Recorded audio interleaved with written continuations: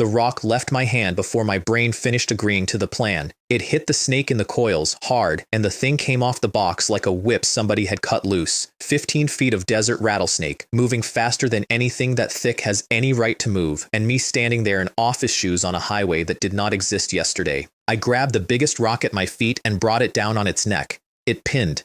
It did not die. It thrashed under the stone and made a sound like a kettle with opinions. I had 2 cactus spines in my other hand, each about as long as my forearm, and I drove the first one through its body, missed the kill spot completely. What it did do was staple the snake to the sand, which, honestly, I'll take. The second spine went where the first one should have. Then it stopped moving, and a voice in my head that was not mine said, "Congratulations. Here is everything I knew about my situation at that exact moment, which took me roughly 1 hour to accumulate and will take you about 90 seconds. The voice had welcomed me to the world of survival. It told me not to fear disease or disability because everyone would be healed and return to their original state, and that this was true fairness. Sit with that phrasing for a second. True fairness. A thing that can move you off your planet decided the fair move was to fix everyone's cavities before the killing started. Then the terms. 500 kilometers to something called the initial station, 7 days. Anyone who doesn't arrive gets eliminated, which is a soft word doing an extremely hard job. There's a treasure chest along the way. And do not stay at the starting point more than 1 hour. I had done what any reasonable adult does when reality changes management. I pinched my thigh as hard as I could. It hurt enormously. That settled that. Lying on the asphalt beside me was my transportation, an old bicycle, not a motorcycle, not even a good bicycle. A panel hung over it like a price tag at a store nobody shops at. Old bicycle, quality, white, top speed 15 kilometers an hour, 500 kilometers, 7 days, on that. The math wants 70 a day, 4 or 5 hours in the saddle, which sounds survivable right up until you remember that a normal person who rides 20 kilometers can't stand up straight the next morning. Do that 3 days running, and you're not a survivor. You're a puddle with a bike lock. The sun was too big. Not hot day too big. Wrong size in the sky too big, with visible flames curling off the edge like it was leaking. Beside the road stood a cactus about 70 feet tall with spines a meter long, so we weren't on Earth. Cool.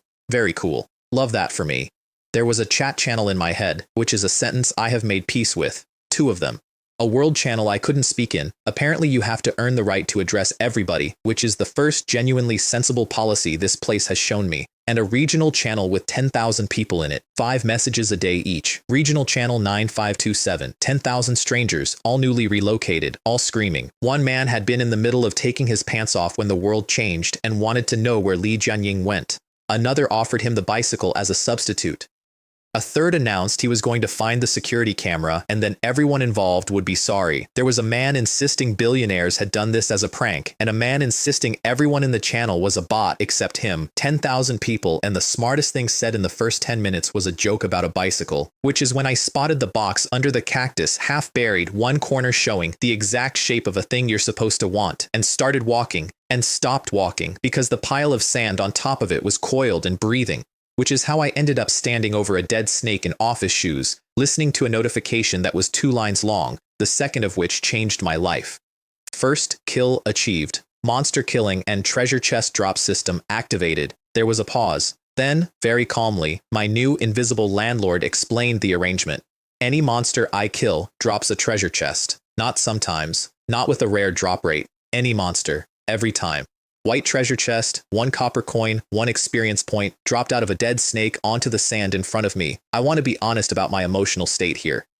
I did not think, at last, a path to power. I thought, the box is free and it comes out of the animal. My personal panel came up. Level, normal 0, 1 experience out of 10, 10 health, 10 mana, strength 1, constitution 1, agility 1, spirit 1, skill, none. Inventory, 10 slots, empty, 1 in everything. I have seen more impressive statistics on a bag of flour. Below that was the tier list, presumably so I'd know how far the ladder went. Common, iron, bronze, silver, gold, platinum, diamond, and then a comma, because apparently even the system got tired of typing. And here's the part that mattered, though I didn't know it for another day. Everybody in this world got a driver's panel, 4 stats, a vehicle, and an overall rating. Mine said tier 0, and then it added, in what I can only describe as a tone. Started with a beat-up bicycle, lacking everything. Isn't that tier 0? The system is going to insult me. Noted, filed, but nobody else had health points. Nobody else had mana. Nobody else had a level. And nobody else, as far as I could tell from 10,000 people yelling in my skull, had a box falling out of every dead thing they touched. I opened the 2 white chests I now owned because there was no version of me that was going to wait. Whole wheat toast, a case of mineral water, 12 bottles, 1 ordinary machete, 3 sausages, 3 iron shards, 1 common part. I ate a sausage standing up in a desert on another planet, and it was the best sausage of my life, and I'd like that on the record. The iron shards mattered more than the food, which took me about 90 seconds to work out. The bike had an upgrade option waiting, 2-wheel mode or 3-wheel mode. Pick one. 2-wheel eventually becomes a motorcycle. 3-wheel becomes a trike, and a trike becomes a car. I picked 3 wheels. Everyone I would later meet who picked 2 wheels made the correct short-term decision. They got faster sooner. I got a box with doors, eventually, and doors turn out to be the entire game in a world where things come out of the sand at night. That choice was made by a guy sitting on hot asphalt with 1 sausage in him, and it is the single best call I have ever made in my life, and I made it for a stupid reason. I wanted a car, that's it. That's the whole reasoning. I wanted a car. First upgrade cost 10 iron shards.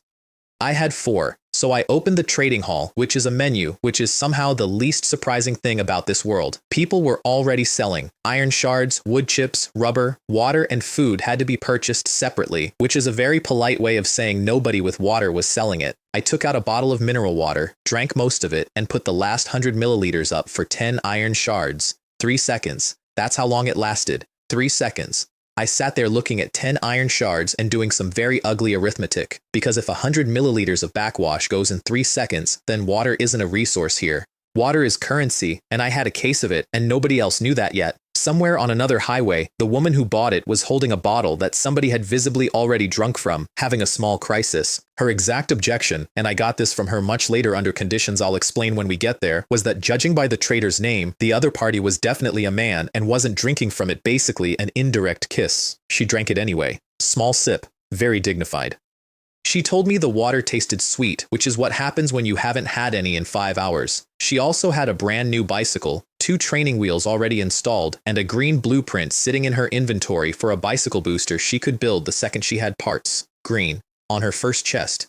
There's a word people used in that channel for someone with luck like that, and I'm going to be using it a lot because that woman is going to end up costing me more money than any enemy I ever fought, and she is going to be worth every coin. 10 iron shards went into the bike. Brand new bicycle, white, 1 star, 20 kilometers an hour, 5 more than before. I'd like to say I felt powerful. I felt like a man who had upgraded from a very bad bicycle to a slightly less bad bicycle in a desert where the sun was on fire. And then I looked at the cactus again, because the cactus had a health bar. Cactus, mini boss, level, black iron 1, 100 health, 50 mana, skills, flying thrust, stomp, mighty blow. And underneath, in the same helpful font, a friendly reminder that there were 36 minutes and 27 seconds until it woke up. That's not a plant. That's a scheduled event. That's also why the voice said don't stay at the starting point more than an hour. It wasn't a rule. It was a countdown with manners. Now, sensible move. Get on the bike, ride away, live. But the snake was a level 1 nobody, and it dropped a chest. This thing was 3 tiers above me, had a title, and had 3 named skills. If the loot scales, and in every system I have ever heard of, the loot scales, then that cactus was a payday standing in the sand with a nap timer over its head. I parked the bicycle on the road, pointed away, because I am an optimist but not a fool, took the machete in both hands, walked up to something that could kill me in 1 hit while it was asleep, holding a kitchen implement, and I swung at the base. -13. A red number floated up over it. 13 out of 100. Fine. 7 more of those. I yanked the blade out and hit it again. -15. Better. Much better. I was actually starting to enjoy myself, which is when the friendly reminder updated. 35 minutes became 25 minutes. 10 minutes. 1 swing. Oh, I thought, with great clarity. It's not sleeping through this. It's counting. I stopped being careful and started being fast. -18. -15. -18. 3 swings, and the timer flipped from minutes to a 10-second countdown, and the thing had 21 health left. 21. 2 swings. I had 10 seconds. I had time. I did not have time. Something hit me like a truck with a grudge. The blade bounced, the force came back through my arms, and I went backward several meters into the sand. -5. 5 damage. That's what my big heroic strike did, once the thing was actually awake. 5. And then it stood up. 3 black holes opened on the trunk of it, 2 where eyes go, and 1 where a mouth goes, and the base split into legs. Except the base had a large piece missing, because I'd spent 4 minutes carving into exactly that spot, and so the 70-foot cactus that just woke up came up on 1 leg and immediately started listing like a drunk. I have never been so grateful for my own bad ideas. It swung an arm at me and I got hit. There is no clever way to describe getting hit by a cactus the size of an office building. I left the ground. On the way out, I stabbed it because it was there and I was going anyway. -5. 11 health left, and then the spines all over its body lit up. Flying thrust. I hadn't seen it. I didn't need to see it. When a thing covered in meter-long spikes starts glowing, you don't wait for the tutorial. I threw the machete. I want to be extremely clear that I did not aim. I was airborne. I was in pain, and I threw the only object I had at the only thing in front of me. It went in right between the eye holes. -11. The glow died. The whole tower came down. Slay a level 1 black iron mini-boss. Received, blue treasure chest, 10 gold coins, 100 experience points. Bonus reward for killing above your own level. 3 free attribute points, 200 experience points. First kill of a black iron rank mini-boss, 1 random skill. 3 separate payouts, stacked. Loot, overkill bonus, first kill bonus. 300 experience from a thing I had been fighting for 4 minutes with a machete out of a cardboard box. I was lying in the sand with what felt like several broken things inside me, laughing. The 3 attribute points went straight into Constitution because I couldn't stand up. And the moment they landed, my ribs stopped screaming, not healed. Improved. Whatever was broken in me got quietly upgraded past the point of being broken. That's not a health bar, that's a cheat code with a delivery service. I burned the 300 experience and went from level 0 to level 7 in about 4 seconds. 7 levels gave me 7 more free points, and I fed them all into Constitution one at a time, watching my maximum health climb 20, 40, 60, 80, until the number at the top matched the number at the bottom, and every injury I had was simply gone. Constitution 8. Full health. No scars, no limp, no shock. 2 points into strength, 1 into agility, and I left spirit alone, which I would come to regret in about a week when I found out what mana actually does. I stood up in the middle of the wreckage feeling absolutely magnificent, and thought, if I'd had this an hour ago, I could have killed it in its sleep. Then I thought about it while it was awake, and revised. If I'd had this an hour ago, I could have killed it in its sleep, and only in its sleep, and let's never test the other version. Then the random skill arrived, and I want you to appreciate how badly it presented itself. Gathering skill, level 0.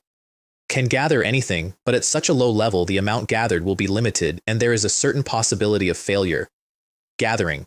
I killed a mini-boss 3 tiers above me, and the universe handed me a collecting hobby.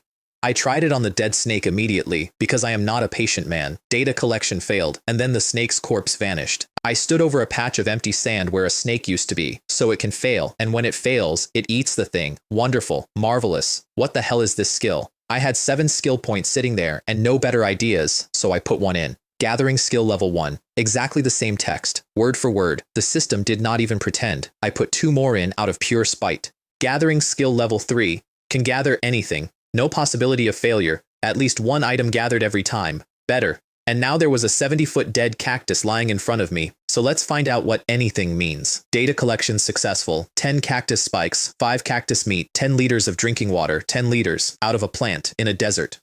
I pulled out one of the spikes, and it wasn't the same object I'd been stabbing snakes with an hour ago. It was polished, it was sharper, and the panel called it green quality, useful for crafting equipment, which meant the skill wasn't picking things up. It was refining them on the way out. Whatever went in came out better than it went in. Then I tried the meat. Roughly 5 kilos of it, pale, about the size and shape of a peeled cucumber, and I bit into it, because I had already accepted the general shape of my new life. It crunched. It was cold. Not cold like it had been in a fridge, cold like walking into one. The heat came off me in a wave, and I stood in a 40-degree desert with goosebumps, eating a plant. I got full off about 1/10 of one piece, and I had 5 of them. Food solved, water solved, materials apparently solved. Then I opened the blue chest, 100 rubber pieces, 100 pieces of glass, 100 plastic bags, 50 electronic components, and 1 blueprint, vehicle overall frame diagram, blue quality, purpose, to create the overall framework for a blue quality vehicle. Materials required, 100 iron blocks, 100 copper blocks. I couldn't use it, not even close. That blueprint is the chassis of a car, and I owned a bicycle with training wheels pending, but at the bottom there was a note, and that note was worth more than the blueprint. 10 iron shards combine into 1 iron ingot, 10 copper shards into 1 copper ingot, which meant the trash was not trash. Every 3 shard scrap out of every white box in this desert was 1/300th of a car. I had been in this world for maybe 90 minutes. I had a bicycle, 11 bottles of water, a skill that turns corpses into groceries, and a business plan. There were more monsters in the sand. 3 desert scorpions, level 1, bigger than my hand, listed with a skill called Poison Sting. Out here, if one of those gets you, the whole village eats well at your funeral. I killed all 3 with the machete in about 3 swings, and I could feel the single point of agility in it. Before, the third one would have gotten me. Now it didn't. Gathered them. Scorpion stingers, white quality, crafting material. Scorpion meat, which raised a philosophical question I chose not to pursue, and which smelled unfairly good.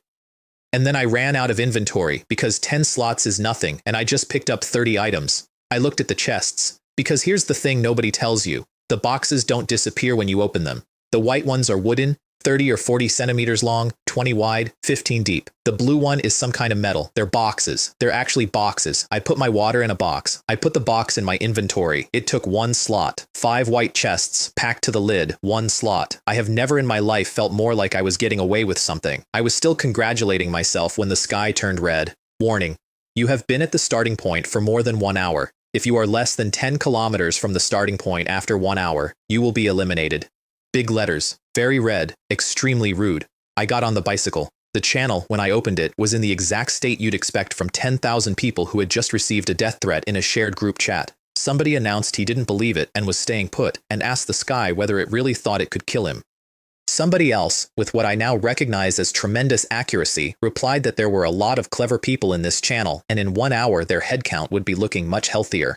There was information moving too, which surprised me. A second chest 10 kilometers up the road. Somebody had found it and, instead of quietly farming it, actually told everyone, along with a warning about the rattlesnakes and the scorpions. The response to this act of public service was a man complaining that everyone was being selfish and demanding to know what was going to be done about it, and a second man asking him if he'd like to be fed by hand while they were at it. 10,000 people. Some of them were already dead. Some of them were already generous. And several of them were already, on day 1, the guy who thinks the world owes him a briefing. You're going to hear from that guy again. That guy never dies early. That's the tragedy of that guy. I rode. Half an hour later, I hit the 10-kilometer mark, and I didn't need the distance counter to know it because there was a white chest sitting on a dune in plain sight. I did not walk up to it because there was a small bag of skin under it the size of my palm, and inside the bag was a desert scorpion. I want to explain how I knew that. Anything with a health bar within a certain range shows up to me. Buried, hidden, tucked in a fold of sand. Doesn't matter. The bar hangs there in my vision like the world is running with the developer console open. Every ambush in this desert is a guy standing in an open field wearing a sign. I killed it, took both chests, and then spent 20 minutes finding 4 more monsters because I had made an important discovery. The things only spawn near the chests. Every 10 kilometers, 1 box and a handful of killable animals. That's not a road, that's a farm. I ran the loop. Ride 10, kill 5, take 6 chests, ride 10. Somewhere in there, I tried to buy a blueprint for the auxiliary wheel, the part I needed to turn a bicycle into a trike, off a guy in the trading hall. He wanted a full case of bottled water and most of a pantry. I offered 5 bottles, a kilo of cactus meat, and a bag of bread. Which, in that market, on that day, was a fair price, and both of us knew it. He replied, "Get lost." I blocked him. Not out of anger, out of arithmetic. The auxiliary wheel is the mandatory part for the mandatory upgrade, which means the drop rate has to be high, which means in 6 hours there will be 40 of them for sale, and the price will fall through the floor. He was pricing a monopoly he didn't have. I have thought about that man a lot since. He had one thing I needed, and about a 4-hour window to sell it. And he spent that window enjoying the leverage. There is a version of this story where he takes the water, gets to the station alive, and I never think about him again. The channel dropped to 9,023. People noticed. Somebody had been watching the counter and reported that it fell from over 9,700 in 5 minutes flat. 700 people in 5 minutes at the exact moment the hour ran out. The chat took a moment to absorb the fact that 700 people had decided the voice from the sky was bluffing. Then it went straight back to arguing about upgrade paths because there was nothing else to do, and because the ones who were still alive had figured out the shape of it already. This thing was going to keep killing people who didn't move fast enough, and standing still to mourn was the same as standing still. At 30 kilometers, I got my first useful drop. 3 bike accelerators, white quality, 50% speed for 30 minutes. I sprinkled one on the bike and went from 20 to 30 kilometers an hour, and this is the part that sold me. It also made pedaling easier, faster, and cheaper at the same time. Somebody in this system's design department was very confused about what the word consumable implies. I burned it, made 5 kilometers in 10 minutes, hit the 40 mark, cleared it, and then let it lapse, because I was stopping every 10 kilometers anyway, and the timer doesn't care that you're standing still. By the time the sun started going down, I had done 100 kilometers. Let me tell you what 100 kilometers of that loop looks like in inventory terms. Over 50 bottles of water, several packs of instant noodles, 2 of the bucket kind, 2 packs of whole sausages and a dozen loose ones, piles of scorpion meat and snake meat that the gathering skill kept upgrading into something better than it came in as. Enough iron shards, wood chips, and common parts to build things I hadn't identified yet, and the chest at the 100-kilometer mark was green, not white, green. I was riding a bicycle with training wheels pending, in the clothes I'd been wearing to a client dinner, and I was, without any question, the richest man in a district of 9,000 people. I'd like to say I felt guilty about that. There were some boulders off the road that looked like a place a person could sleep. I pulled off, checked the health bars, clear, and started setting up camp, which mostly meant discovering what falls out of 35 white boxes. A pressure cooker for one. An actual pressure cooker came out of a treasure chest in the desert on an alien planet. I have chosen not to think about the supply chain. A lighter, which spared me an evening of rubbing sticks together like a very well-armed caveman. And here's the thing I'd learned from the channel that afternoon. A white chest breaks down into wood. 5 pieces if you use the skill on it, 3 if you just take it apart. Every empty box in this desert is a night's worth of fire. Nobody else had worked that out yet. A few had, most hadn't. That gap is going to matter in about 4 hours. I lit a fire, boiled water, and opened 35 white chests and 1 green one in a row. The white ones gave me materials, food, and, this is real, a reclining deck chair and a blanket. The green one gave me 100 iron shards, 100 pieces of wood, 50 common parts, and a Glock 19 with a full magazine. 15 rounds. I sat there holding a pistol I had never held the like of before in my life, thinking one thought very clearly. If there are pistols, there are rifles. Everything I'd been assuming for the last 10 hours was that this was a strength contest, and I was winning it because my numbers went up. But numbers don't stop a bullet, and there are 9,000 people in this district alone, and some of them are going to open a green chest tonight, and some of them are going to be exactly the kind of person you'd least like to hand a firearm to. I put it in the inventory, where I could get it with a thought, and cook dinner. Instant noodles, 5 sausages, 3 braised eggs. I was extremely hungry, and it was extremely good, and I ate it in a deck chair next to a campfire while checking the group chat like a man on a camping trip. The chat was not on a camping trip. Somebody had a flashlight and was announcing he could travel at night. Somebody else wanted to know how you get a flashlight out of a white chest because 5 of his had produced iron shards and 1 bag of spicy snacks. Somebody asked if he was really going to eat those in a desert. Then a man said he hadn't eaten all day, and another man said he hadn't had a sip of water, and the tone changed the way it does. And then the meteorologist showed up.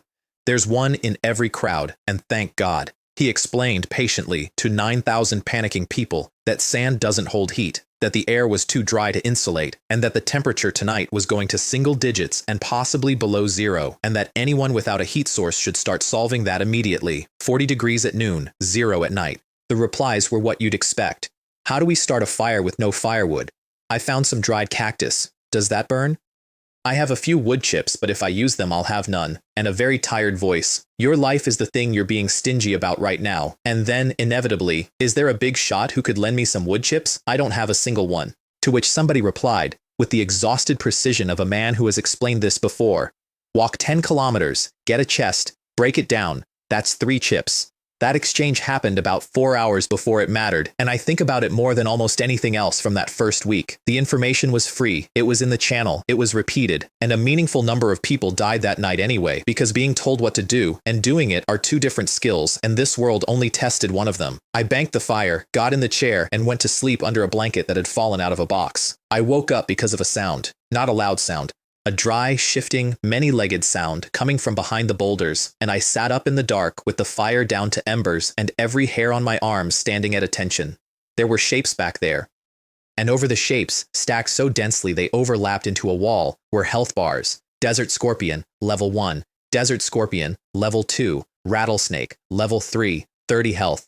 Dozens of them in the firelight, and more bars swaying in the dark beyond. And my very first thought, with total sincerity, was, oh no. And my second thought, about a second and a half later, was, oh, those are all treasure chests. I want to be honest about the speed of that transition, because it says something about what this world does to a person in 24 hours. They weren't coming closer.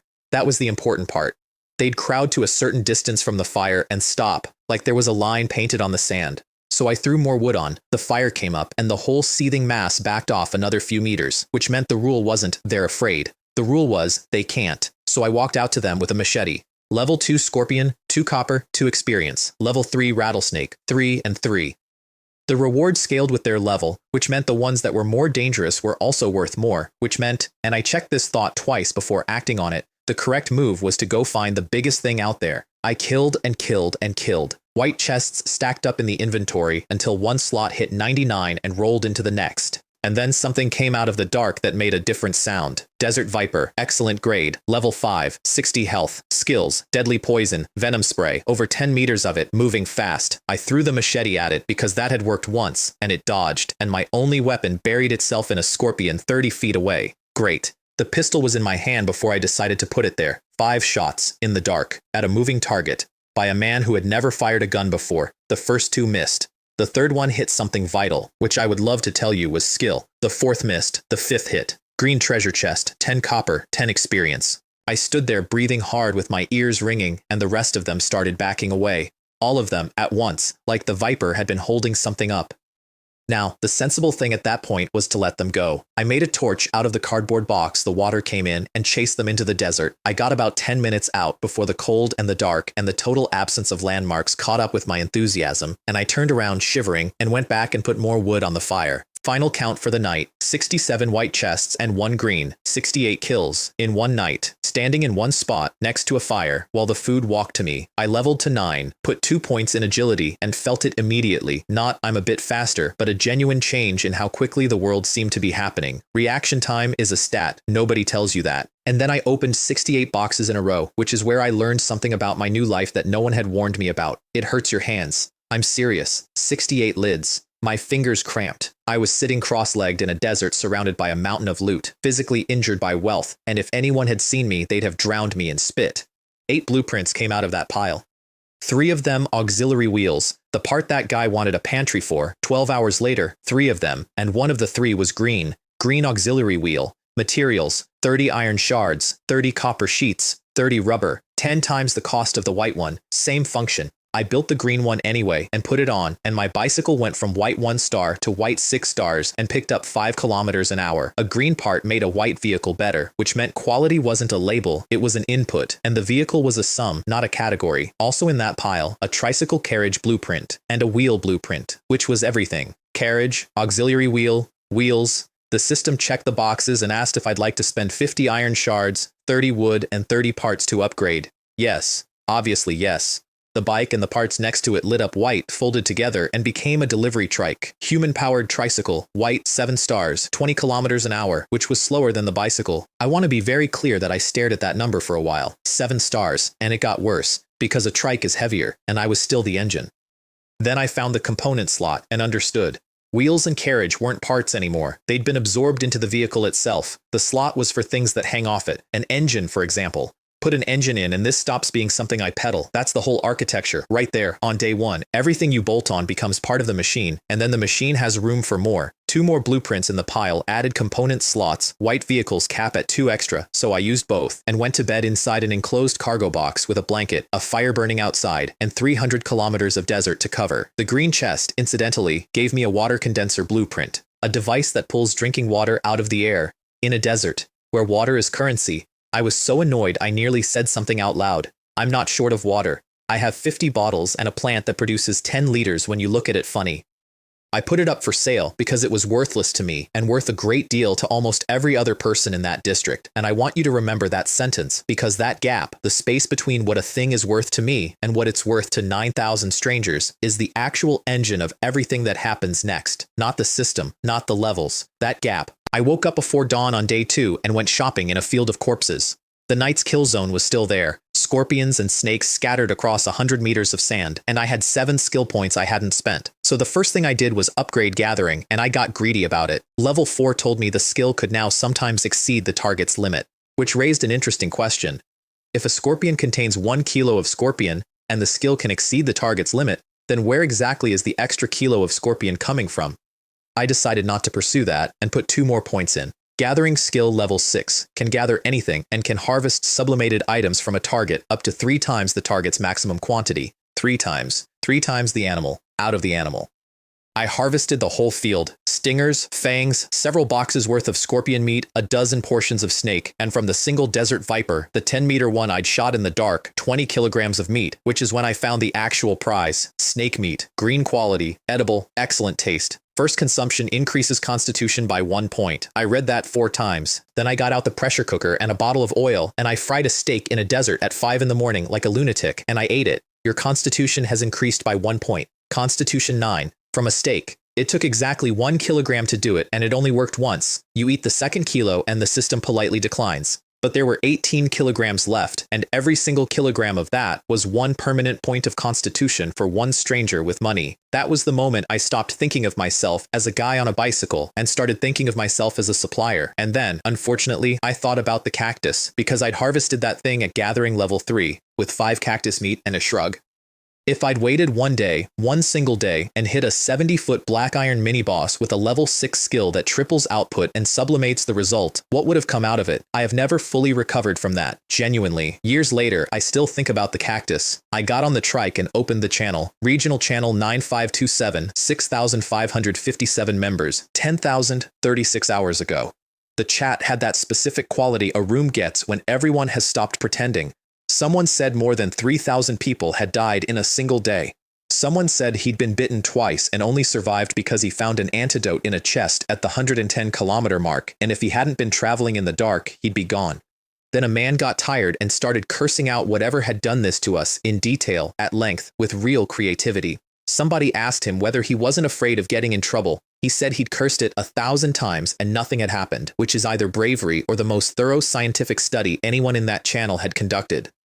And then a quieter voice said, if a being like that really existed, we'd be ants to it. If an ant insulted you, would you care?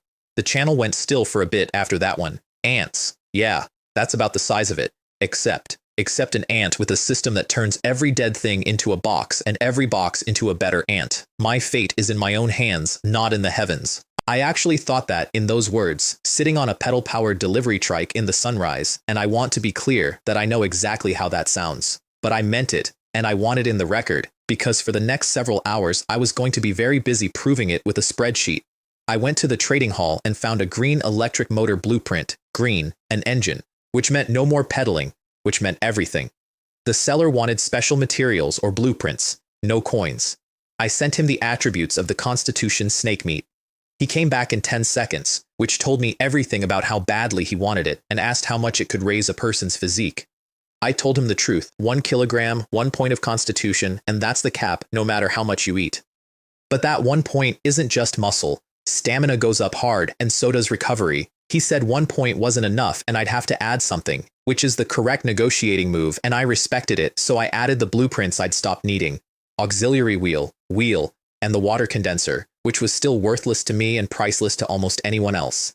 And then, because I wanted this to close, I added food, chocolate, cola, Sprite, sausages. The reply took a while. His exact words, and I'm keeping them because they became a running joke between us for the rest of my life. Hold on, brother. How do you have so much food?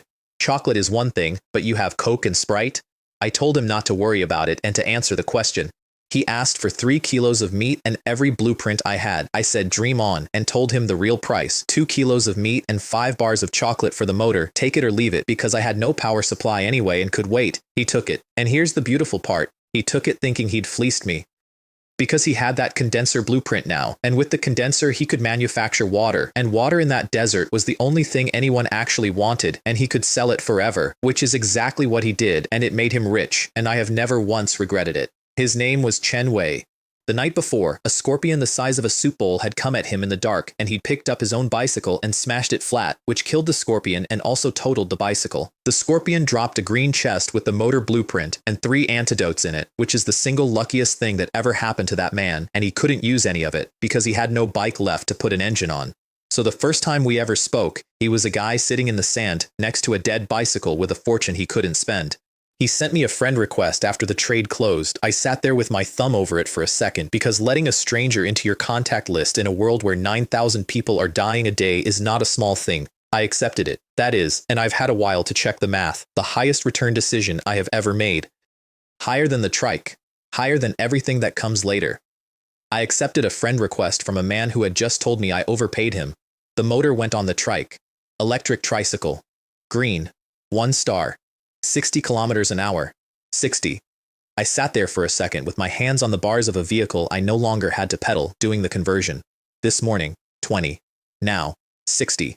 And the battery came integrated, 50 kilowatt hours, which the panel claimed was 500 kilometers of range, theoretical. I opened a Coke and drank it while driving, and I want you to understand, this was the single most decadent moment of my life to that point. Warm cola in an enclosed cargo trike doing 60 across an alien desert while 9,000 people pedaled. 10 minutes later, I hit 120 kilometers and stopped to check the battery. 48.95, 1.05 kilowatt hours for 10 kilometers. Fine, acceptable. It was carrying an extra 100 kilos of me and I was going flat out.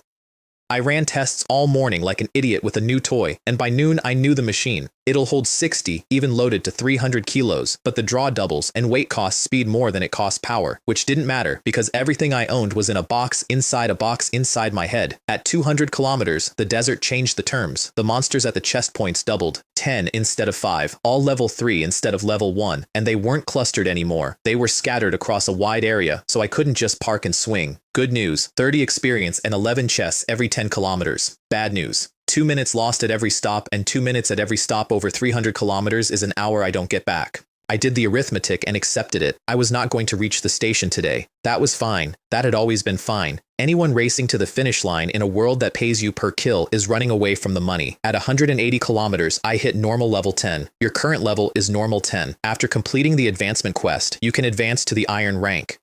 And then, before I could even ask what the quest was, you have completed the advancement quest and successfully advanced to the iron rank. I sat there. The advancement quest for Black Iron is to kill something Black Iron rank or higher. Previous kills count. The cactus. On day 1, in its sleep, with a machete out of a box. I had completed the requirement for my first rank promotion before I owned a working bicycle.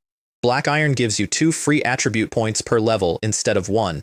I put all 3 I had into agility, because at that point my whole business model was stop, kill 10 things fast, drive on, and every second I shaved off the killing was a second on the road. It worked immediately. 5 monsters went from several minutes to 3.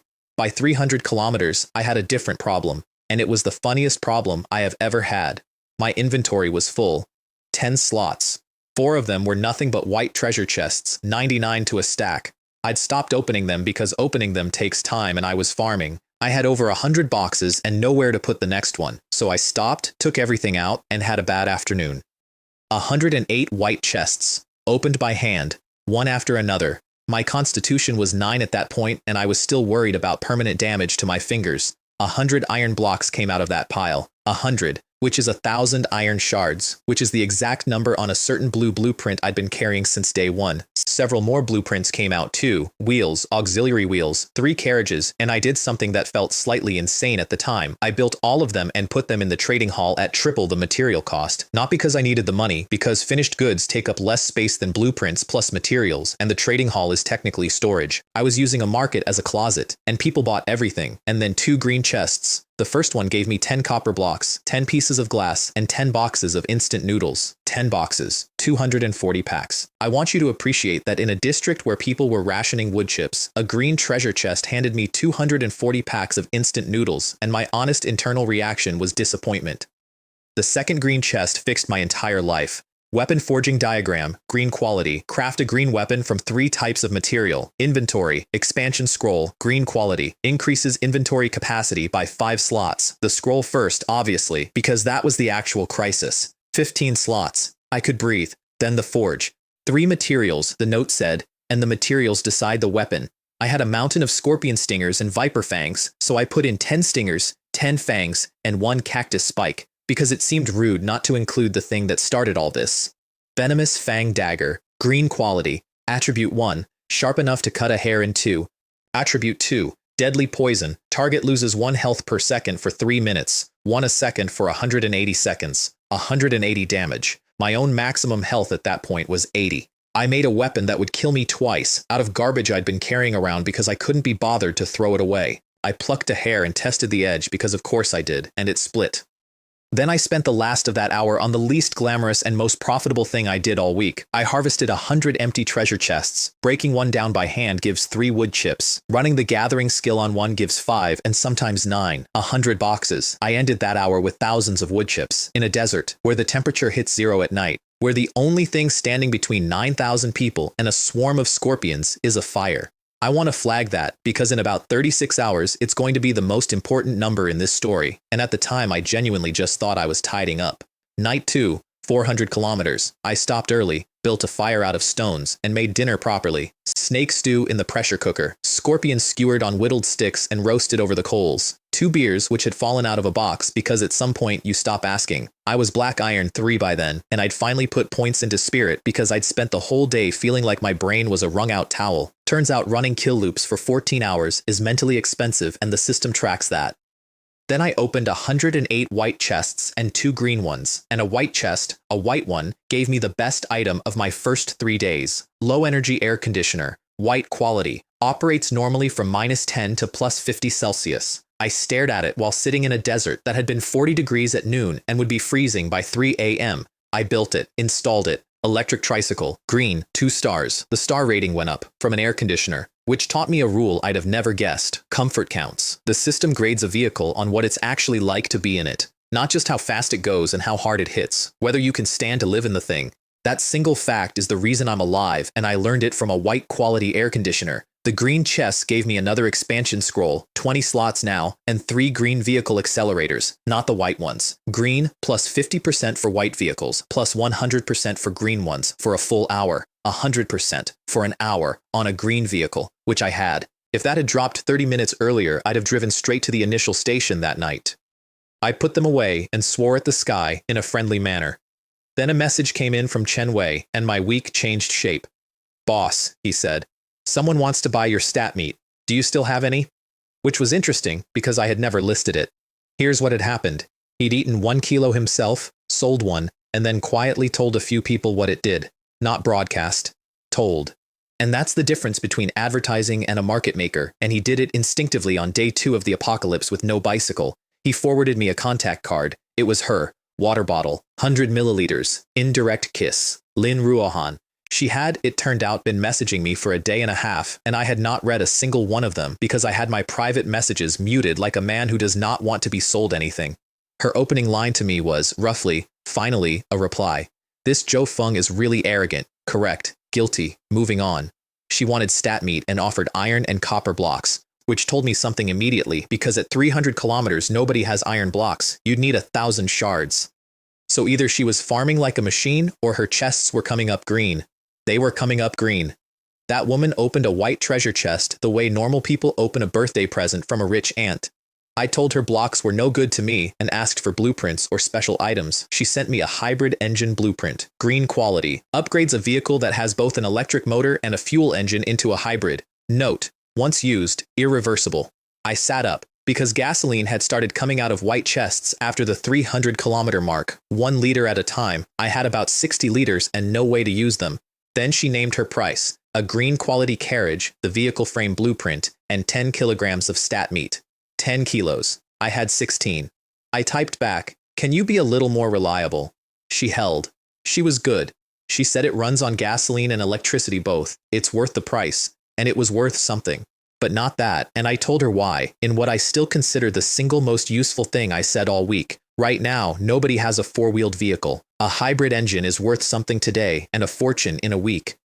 You should keep it and sell it later, which was true, which was also me telling my counterparty how to beat me, on purpose, because she'd already told me she wasn't going to. She wasn't going to, because she'd eaten a fruit that gave her a permanent point of constitution, and she knew exactly what 1 point of constitution feels like, and she'd looked at the sky and decided tonight was going to be bad. So she said, "Name your price. 5 kilos of meat, a white quality vehicle frame blueprint, and a white quality hand crossbow with 20 bolts. Then I added one line, "Tonight won't be easy. You'll need a weapon. That's my price. Take it or leave it." Her eyes lit up on the crossbow. I know that because she told me so, 2 weeks later, with an expression I'm not going to describe. Deal. I now owned a hybrid engine blueprint, and all I needed was a gasoline engine to use it. I want to be honest about the crossbow because it would be very easy to tell this story as a chess move. It wasn't. I threw the crossbow in because I had 4 of them. They were worthless to me. I had a pistol, and I'd spent the previous night watching a wall of health bars come at me out of the dark, and I did not enjoy imagining anyone facing that with a stick. That night, 100 kilometers behind me, a woman with a flamethrower burned a clearing around her trike and found a 10-meter desert viper lying dead in the sand with 6 or 7 crossbow bolts in it, not one of them in a vital spot, and it had bled out anyway. She looked at that snake for a while. Then she dragged the corpse into her clearing and thought, "Hold on. Is this where the meat comes from?" Yes. Yes, it is. Meanwhile, night 2 came for me. The fire pushed them back weaker this time. Same fire, same wood, but the line they wouldn't cross had moved in. If I'd only had 1 fire instead of 3, and if the trike hadn't been parked in the middle of them, there would have been scorpions under my vehicle, which meant the pressure scales too. Every night, harder, so I let the fire burn down on purpose. I want to be clear about what that means. I deliberately reduced the only thing keeping a swarm of venomous animals off me because a weaker fire meant they'd come closer, and closer meant I didn't have to walk out to them. 2 blades, and they came. 3 desert vipers that night, level 5, excellent grade. The first one came out of the dark exactly like the one from the night before, and I remember what I said to it because I have a certain kind of personality, still trying to ambush me. Do you think I'm the same person I was last night? I wasn't. Last night I'd emptied a pistol into one and gotten lucky on the 3rd round. Tonight I stepped aside and cut it in half on the way past and split its head when it kept moving. 3 hours.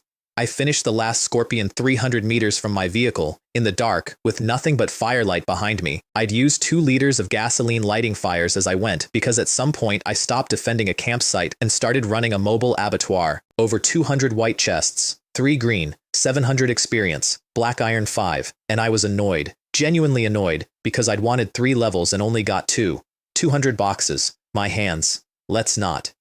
Out of that pile, 50 to 60 liters of gasoline and a fuel engine blueprint. White quality. White. The one part I needed to complete a hybrid, and the desert gave it to me in the cheapest possible grade, out of spite. I said something about that out loud too. The green chests, another wasted water condenser, an inventory scroll plus a green component slot blueprint, and then 3 power apples, plus 3 strength once per lifetime, and one more thing. Bullet diagram. White quality. Permanent. Grants a vehicle the ability to manufacture white bullets. Note, using this drawing will occupy 1 component slot. Permanent blueprint. Not consumed. Slot locked. I was weighing whether a white bullet was worth a whole component slot when the system interrupted me. A special blueprint has been detected. Does the host wish to learn this skill? I read it twice. Learn. The permanent blueprint wasn't a component, it was a skill book, and my system was offering to eat it. I said yes so fast I think I bruised something.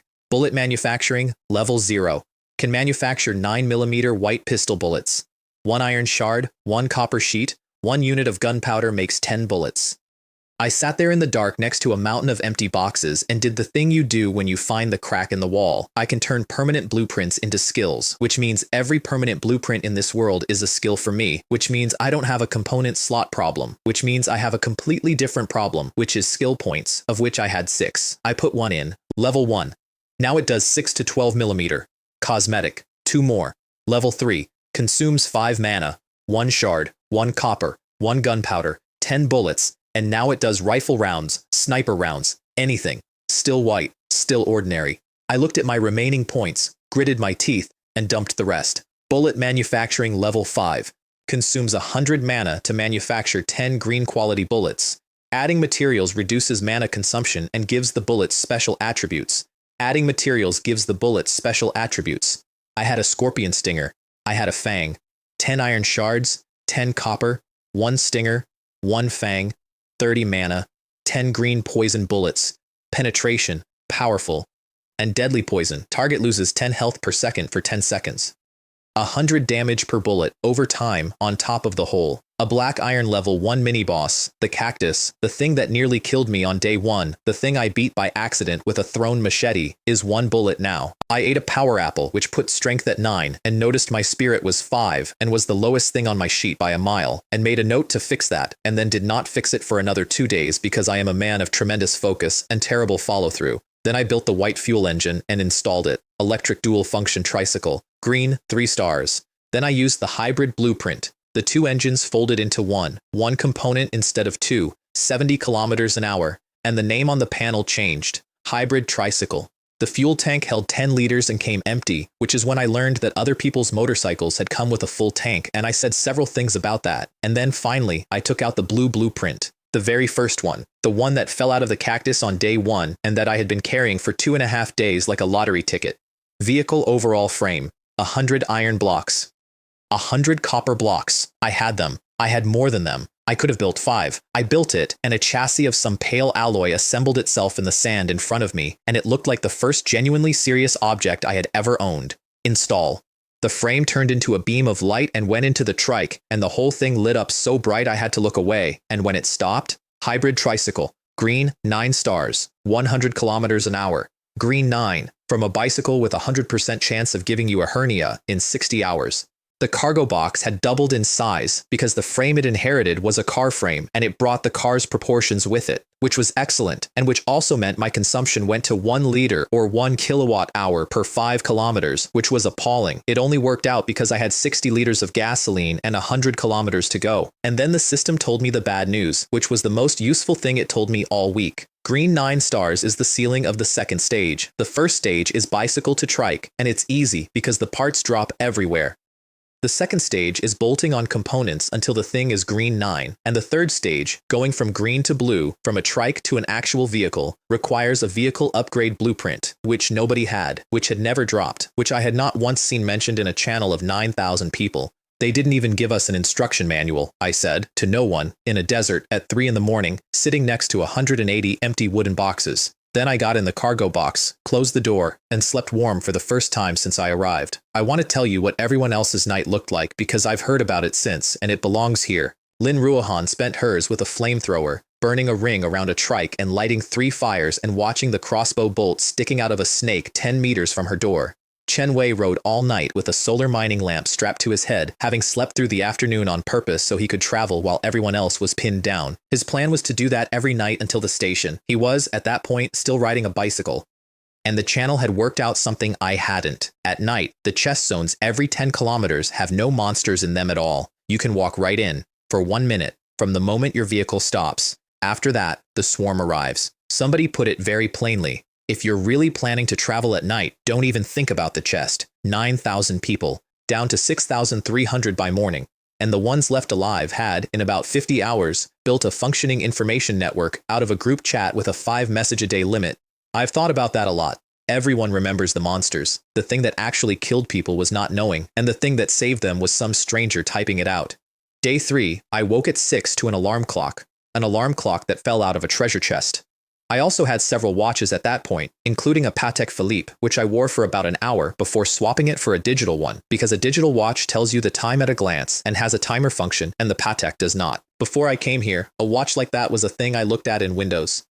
After I came here, it was worse than a $9 Casio, and I have not stopped finding that funny. Bread and 2 bottles of milk for breakfast, then out to the field, because there was a lot of dead animal lying around, and I now had skill points and a very specific plan. I put 3 more into gathering. Gathering skill level 9, can gather anything, and can gather from multiple targets within a certain range.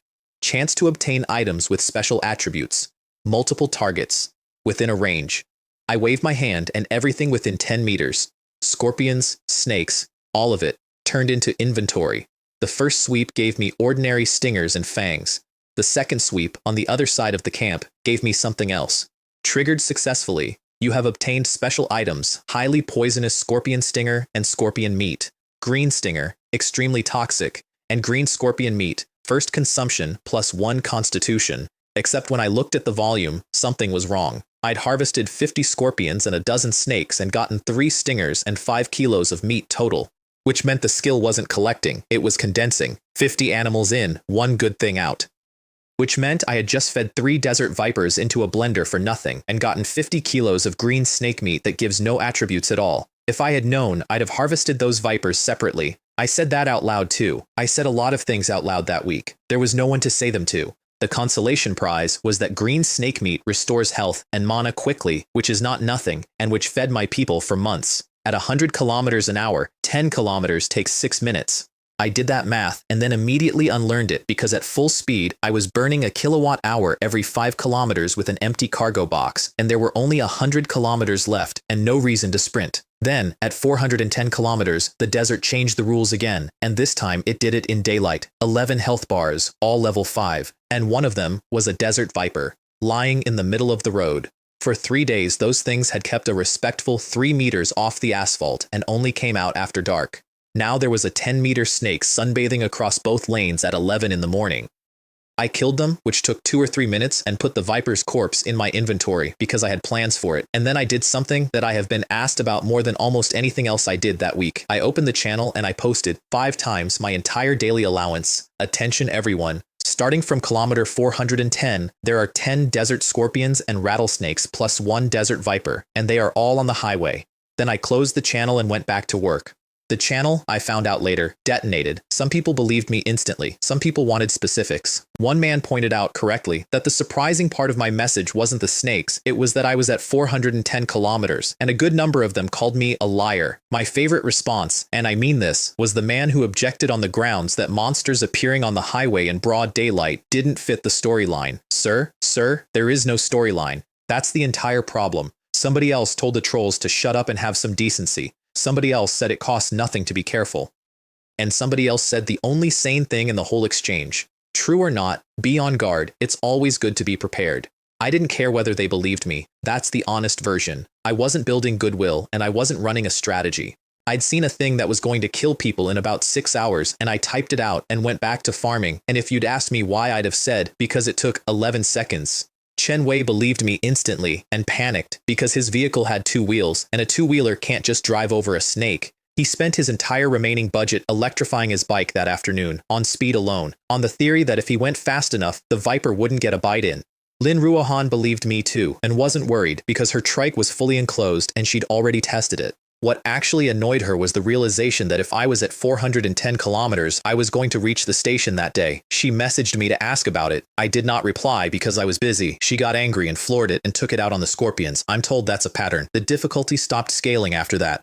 Same 11 monsters at 420, 450, 500, which made sense once I thought about it. If they'd kept doubling for the last 100 kilometers, there'd have been about 90 survivors in the whole district.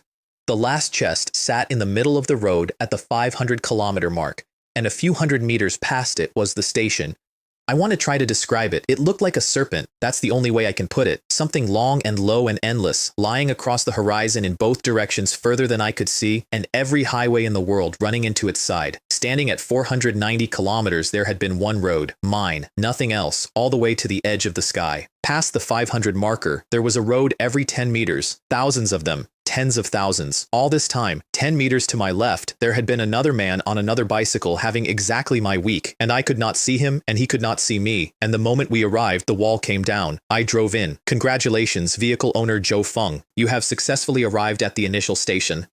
Your vehicle is entitled to 1 free repair, a flash, and my battery and fuel tank went to 100%, which cost me about 50 liters of gasoline that I had been carefully hoarding for 3 days because I'd arrived with the tank half full. I should have run it dry first. I said that out loud too. And then 4 notifications came in a row. Congratulations. You are the first vehicle owner to arrive at the initial station in the current area. 10 silver coins. Congratulations. You are the first vehicle owner in the Dragon Kingdom region. 100 silver coins. Congratulations. You are the first vehicle owner in the current Blue Star Zone. 1 gold coin. Congratulations. You are the first vehicle owner in the entire region. 100 gold coins. I sat in a parked trike and read that 4th line about 6 times. Not first in my district of 10,000. Not first on Earth. First in the entire region. Which meant there was a region. Which meant Blue Star was 1 item in a list. Which meant that when the voice said everyone would be healed and returned to their original state, it hadn't only been talking to us. There were other worlds in this thing.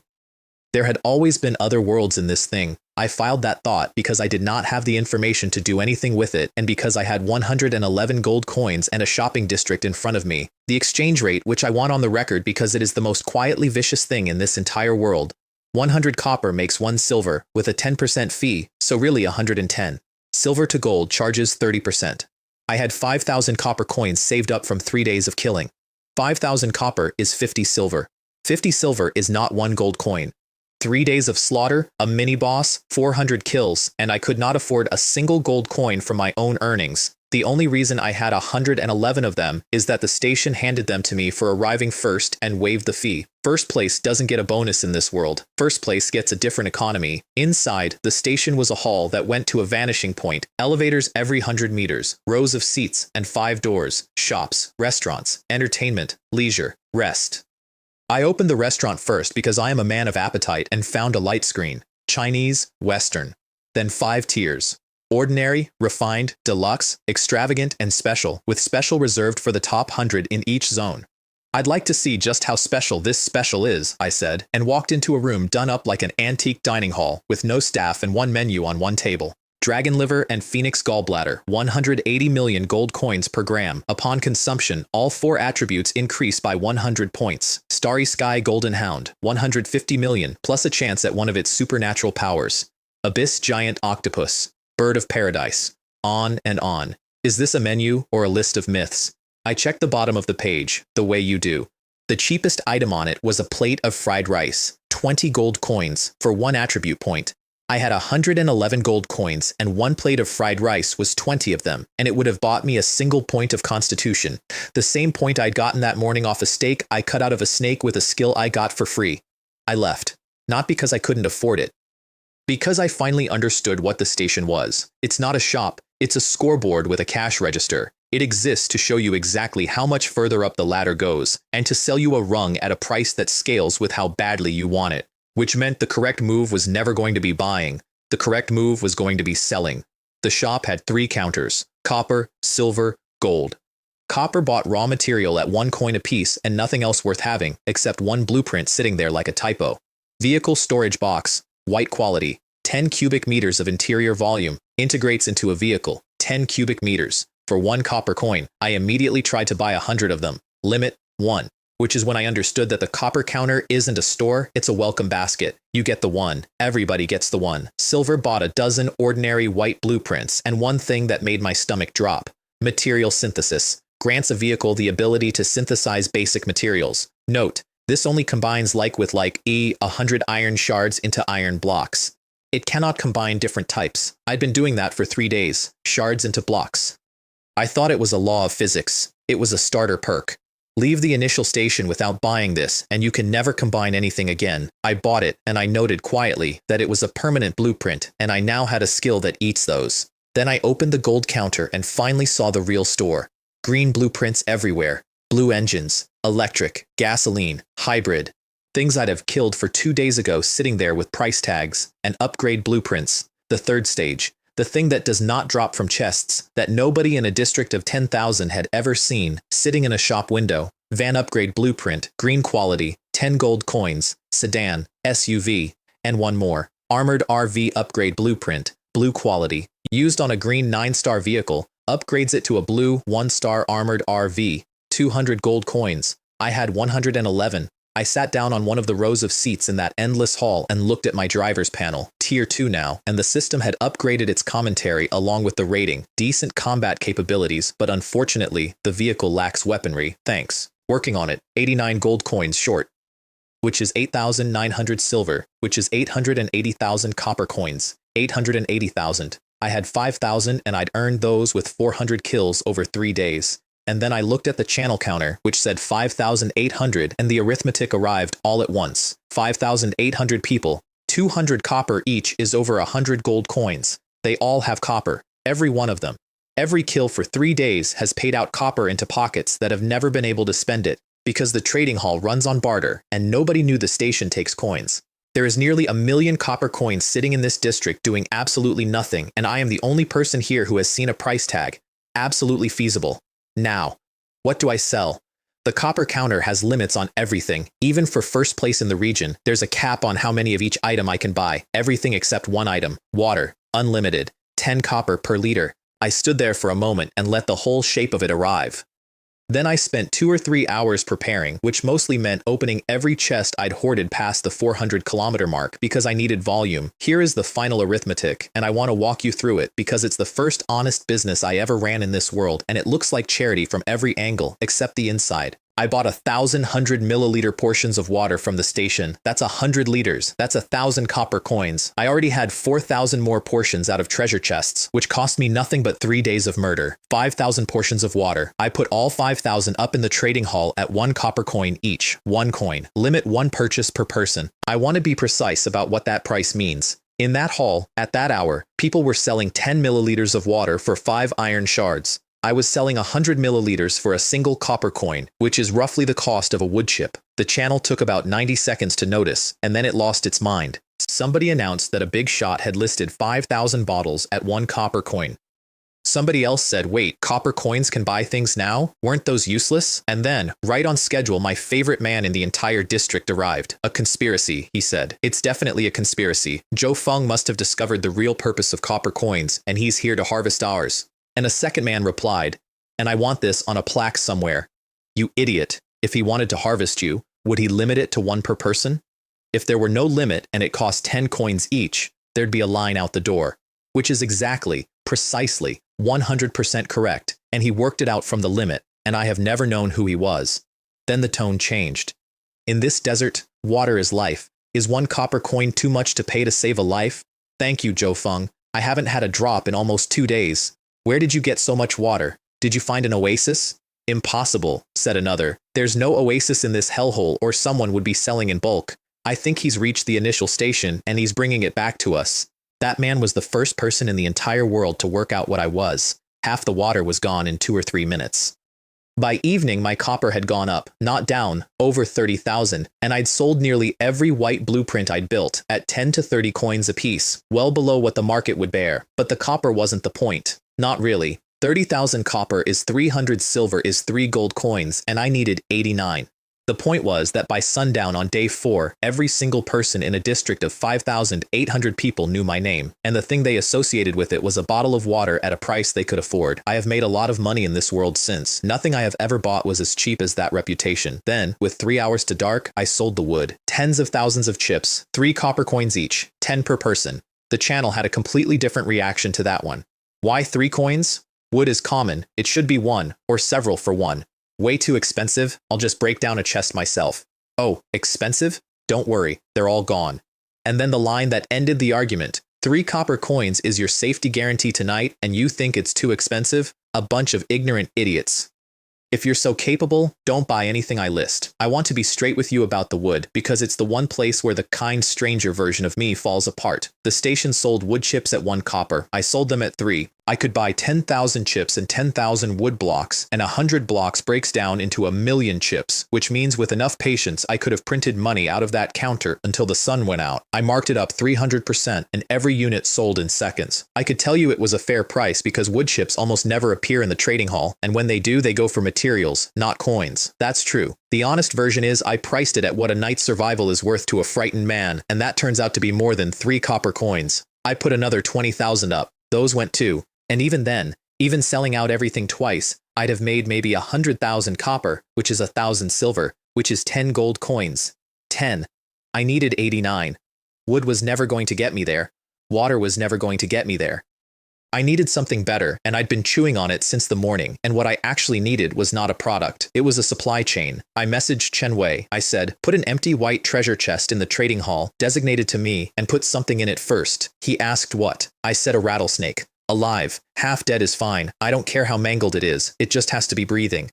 There was a pause on his end that I would pay money to have seen, and then he said, okay. 20 minutes later, a designated trade came through. 1 empty white treasure chest. I opened it, and inside was a rattlesnake that had been cut nearly in half and was extremely unhappy about the entire day. I put a knife through its head before it could finish dying on its own. Slayed a level 3 rattlesnake. Received. White treasure chest. 3 copper coins. 3 experience points. It works. It works. The chest is a container. It holds live cargo. And the system does not care where the monster died or who did the fighting. It only cares who lands the last hit.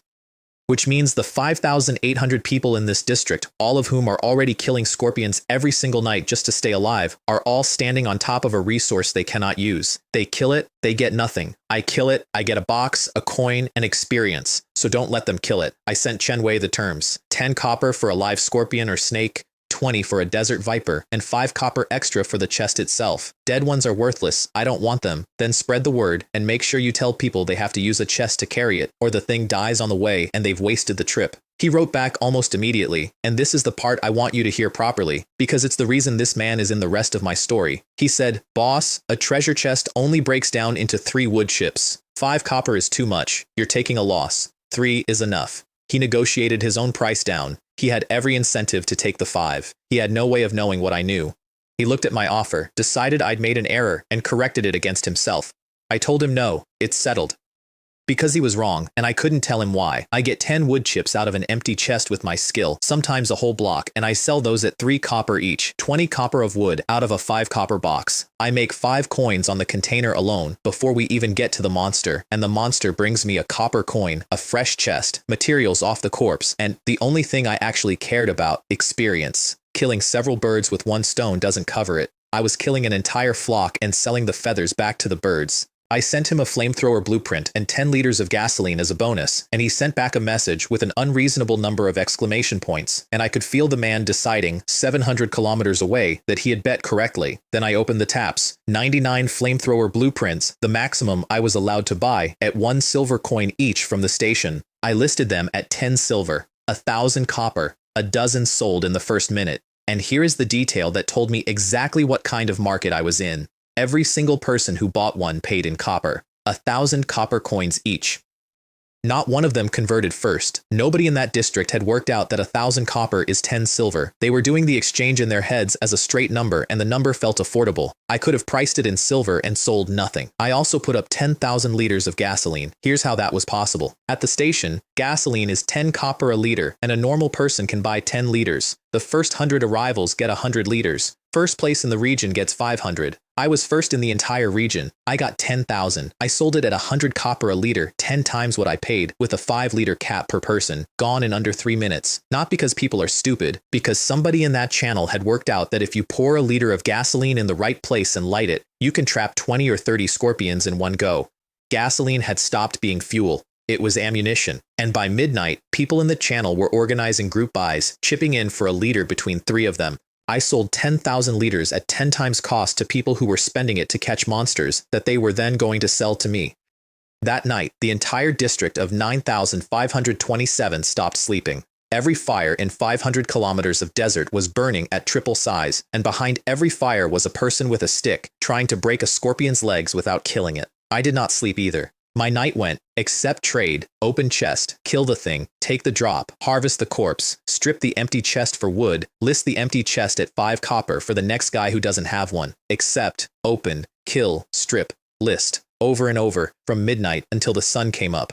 I had 5 posts a day, and I'd used all of them that morning warning people about the highway, so for the first few hours I couldn't even speak. The market moved on rumor alone, and it moved slowly because most people didn't believe a word of it until someone they knew personally got paid. At midnight, my message allowance reset, and I spent all 3 remaining posts on the same line. We're buying Desert Scorpion, Rattlesnake, and Desert Viper, no limit. Then I left the channel because the replies were already coming in, and about a third of them were people asking to be adopted.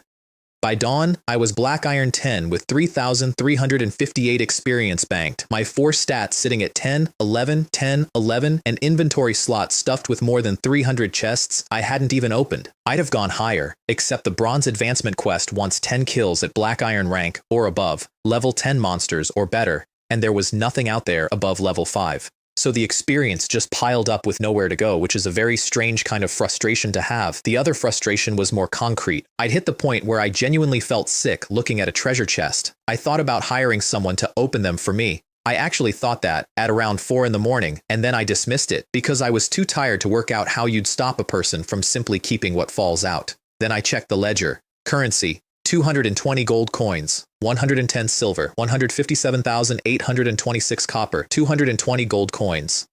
I had made over 100 gold coins in a single night, which is 1,000,000 copper, which is more than the entire district had earned in 3 days of dying. I bought the armored RV blueprint at 200, and then I did something clever, and I want to explain it because it's the closest thing I have to a signature move. Before upgrading, I filled every single component slot on the trike with the best green parts I could build. High-efficiency air conditioner, a green battery 200 kilowatt hours, a green fuel tank 500 liters, a green vehicle storage box 100 cubic meters, 6 slots, all full, all green.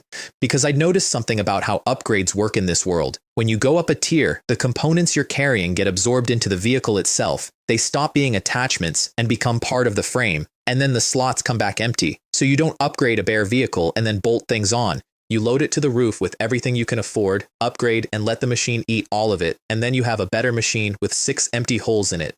Hybrid tricycle, green 9 stars, every slot full, upgrade. The blueprint dissolved. The materials went in. The whole thing hummed and lit blue. Please configure your armored RV. Note: the current vehicle's interior space is 150 cubic meters, and the exterior size is set to at least 1/3 of that. I read that twice. The interior is 150 cubic meters, and the outside only has to be 1/3 of it. The storage box had worked. It had been absorbed, and it had taken its volume with it, and now the inside of my vehicle was going to be substantially larger than the outside of my vehicle. I shrank the exterior to 50 cubic meters immediately because a big vehicle is a target and I had spent 4 days learning that being noticed is expensive. Then I got to lay out the inside however I wanted. And there was an option at the bottom because there is always an option at the bottom. Spend coins to make the interior space more luxurious and comfortable. 100 copper, 100 silver, or 10 gold. I went straight to the maximum. 10 gold coins is enormous money. 10 gold coins is half a plate of fried rice at the special restaurant. And I spent it on furniture. I'd like to defend that. I can't. I'd been sleeping in a cargo box for 3 nights and I wanted a bed. What came out was 7 meters long, 2.5 wide, 3 tall. Armored RV, blue, 1 star, 200 kilometers an hour, components 0 out of 6, 200, double what the trike managed on its best day, 6 empty slots, battery 500 kilowatt hours, tank 1,000 liters. Inside, a driver's seat and 2 seats behind it with actual aisle space, 2 sliding doors on the left, front and back. On the right side of the seats, 2 more doors, and behind those a kitchen and a bathroom, 2.5 meters square each. At the back, no rear door, instead 2 more sliding doors in the wall, opening onto 2 rooms, 15 square meters and 10 square meters, both with beds in them that I can only describe as excessive. 10 gold coins bought me rooms that are folded into the walls of a vehicle in a way that does not survive contact with geometry, and I have decided not to interrogate it. The driver's seat has a massage function. I sat in it and made a noise I'm not going to transcribe. The consumption was appalling, 1 liter or 1 kilowatt hour every 5 kilometers, and that's cruising. At the top speed of 200, a liter might get you a single kilometer. 500 kilowatt hours and 1,000 liters looks like 7,500 kilometers of range on paper. It is not. It is a number for a machine standing still. I noted that I'd need another battery and another tank and went to have the first shower of my new life. Meanwhile, out on the highway, a man was having a considerably worse morning than mine. His name was Zhao Gang, brother Gang, to the people who worked for him. About 1 meter 80, a lot of weight, tattoos up both arms, the specific look of a man whose business model on Earth had been standing close to people. He'd had a crew back home. And when the world changed, he'd solved his supply problem the way he'd always solved problems. He took what his own people had, and then what his acquaintances had. That's how he got a gasoline engine early. He just couldn't run it because he had no gasoline. Then I put 10,000 liters up at 100 copper a liter. He bought 5. He made his underlings buy more and hand it over. He ended up with nearly 20 liters, which was enough to run flat out to the station without stopping for a single chest, and he had a plan, which he was very pleased with. He'd get to the station, do business in the trading hall like Zhou Feng, and from there he'd have everything, and then he'd build his organization properly, because there were no laws here, no police, nothing. He could do whatever he liked. Let's grow bigger and stronger and create new glories. That's roughly the shape of what was going through his head at 100 kilometers an hour. And then, riding across a desert with a full tank he'd bought from me, he got angry and said out loud, to nobody, "Damn it, I was doing you a favor. I wanted to take you on as my underling, Zhou Feng, and you didn't even reply to my messages. You just wait until I get to the initial station. I'd like to state for the record that I have no memory of this message. I had my private messages muted. He had been composing threats into a void for a day and a half. He drove all night and reached the station and was, by his own reckoning, going to be the second person in the entire district to arrive. He was 11th. 10 other people had thought exactly the same thing at exactly the same time. 11th place got him 300 copper coins, but that wasn't the problem. The problem was that he had spent everything he had, every coin he'd squeezed out of every person who worked for him, on stock. Because he'd heard the station was buying live desert scorpions and rattlesnakes at good money, and he intended to arrive with inventory and corner the market. The station was not buying live desert scorpions. There was no station program. There was no institutional demand. There was one buyer in the entire world. He stood in a hall the size of a country with a fortune in live venomous animals and nowhere to sell them, and he couldn't come and take it out of me because violence is not permitted inside the station, and because the station is so large that finding a specific man in it is not a thing you do on foot. 10 other people had the same expression on their faces that morning. Heads of organizations, company executives, men who had made their money reselling, a few of them just lucky. All of them had spent 3 days doing the exact right thing, accumulating, positioning, arriving early, and every one of them had been solving a market they had invented in their own heads. Do you really think the initial station takes jobs like Desert Scorpion and Rattlesnake? No, only I will accept it. Lin Ruohan arrived a day behind me and immediately started asking the right questions. She'd placed 47th in China and hadn't cracked the top 100 on Earth, which she was not thrilled about. What she genuinely could not work out was why the shop would only sell her 300 liters of gasoline, because she'd seen 10,000 liters come out of somewhere. She'd also, on my advice, installed a green fuel tank and a high-energy battery before arriving, which meant when she drove in and the station gave her its free service, it filled all of it. 500 liters and 200 kilowatt hours free because she'd put empty containers on the vehicle before crossing the line. 100 of those liters came to me as a kickback, which was the deal, and which she paid without being reminded, which told me a great deal about her. But she kept circling the same question.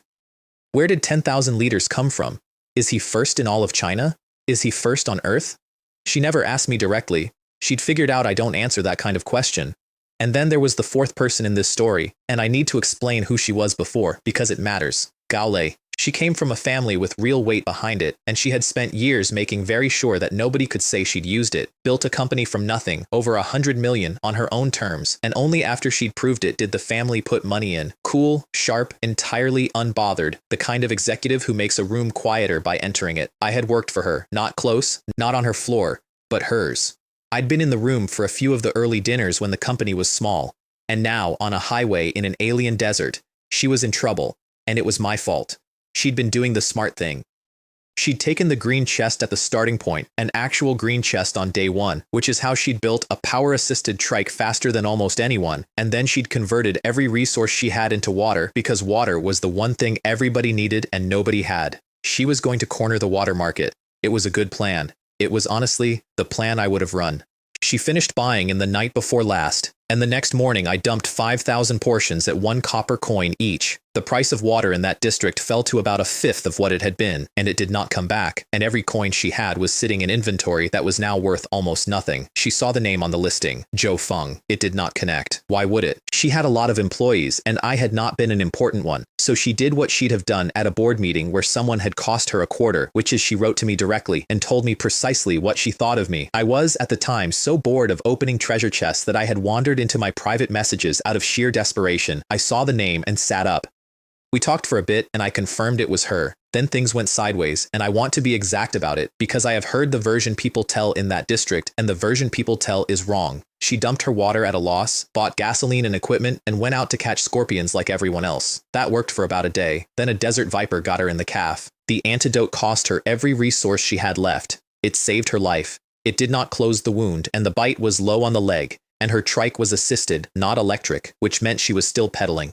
From morning until 3 in the afternoon, she made less than 20 kilometers. At that rate, she wasn't going to survive the night, let alone reach the station. And that's when she asked me for help. She asked, and I want to be honest about the shape of it, in the register of a boss making a reasonable request of an employee. I said yes, and then I told her the terms. She wasn't hiring me. I was hiring her, full stop. Everything I gave her, the parts, the fuel, the route, her life, was capital, and capital wants a return. She would work for me, not for the weak. Not until she got back on her feet. She'd sign into my crew under my rules, she'd take a cut of what we made together, and she would not be running anything of her own again for a long time. She told me exactly where I could put that, and blocked me. I let her. That's the whole trick, incidentally, and it's not a nice one. I didn't chase, I didn't send a follow-up, because I understood something about the situation that she hadn't caught up to yet, which is that when you block someone, you're the one who has to unblock them. 2 hours before dark, she unblocked me. Her message was one line: I agree. Then she sat back against the frame of her trike and said out loud, to nobody, Gao Lei, I never thought you'd end up like this. And then she got nervous because I didn't reply for several minutes. I wasn't playing a game. I was in the middle of a transaction and I hadn't looked at my messages. When I did reply, I said, then let's get you to the station tonight. She said tonight is impossible. I'm 20 kilometers short of the 300 mark. I said, it's impossible for you. It means nothing to me. Then I sent her a stack of designated trades. Finished components, not blueprints, built, ready to bolt on. And I priced every single trade at 1 milliliter of water because she had nothing, and because a trade with a zero price doesn't go through. Install all of it. There's about 3 hours until dark. That'll get you here. Don't stop for chests on the way. Message me when you arrive. I'm busy. She wrote back. Oh, I see. A few minutes later, her vehicle read, hybrid tricycle, green 3 stars, 80 kilometers an hour, and it had 4 empty green fuel tanks bolted to it, which made no sense to her at all, and which she installed anyway without asking, and I have always respected that. She drove. In the last 100 kilometers, she went straight over the top of the final desert viper rather than stop for it, and she passed a blue treasure chest sitting in the middle of the road and did not slow down. A blue chest. On the ground. In the open. She looked at it and kept driving. That is, I think, the exact moment Gao Lei stopped being a woman who used to run a company and started being someone who was going to survive this. She crossed into the station with about 10 minutes of daylight left. And the free service filled her 4 empty tanks. 2,000 liters of gasoline free because I told her to carry empty containers. She sent me one line. I've arrived. And then a notification came up in front of her. Zhou Feng's convoy. Vehicle owner Zhou Feng invites you to join his convoy. Would you like to join? Friendly reminder, this is a special convoy. Joining will subject you to very strict terms. Please consider carefully. She joined without reading the terms. Here's where the convoy came from. There's an item in the station shop for 10 silver coins. Basic convoy card. Creates a 2-person convoy. The captain gets certain rights over the members' vehicles. 10 silver is nothing, and the convoy itself is nothing. 2 people, and if a member really wants to betray you, the worst you can do is take some supplies off them. I did not buy it for the convoy. I bought it because it was a permanent blueprint, and I have a skill that eats those. Convoy, level 3, forms a 3-person convoy team, imposing mandatory restrictions on convoy members. And then I read what mandatory restrictions means in this world, and I want to lay it out plainly because I'm not going to pretend this was a partnership. As captain, I can lock a member's vehicle so it cannot be upgraded or driven. I can read everything they send and receive in the communication channels. I can bar them from the channels entirely and from the trading hall, and I can stop them from opening a treasure chest they are holding in their own hands. A member cannot leave without my consent. If they force their way out, I have the right to punish them, up to and including having them eliminated. That last line is the one that let me sleep. I did not offer her a partnership. I offered her a job with a collar on it, and I told her the collar existed, and she took it, because the alternative was freezing to death 20 kilometers short of a wall. I've thought about whether I'd do it differently. I wouldn't. But I'm not going to dress it up either. The other thing a convoy does is move a member's parking space next to the captain's. Which is why, a second after she accepted, there was a flash beside my vehicle and a trike appeared out of nothing with a woman sitting in it looking around a station she had not driven into. Sue? Zhou Feng? After forming a convoy, members and their vehicles relocate to the captain, I said. You have a convoy interface now, you should read it. She opened it and went through the terms, and I watched her face do the arithmetic. And then she relaxed. That's the part I did not expect, and have never entirely understood. She read a document that said I could switch her off, and her shoulders came down. That's good, she said. It saves us both from having complicated ideas. Then I showed her the vehicle. She came in through a door in a 7-meter machine and found herself standing in something over 40 square meters with a kitchen and a bathroom and 2 bedrooms, and I watched whatever was left of her reservations quietly stop existing. I knew exactly what I was doing. She had lived a certain kind of life on Earth and had spent 4 days in a plastic seat drinking rationed water, and I had put a shower in front of her. Then I looked at her leg. The bandage was soaked through. Desert viper. The bite hadn't closed, and it wasn't going to on its own. I took out a small vial about the size of an oral medicine bottle. I want to be honest about this too. That thing came out of a treasure chest, and I had opened hundreds and hundreds of chests and gotten exactly 3 of them. Restores 10 health. I had never used one, and I had no idea whether restores 10 health meant anything to an actual wound or whether it was just a number. Drink this, I said. She drank it without asking a single question, which I registered. Health plus 10. In my vision, a number appeared over her head. Her health went from 16 to 20 and topped out, which incidentally told me she'd eaten something with constitution in it at some point, because 2 points of constitution is 20 health, and most people at that stage had 10. She bent down and unwound the bandage. There was nothing under it. Clean skin. What kind of potion is this? Does something like this exist in this world? I don't know, I said. I have it, and the drop rate is terrible. Then I changed the subject because I just learned something enormous, that healing items in this world repair the body, not the number, and I didn't want to stand there while she watched me work out the implications. So instead I said, go to the kitchen and make dinner. You're going to be busy from now on. She opened her mouth. Then she looked at the storeroom door closing behind me and didn't say anything. Half an hour later, I sat down in front of 4 dishes and a soup. There's a refrigerator in that kitchen. I'd bought it on the trading platform. Green quality blueprint, decent capacity, doesn't take a component slot. I'd stocked it with snake meat and scorpion meat I'd harvested myself, plus vegetables and meat out of the chests. I recognized every ingredient going in. I could not identify a single dish coming out. I took 1 bite. 1. Instant noodles again tonight. My mistake, and I want to own it, was assuming that a woman who built a 100 million yuan company from scratch would be able to cook. Those are unrelated skills. I have since apologized. She has not accepted. That night she worked until sunrise. Because of the convoy prefix on her name, within about an hour, every person in District 9527 knew that Gao Lei was Zhou Feng's. Her job was chests. I'd hand her boxes and she'd open them and hand back what fell out over and over, and the arc of her expression that night is one of my favorite things I've ever watched happen to a person. She started genuinely delighted, watching things come out of boxes, watching the piles grow. She was having a wonderful time. Then her hands started to cramp. Then her hands stopped working properly. Then she went numb, and after that, she just opened boxes with the specific dead calm of someone doing piecework. 4 days earlier, she'd been rationing water and treating every chest like a lottery ticket. By 4 in the morning, she was fully immune to treasure. That's enough, I said, around dawn. There aren't that many during the day. Go rest after breakfast. Breakfast was from the station restaurant and cost 20 silver coins, 20 silver for a breakfast. It was extraordinary. It also had a restorative effect, which is why I bought it, and the restaurant caps it at 1 per person per day, which is why I only bought it once. She ate it, showered, and went to sleep, and I checked the night's numbers. Over 5,000 experience, more than 1,000 scorpions and snakes killed one by my hand in a parking space, not a single desert viper. Because a viper senses danger and leaves, and the ones who try to hold it usually die trying, and because a white treasure chest is simply not big enough to hold 10 meters of snake. So I started buying the corpses instead, 5 copper each. I ended up with over 30 dead vipers, and I laid all 30 out on the floor of the storeroom, which made a pile high enough that I wanted on record. It looked genuinely upsetting. Then I harvested them in 2 batches, because I had learned my lesson about doing it all at once. First batch, 30 of them. Nothing. Ordinary snake meat, gallbladders, fangs. I actually said out loud in an empty room, "Isn't it going to appear yet?" Second batch, 7 or 8 vipers. The batch I assumed was too small to matter. Triggered successfully. Desert viper meat. Green quality. Consuming this item can increase constitution by up to 2 points. And desert viper gallbladder. Green quality. This is a very magical item. Consuming it not only grants 1 point to the spirit attribute, but also has a certain chance of awakening a mysterious power. A chance of awakening a mysterious power. I turned it over, bright green, about the size of a plum, not poisonous as far as I could tell. I ate it. Your spirit attribute has increased by 1 point. You have gained the skill precision. I stopped breathing for a second.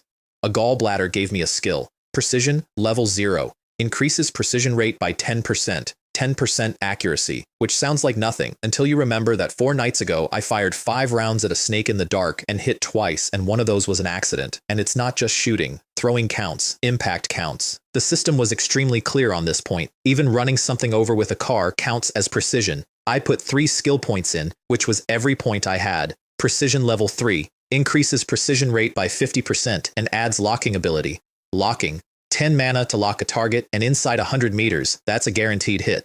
I'd made 100 poison bullets in the last 2 days and had a pistol I barely used because my aim was a joke. My aim is no longer a joke. That's when Lin Ruohan messaged me. I have items here that increase strength, agility, and spirit attributes. Do you want them? Yes, I said. As many as you have. Strength plus 3.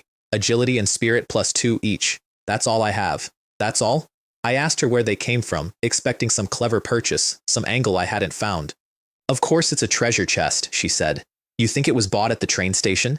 The items at the station are too expensive. I can only look at them. Chests. I want to give you the scale of this. Over 500 kilometers, there are at most 51 chest points. 51. That is the absolute ceiling of what a normal person could have opened by that point, plus whatever monsters they personally killed, which for most people was maybe 30 or 40. I had opened at that point well over 1,000, probably closer to 2, and she had pulled more attribute items out of 51 than I had out of 2,000. I invited her into the convoy on the spot. She said she'd already made one. A classmate of hers was in this district and would arrive tomorrow. Pity. Then she said, "Actually, I want to do business with you," and she sent me an item. Contract card. Green quality. Allows contracts with up to 100 people. Terms are customizable, and penalties for breach can be set within a certain range. I looked at that for a while. I had, for a whole day, been quietly certain that Lin Ruohan not joining my convoy was her loss. I would like to formally retract that. I asked if she was planning to use it on gasoline. As expected of a master, she said. Seeing this card immediately reminded you. Her plan, sign 100 people, hand each of them green fuel tanks, and skim the fuel when the station fills them for free on arrival. Gasoline is scarce, the station caps purchases, and the price would hold. She wanted 50-50. I said 1 to 9. I take 9. She was, by her own account, extremely angry about that. She came back with no, 50-50, and I laid it out for her because I wanted her to see the actual shape of it rather than the split. 50-50? Miss, you're mistaken. Even if you brought the card, why did you come to me instead of running it yourself? It can't just be my reputation. 100 people can carry a lot of gasoline, but how many white and green component blueprints can you supply? How many green fuel tank blueprints can you afford to buy? Those are costs. How much can you invest? And then the actual question, even if you could afford it, are you willing to carry the risk? She went quiet. Because her real plan when I dug into it later was one component blueprint and 1 or 2 tanks per person, 100 to 200 tanks, 50 to 100,000 liters, and that was the absolute top of what she dared because the investment terrified her. I was going to put 5 green tanks on every single one of them. She came back with a number. 50,000 liters, the card is yours, and the attribute fruit is thrown in. 50,000 liters. At 100 copper a liter, that's 5 million copper, which is 500 gold coins. That card is not worth 500 gold coins. Even in that market, at that moment, it wasn't. So instead of arguing price, I sent her a blueprint. Armored commercial vehicle upgrade blueprint. Blue quality, her access level let her buy exactly 3 blue upgrade blueprints, van, sedan, pickup. 150 gold coins minimum, and she'd been saving for one. She could not see the armored commercial vehicle on her interface. It wasn't priced out of her reach, it was invisible to her. That's what first place in the region actually buys, not a discount, a different catalog. I said, I don't believe you're qualified to buy this kind of upgrade blueprint. Trade the contract card for it, and I'll provide all the materials for the upgrade too. She gave me a wry smile I could hear through the text and said, Zhou Feng really knows how to win people over. She said yes. I told her I could only hand it over tomorrow and put up collateral 10 green storage boxes with supplies, food, drink, and basic materials inside. She could not calculate their value quickly, which was the point. Then I went and woke Gao Lei up. She had, I found out much later, spent the walk from her room to the storeroom mentally preparing for a conversation of a completely different kind. What she got was, don't sleep tonight, I have work. By the way, eat this snake meat, it'll give you 2 points of constitution, and then not sleeping for 2 days won't be a problem. I left the grilled snake on the table and walked out. She stood there for a while apparently, and eventually concluded that I must be extremely strange, which is a reasonable read. Then I contacted Chen Wei and we started the biggest thing I had ever built. He replied instantly, he always replied instantly, and here's what he'd become in 4 days, which is the part of this that I'm actually proud of. He had a network, not a big one, but he knew people, and people knew him, and when he said something in a channel, it landed. He was extremely clear-eyed about why. He told me so himself. The connections are built on your name. If I weren't working for you, how many people would give me the time of day? Which was true. It was also, by then, no longer true, and he was the last person in the district to notice. We talked for 10 minutes, and then I spent 3 of my 5 daily posts on this. We are looking for 100 owners of white-quality vehicles to collaborate with. Applicants must have used no more than 2 vehicle component slots, with preference given to those who have used only one. Interested parties contact Gao Lei or Chen Wei to register. The channel went off like a bottle rocket. A big shot is looking for people to collaborate with. My God, am I even qualified? I'm crying. My vehicle is already green quality. Zhou Feng, could you relax the requirements? I'm the one who's crying now. I've already used 3 component slots. If I'd known, I wouldn't have installed the low-efficiency air conditioner just to stay cool. Hey buddy upstairs, are you here in Versailles? You have air conditioning? And then somebody worked out what the requirement actually meant and said it out loud. The training wheels don't take up a slot. Zhou Feng is deliberately giving the people who are still struggling a way in, which was true and which was not the reason. Here's the deal I offered, and here's what it actually was. Each of the 100 gets a green gasoline engine, 5 green fuel tanks, ready built, component slot blueprints to hang them on, 30 liters of gasoline, a week of food and water, and 1 kilogram of snake meat for a permanent point of constitution. All they have to do is reach the station. That's it. That's the whole obligation. Drive to the finish line. When they arrive, the station fills all 5 tanks for free, 2,500 liters each, and by the terms of the contract, those tanks and their contents appear on my interface. The tanks are recoverable. They come back to me. My total investment was a little over 100 gold coins, mostly the green engine blueprints at 100 silver apiece. The return was 250,000 liters of gasoline, which at the going rate was 2,500 gold coins. And the breach penalty, which I set because the system let me, and which I have never once been able to justify to anyone. If they don't deliver, I get their vehicle. I'll be honest, I caught myself faintly hoping somebody would fail. That's not a nice thing to notice about yourself at 4 in the morning. The first man to sign was called Ma Yong, and when he came online he was, by his own description, dressed slightly better than a beggar. He took the deal instantly. He was offered a choice, install 4 tanks or 5, and the 5th tank came with the Constitution meat. He took 5. Which meant that until he reached blue quality, his vehicle would have no free slots for anything else, ever.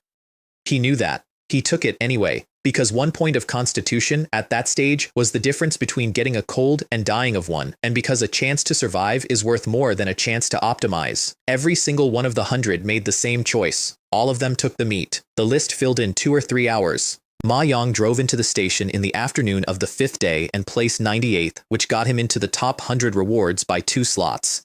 He lost every chest along the way, and he told me it was worth it. And when he arrived and the tanks emptied off his vehicle and his component slots came free, he sent one message into the channel, which I have kept. It must have been done by Boss Joe Feng. It's simply divine. No, God Feng is a god. That was the first time anyone called me that. I'd like to tell you I found it embarrassing. I did find it embarrassing. It was also, immediately and obviously, an asset, and I am the kind of person who noticed that in the same second. On the morning of the 6th day, the station told me a secret. It came with no fanfare. First place in the region gets information about the next stage 12 hours early, and it arrived while I was eating. Second phase, 5,000 kilometers, 10 days. And, at the start of the second phase, every district's population will be restored to 10,000. District 9,527 will be topped up with people from elsewhere. I put my chopsticks down. 10 times the distance in a third more time, which means average 500 kilometers a day, every day, for 10 days. My armored RV can do that before lunch. A man on a motorcycle at 60 kilometers an hour needs more than 8 hours of continuous riding, and that's the theoretical figure, and fuel consumption at full speed is not the same animal as fuel consumption at cruise. 5,000 kilometers. Everyone in that district had spent the last 2 days learning that gasoline was king, and they were about to learn it again in a way that would break several of them. But the second line was the one that mattered. Population restored to 10,000. Every district, refilled with strangers. Which meant that in about 2 days, there would be 4,200 people in my market who had never heard of me, had never seen a cheap bottle of water, had no idea what wood chips cost, and who were coming from districts that had not had a Joe Feng in them. The correct move went from selling gasoline to buying it, immediately, completely, everything. I did not tell anyone. I want to be honest about that, because I have been asked. I told Chen Wei, eventually, and only him, and only in a way that let him act. So while the whole district was preparing to make its fortune, I quietly finished my vehicle. Solar generator on the roof, green quality, 20 kilowatt hours an hour in sunlight. Water generator, 30 liters an hour. For washing, I drink from bottles like a civilized man. A waste disposal unit, which gasifies garbage and treats sewage, and which I want to flag as the single most underrated purchase of my life, because a sealed vehicle with 4 people in it and no waste processing becomes uninhabitable in about a day and a half. 2 storage boxes, and here I did something I'm quite pleased with. I set one opening on the outside of the hull and one on the inside, so I can load cargo from the street or from my kitchen, same space, 2 doors, and I built 10 green high-energy batteries, charged every one of them off the station, and put them in my inventory. 2,000 kilowatt hours sitting in my pocket. Because the vehicle runs mainly on fuel and I had a great deal of fuel coming, and because a man who has been cold at night once does not enjoy the idea of a flat battery. Then I watched the market, and I want to walk you through the shape of it because it's the prettiest thing I did that week, and almost nobody in that district saw it happening. Day 5, gasoline peaked at 150 copper a liter. Then people started arriving. The station refills every tank on arrival, free. Every new arrival is 100 fresh liters walking through the door. Day 6, 100, then 80. By lunchtime, 60. Everyone with fuel started getting nervous. Everyone without fuel started feeling clever for waiting. I did nothing.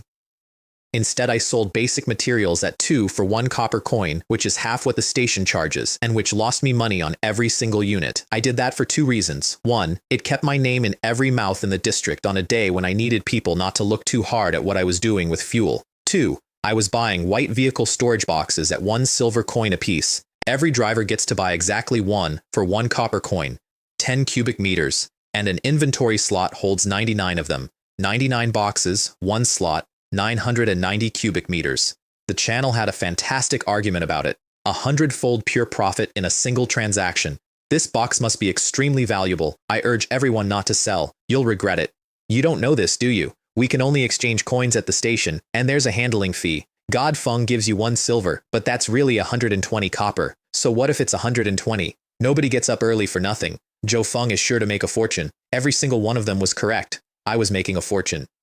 I was paying 120 copper for a container worth several thousand to a man with an inventory, and the people telling everyone not to sell were right, and it didn't matter because 120 copper coins today beats a theoretical fortune next week when you're rationing bread. Also in that argument, and I'd like to include it because it is the only genuinely funny thing anyone said that week, a man announced he'd used his silver coin to buy a basic convoy card and was now looking for a teammate. He listed his vehicle specifications and then his romantic requirements. The apocalypse had been running 6 days. That night, the last night of the first phase, 300 or 400 people died. The final 100 kilometers had level 5 monsters at every chest point, and a lot of people had left the run too late, and the desert took them. I bought 1,200 live scorpions and snakes off the survivors, almost all level 5, which pushed me to 21,000 experience banked and my 4 stats to 13, 13, 14, 14. And then the 7 days ran out. 7 days have passed.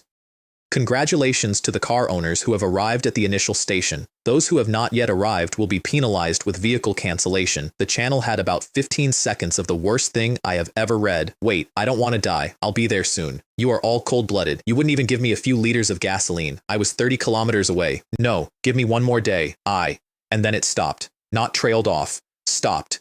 Vehicle cancellation, it turns out, is not about the vehicle. Then, into that silence, the system posted a reward. Congratulations to all car owners in Zone 9527. Because your zone has the highest number of surviving members in the Blue Star Zone, all car owners are hereby rewarded with 100 silver coins and a green treasure chest. You will also receive information about the next stage 12 hours early. Highest number of survivors in the Blue Star Zone. Regional Channel 9527, 5,032 members. 5,032 out of 10,000, half of us. And we were the best district on the planet, which meant that out of 10 billion people pulled off Earth in 7 days, more than half were gone. The channel worked that out in real time, and I watched them do it. There's a reward, 100 silver and a green chest. I feel like I've hit the jackpot. I actually got a green generator blueprint, first green item I've ever had. Are you all happy? Didn't you understand the hint? Our district only has a little over 5,000 people, and we're number 1. That means less than half of everyone on Blue Star is still alive. We survived because Zhou Feng got here early and sold supplies cheap. Other districts didn't get that. They'd have 3,000 at most. 3,000? Based on the last 3 days, without God Feng, I estimate 1 or 2,000 would have made it. And then, right on cue, the man I have been waiting for since day 1. Sigh. This place is terrifying. I think Zhou Feng should provide us with resources free of charge. With great power comes great responsibility. We must unite to survive. What can you change by saying all this? Nothing. So just try to live and take care of yourselves. What the hell? Your idea of unity is having people support a piece of trash like you for free? A bunch of boring idiots who doesn't know that? Can't you say something happy? Providing resources for free? Acting all saintly here? I read that exchange and felt absolutely nothing, which surprised me slightly. I sold cheap because it made me money and because it made me a name. I did not do it to be good.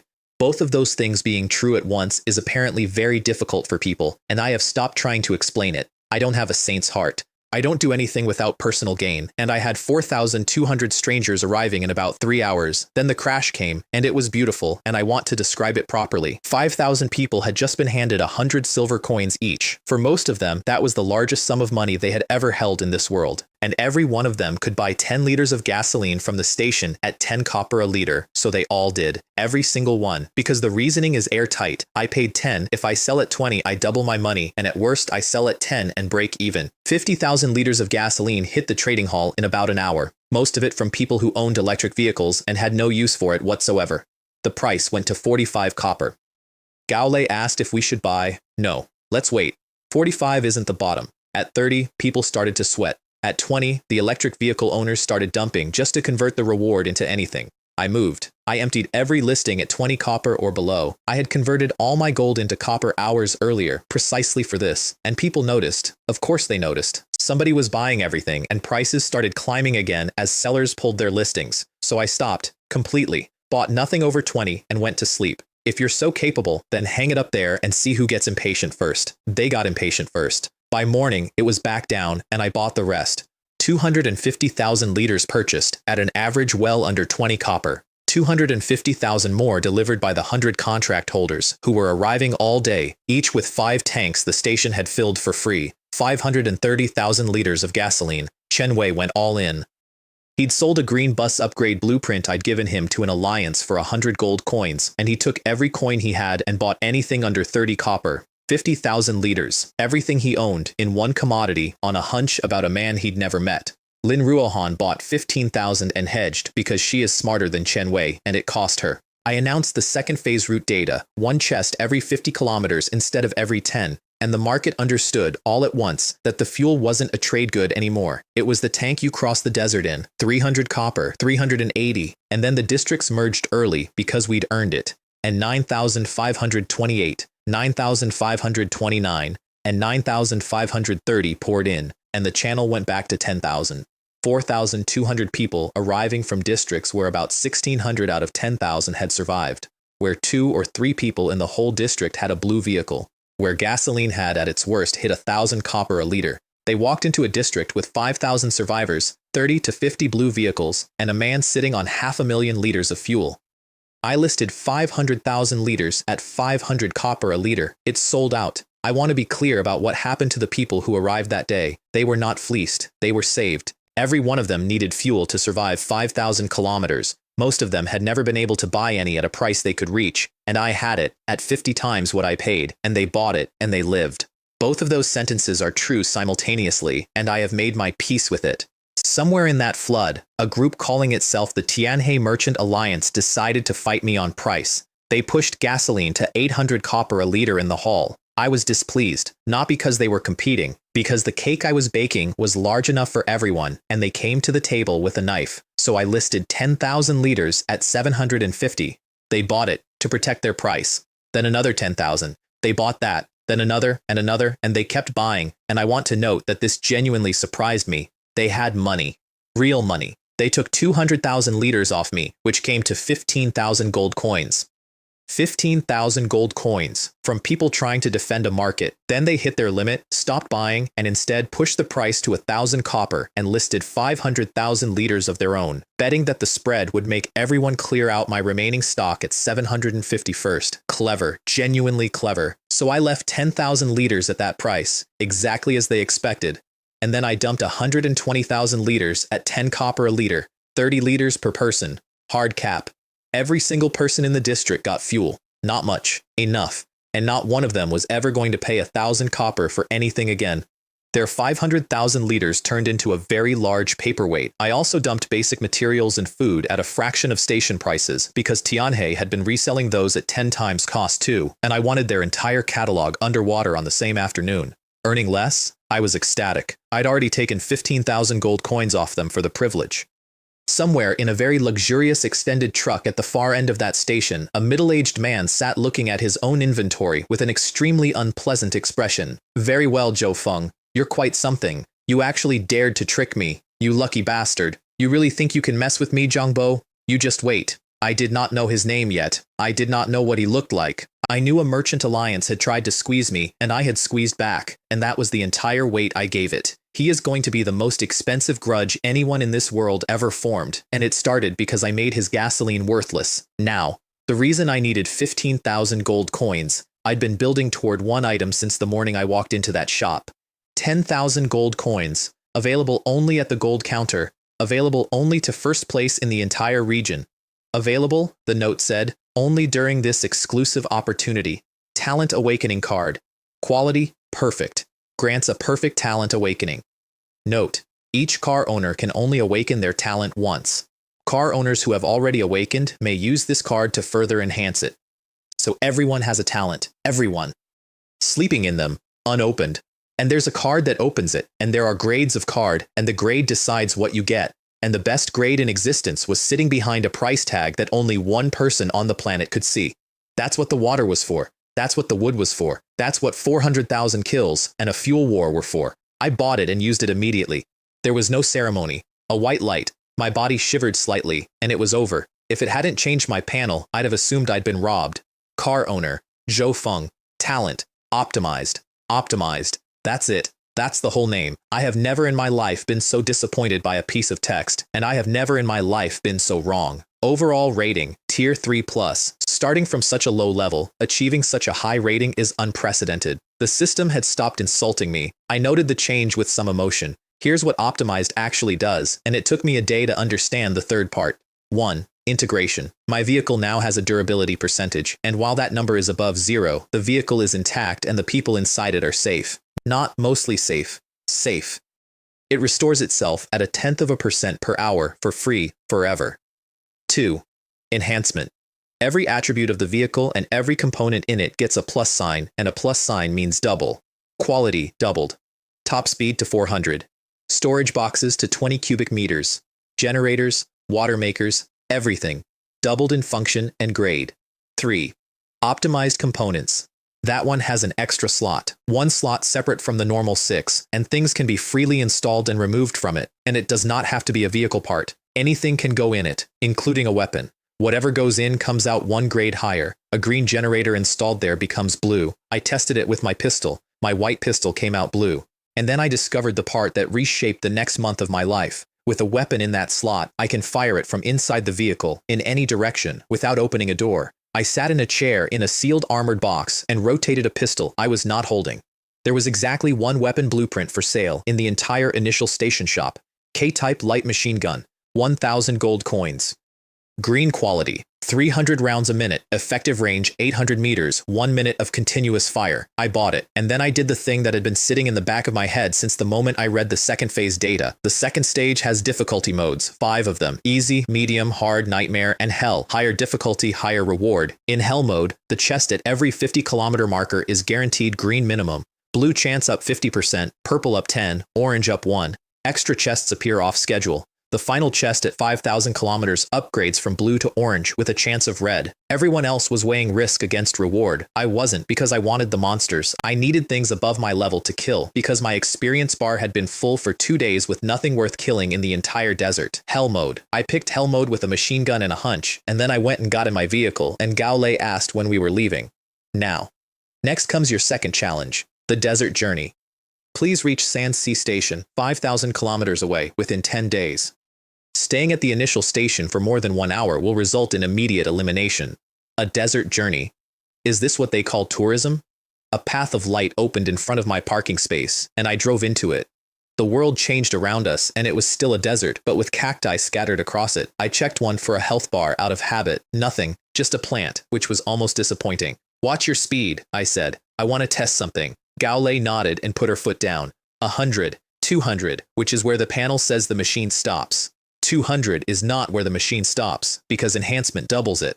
300, 350, 400 kilometers an hour in about 10 seconds, on a road, in a house. Gao Lei had her eyes shut. I checked because I wanted to know whether my own stats could handle the reaction times at that speed, and they could, comfortably, which was its own quiet piece of information. At 50 kilometers, I told her to pull over and got out through the sunroof. The K-type light machine gun materialized in front of me. That's the only word for it. It comes out of the optimized component slot like the vehicle is handing it to you, and in front of us was the first chest point of the second stage. Desert Giant Scorpion. Normal. Level 10. 80 health, 10 mana, skill. Flying thrust. There were about 100 of them. Level 10.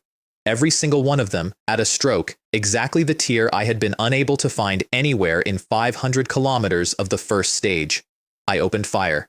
Here is what the gun had become in that slot. Optimized from green to blue, rate of fire adjustable from 100 to 1,000 rounds a minute, effective range 1,500 meters, and 10 minutes of continuous fire, which, read properly, means 100 rounds a minute for 10 minutes because there's a 1,000 round hard limit before it needs to cool. I had made 10,000 bullets the night before, packed with snake fang and scale, not poison rounds, those are expensive and wasted on trash, just hard and good at going through things. 500 rounds, under a minute, 101 giant scorpions, hell mode, that's it. 1,100 experience out of that one stop, and one of the 101 was level 1 black iron, which dropped a green chest and 100 experience by itself. Finally, black iron rank monsters. 8 more and I can advance. There was no recoil, none. I noticed it during the first burst and did not understand it until I checked the panel afterward. Armored RV, 99.6%. The vehicle had absorbed the recoil, all of it, and it had paid for that absorption out of its own durability, which reframed the whole machine for me. It's not a car with a gun on it. It's a battery of structural integrity that I can spend on physics. I spent the next 3 hours running an experiment because that number mattered more than the scorpions. At 100 kilometers an hour for half an hour, durability didn't move. At 120, didn't move. At 150, didn't move. At 200, it dropped 0.1% an hour, which is exactly the rate the vehicle heals itself. 200 kilometers an hour is free. Everything above 200 is a withdrawal. Only the gun costs. Every sweep, 0.1%. So we settled into a rhythm.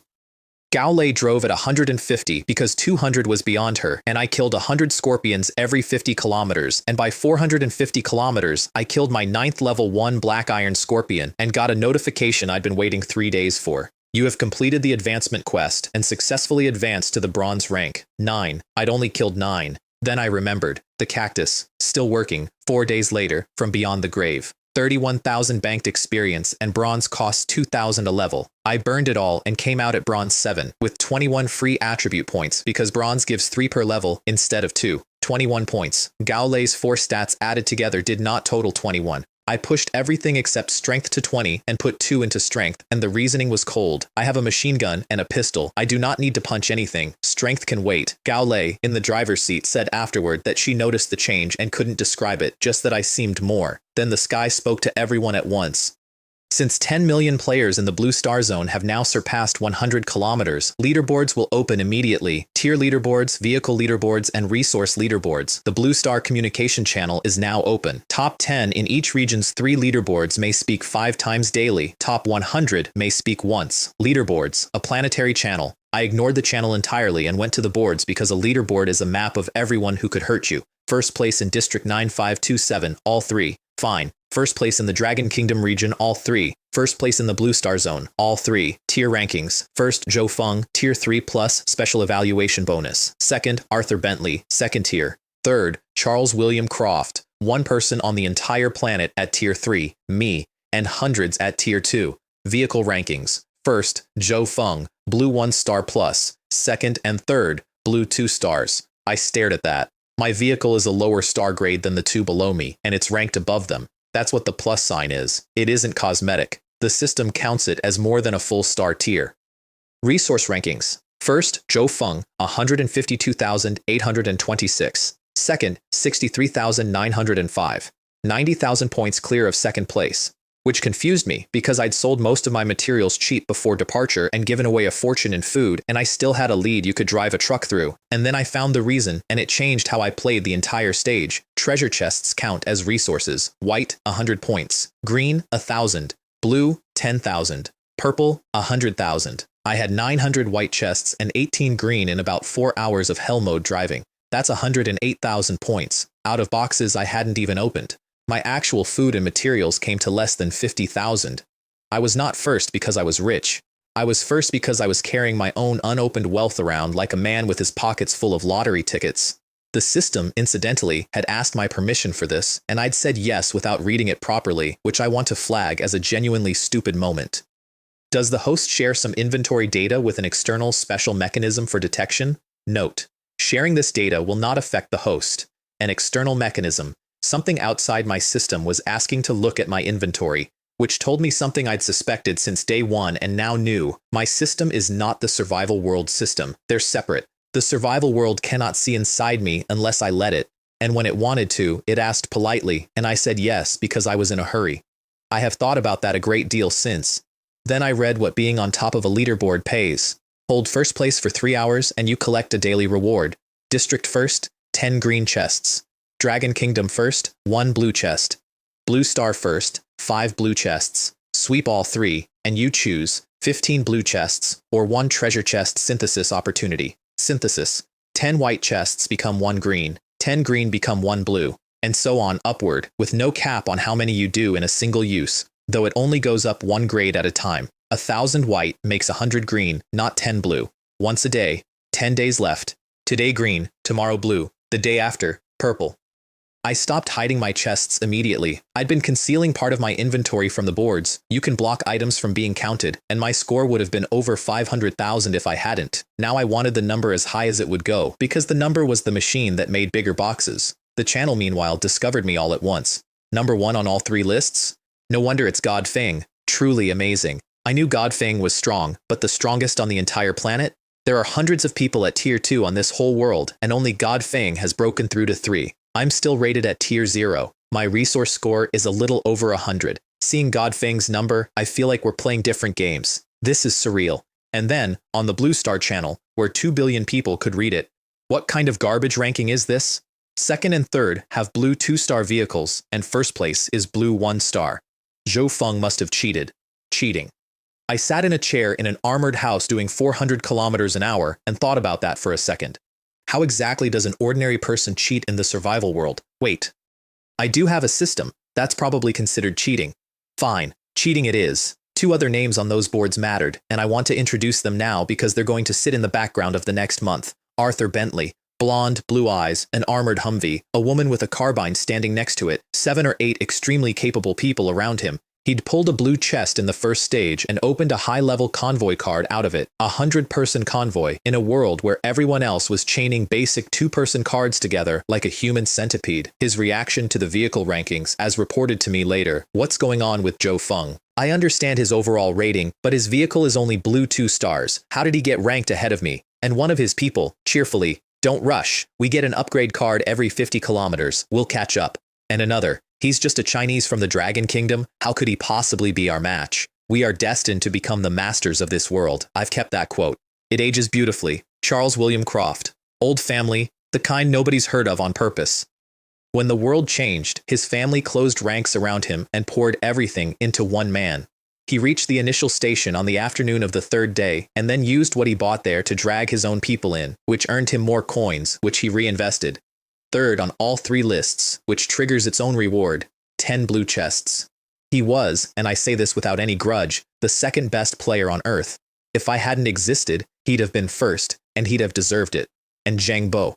I found out who he was that afternoon, when his resource score doubled in a few minutes and jumped from 26th to 16th and kept climbing. Same district as me, leader of the Tianhe Merchant Alliance. Huh, it seems he's the one. His talent was Merchant Guild, and it gave him 2 things. 1, the right to buy vehicles off other drivers and sell them to the station, 10 times a day. That is where his money came from, and I want you to sit with the mechanism for a second. His gift, the thing the universe handed him, was the ability to convert other people's transport into his own cash. 2, a merchant alliance. A large-scale convoy with almost no restrictions, which sounds generous until you understand that no restrictions also means no protection, and the only thing holding it together was that he had goods and they didn't. 600 or 700 people, 12 vehicles, 8 of them blue vans with 6 green storage boxes each, 300,000 liters of my gasoline in the back, and he had stopped his entire convoy on the road to unload supplies onto the ground because resources sitting in someone else's vehicle don't count toward your score, and he wanted the number. He looked at the leaderboard and his face went dark and he said roughly, "There's definitely something wrong with Zhou Feng. Even if he was first to the station, he shouldn't have had the funds to buy that many supplies. And then, it seems Zhou Feng must have gotten something special from a treasure chest. Or maybe he awakened a talent as well. Half right, which is the most dangerous kind of wrong. Because he concluded I was a man with a good talent, like him, and that time would settle it in his favor, since his was the strongest talent in existence. Not enough time? Coincidentally, I thought so too. I get at least 100 resource points for every giant scorpion I kill. How exactly do you plan to deal with that? At 500 kilometers, the chest was blue. 10,000 points from one box, plus 100 whites off the scorpions around it. 20,000 points in a single stop. At 1,000 kilometers, another blue. By the end of day 1, I had killed 2,000 ordinary giant scorpions and 20 black iron ones, and collected 50 green chests and 2 blue on top of the whites, and I called a halt early, even though there was daylight left. It's the first night and we don't know what happens out here. Rest while we can. Gao Lei nodded and looked relieved, and I remember noticing that. She'd been driving at 150 for 7 or 8 hours, and at that speed you cannot look away from the road, and her mental attribute was not built for it. 100 kilometers back, Lin Ruohan's best friend hit the brakes so hard she nearly put her through the windscreen. Ruohan, look, isn't that a treasure chest? It was a blue chest, sitting on a sand pile in the open. Yang Hua. I need to introduce her properly, because she is the single funniest fact in this entire story, and she is going to matter enormously. She spotted it. Lin Ruohan confirmed there was no danger and went to get it. And then, because Yang Hua had found it, Lin Ruohan offered to let her open it, and Yang Hua hesitated and shook her head and said in a small voice, "You should do it. You know how unlucky I am." Lin Ruohan's expression, I'm told, went stiff. Because her best friend of 5 years is a black hole. Can you believe that a green treasure chest can produce 10 wood chips? Lin Ruohan could, because she had watched it happen, standing right there. But Yang Hua rallied, because Yang Hua always rallies, and started arguing herself into it. I've been getting luckier. I saw this one with my own eyes. Maybe it was meant to be mine. No, I'm sure I'll get something good. And Lin Ruohan opened it before she could finish the sentence. 100 iron blocks, 100 copper blocks, 100 plastic, 100 electronic components, and 2 blue blueprints. One of them was a vehicle storage box, blue quality, up to 1,000 cubic meters. She messaged me about it that evening. Hey bro, do you want this blueprint? I wanted it very badly and said so in the most bored way I could manage. I offered 20 poison bullets, 2 green pistols, 1,000 ordinary rounds. Not enough. 100 poison bullets, 5 pistols, 3,000 rounds, and a green storage box. Are you here to rob me? Robbery? That's too rude. This is a blue storage box with 1,000 cubic meters. Don't think I missed the word maximum. Installed on a vehicle, it might be nothing like 1,000. I can't speak for others. On your vehicle, it's definitely fine, which was both a compliment and a negotiating position, and it worked. We closed at 50 poison bullets, 2 green pistols, 2 white pistols, 1 green storage box, and 1,300 rounds. Yang Hua, on the other end, apparently shrieked with joy about the storage box. And here's the thing. Lin Ruohan thought she'd lost that trade because she gave up a blue blueprint for consumables. She hadn't lost it. Neither had I. I make bullets out of scrap with a skill. Those white pistols were garbage I'd never fired. 7-round magazines, terrible range. It cost me nothing that couldn't be replaced by an afternoon of mana. I installed the blue box in place of a green one and learned expensively that a component cannot be removed, only overwritten by something better, and the thing underneath is destroyed. 2,000 cubic meters after enhancement doubled it. 2,000. 34 inventory slots came free in a single afternoon, and I want to be honest about what that means. It meant I could hold 3,366 more white chests, which sounds like a lot until you know what happened next, because I'd also raised the price on live monsters. The chest conveyor had come with me into the second stage. I'd worked out from Chen Wei that the giant scorpions at each difficulty are different sizes, level 5 at easy, 6 at medium, 7 at hard, and that mine at hell were level 10 and the size of a wash basin, too big for a white chest. Theirs weren't. 50 copper for easy, 60 for medium, 70 for hard. Brother Qin of the Fire God Camp came back through Chen Wei and said it was too little, that a giant scorpion is much better than a desert scorpion, that 100 copper was fair. I said, then ignore him. Announce the acquisition in my name in the channel. And here's the thing about Brother Qin, which I did not know at the time and came to appreciate enormously. He read that in the channel, said, damn it, I raised the price a little, and he's buying from someone else? Is he targeting me? And one of his people said carefully that I'd probably have opened it up anyway. And Brother Qin said, do you think I don't know? I was just complaining. Then, sell. Of course we'll sell. We can't catch him in the rankings anyway. So let's cooperate this time. He looked like a street thug. He was one. He'd built a camp of 300 people out of nothing, and he was ranked outside the top 100 in his own district for resources. And the reason was that he distributed everything evenly to his men. He was poor because he shared. That's why 300 people would walk into fire for him.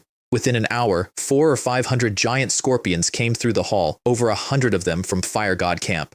And by the end of the second day, I had a problem I could not solve with a bigger box. The first sandstorm came just after dark.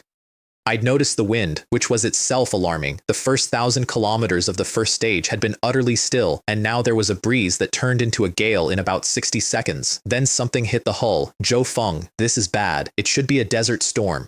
Peace of mind, I said. Our armored RV is no small vehicle. A desert storm couldn't blow it away.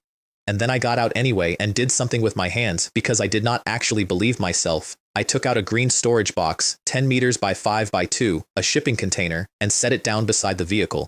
Then another, until the RV was walled in on every side. Inside, the noise stopped.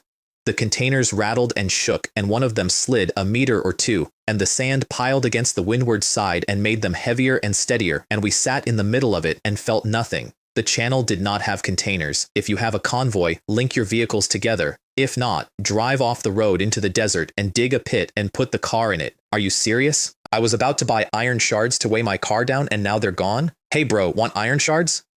10 copper each, available now. Damn it, there are shady characters everywhere. 10 copper for 1 iron shard? Oh sorry, sold out. Dig a sandpit and drive the car in. I called that genius level stupidity at the time and I was wrong. It was the correct answer. It takes all night, and in the morning your vehicle is buried and you may not get it out, and it works. The people who did it lived. The people who were too proud to bury a car they'd spent 6 days building were the ones who got picked up and thrown. The motorcycle riders had the best night of anyone. Dig a shallow pit, brace it with planks and shards, lie down with the bike, cover up, sleep. After midnight, the wind eased. Regional channel 9527, 8,736, nearly 1,300 dead in one night, out of 10,000 people who had already survived a week, and in the rest of the world it was worse. 2,000 a night was normal, 3,000 or 4,000 in the bad districts. One district was down to 2,871. Then morning came, and everyone learned the second rule. If you stay in one place for more than an hour after dawn, a storm comes for you, and it arrives within 2 or 3 hours. I found that out at 1,500 kilometers from a channel full of people watching a black wall build behind them while they dug their cars out of the sand. Holy crap, can anyone tell me what that huge shadow behind me is? The sky is clear and blue here, and the lovely sun is showing its greatness, but it's a bit hot. I suddenly thought of a possibility. Could it be that you haven't set off yet? I'm still digging. It's been more than an hour since dawn, and I estimate another hour. It's confirmed. The crisis has escalated. Stay more than an hour after dawn, and it comes for you. 300 more people died that morning, and it was entirely, mechanically, a punishment for being slow. My morning consisted of putting the storage boxes back into my inventory, which removed the sand along with them, and driving away. 1 kilometer down the road, there was no sand at all. The storm had been aimed at a single kilometer of desert with me in it. Lin Ruohan and Yang Hua spent theirs with shovels. They'd cleared 700 meters of 1,000, and only a narrow lane down the middle, and they'd started at 5 in the morning with the headlights on. Ruohan, I can't take it anymore. My waist is gone. Fine, let's just consider it a way to lose weight. No, I gave up dieting the day after I was born. I have heard people quit gambling. I have heard people quit smoking. I had never heard of anyone quitting dieting, and then Lin Ruohan looked up because there was a shadow building behind them. They made it. Barely. I made it to 2,700 kilometers that day, 500 past target, and the price was that my durability fell under 95%, and I finally worked out how to farm the special drops. 50 black iron scorpion corpses, harvested in one batch, gave me desert giant scorpion meat, green quality, up to 3 points of strength and constitution, 50 at once, not 10, not 20. The skill needs volume before it condenses. That night I had pan-fried giant scorpion for dinner, and Gao Lei cooked it, and it was, I want to be fair, edible. And then Chen Wei sent me a message that reorganized my entire operation. Boss. We opened a green treasure chest and got a blue blueprint. I read that twice. I had opened hundreds of green chests and gotten a handful of green blueprints out of the lot. Alloy steel plate. Blue quality. Grants a vehicle the ability to manufacture blue quality alloy steel plates. Note, occupies 1 component slot. Permanent blueprint, which is not a blueprint to me. It's a skill book. Alloy steel plate, level 0, 10 mana, up to 3 metal materials. I made one immediately. 2 meters by 1 by 10 centimeters of steel appeared on the sand in front of me, and I discovered it could be used as vehicle upgrade material. A green carriage built out of this instead of iron blocks comes out with blue tier defense. 3 skill points, level 3, 10 to 100 mana, 3 to 5 materials, and now I control the dimensions. 2 to 10 meters long, 1 to 5 wide, 10 to 30 centimeters thick. I stood there in a desert holding a steel plate I had made out of scrap with my mind, and I thought about 1,300 people who had been picked up by wind 2 nights earlier. Then I posted 3 times. Selling special alloy steel plates that can be assembled into a triangular shelter to protect vehicles from desert storms. Contact Chen Wei or Xu Guang for details. Chen Wei had the plates already. He and 2 brothers called Xu Guang and Xu Ming had a triangular prism 8 meters long and 5 high standing in the sand in about 10 minutes because I'd built recessed slots into the edges on purpose so they'd click together. The younger Wang was delighted. The older one told him to stop admiring it and get in the channel and explain it to people. The channel argued about the price, obviously. The item is good, but a white alloy plate costs 1,000 copper? It's alright. It's white quality, but the defense is comparable to green, and it counts as a special material. 1,000 copper is really not expensive. Just catch a few more giant scorpions. That's right. Instead of complaining about the price, we should hurry up and catch them before dark. Mitsubishi bodies can create convection and resist wind. I need to buy a few right away. A man in a desert on another planet working out the aerodynamics of a triangular prism from first principles and then buying 500 plates. Sold at double what the material cost me, which sounds greedy and was, and which put a roof over several thousand people that night. The real profit wasn't the coins. The real profit was that every person who bought a shelter that night could then go outside during the storm and catch scorpions and sell them to me. I wasn't selling shelter. I was financing my own supply chain and charging them interest. I built one for myself too, the same triangle, but with windows and special glass, because I wanted to see what was coming, which is how I saw it. Just after midnight, the wind started to drop, and out in the dark, a long way off, there was a shadow. I would have assumed I was seeing things, except it had a health bar. Giant sandworm, mini-boss, bronze level 1, 800 health, 200 mana. Skills, desert march, mighty charge, iron skin, sulfurous saliva, 20 meters of it, and that was only the part I could see. My first honest reaction was not excitement, it was a headache. I hope it just leaves. It did not just leave. It turned, and it came straight at us. Gao Lei! I shouted at the bedroom door, and then I went outside into a sandstorm and started bolting the shelter down with spare alloy plates, because I'd made a set for exactly this and had assumed I was being paranoid. Then I pushed her back into the room and shut the door. There's a giant sandworm out there, over 20 meters. Her face did something complicated. Don't be afraid. We're fine inside the vehicle. Load every pistol with poison bullets and get those belts loaded for the machine gun. She didn't say a word. She just started loading. The first impact blew the shelter out of the sand. The second warped the whole structure and popped the slots and left my house sitting there uncovered. And it flipped us several times. The RV rolled and everything inside stayed exactly where it was, because that's what integration means, and Gao Lei and I were in a bedroom that did not know it was upside down. 97.8%. Fine. Nothing serious. We're fine. Then a bang, and a sound of steel twisting, and I got to the small window in the door and looked out at a horizon that was in entirely the wrong place. We were airborne. Boom. 81.3%. 16.5% in one hit. I ran for the cockpit and put the machine gun through the roof and put the maximum rate of fire into it, 10,000 rounds a minute, which is the burst ceiling, 3,000 rounds. It took away about a dozen health. Iron skin. Poison belt, I shouted, and Gao Lei was already running. The poison bullets registered. -10, -10, -10, every second, stacking. The belt only held 100 rounds, so I dropped the rate to 300 a minute and made them count. And its health came down 300 points in 30 seconds, and then it did the thing I'd been afraid of. It turned to leave, drive, catch it. Gao Lei's expression flickered, and then she got in the seat and floored a house at a fleeing sandworm. I pulled the machine gun out of the optimized slot and put a harpoon launcher in, green quality, which became blue on the way in, locked on with precision, and fired. The harpoon went through it. Reverse, full power.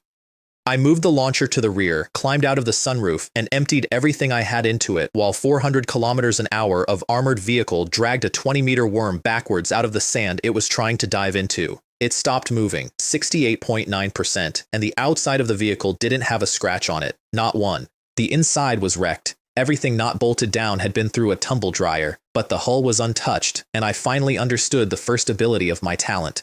Under normal circumstances, that thing would have folded my vehicle in half. Instead, it spent 30% of a number, slay a bronze level 1 mini-boss. Received, purple treasure chest, 10 gold coins, 1,000 experience points. Bonus rewards for killing above your level, 10 free attribute points, 2,000 experience. First kill of a bronze rank mini-boss, 1 random skill, purple. My first purple treasure chest sitting in the sand at 3 in the morning. And I was standing there holding it when Gao Lei said from the cabin in a very different voice, "Zhou Feng, something's wrong. Check the resource rankings. Someone's passed you. Resource ranking.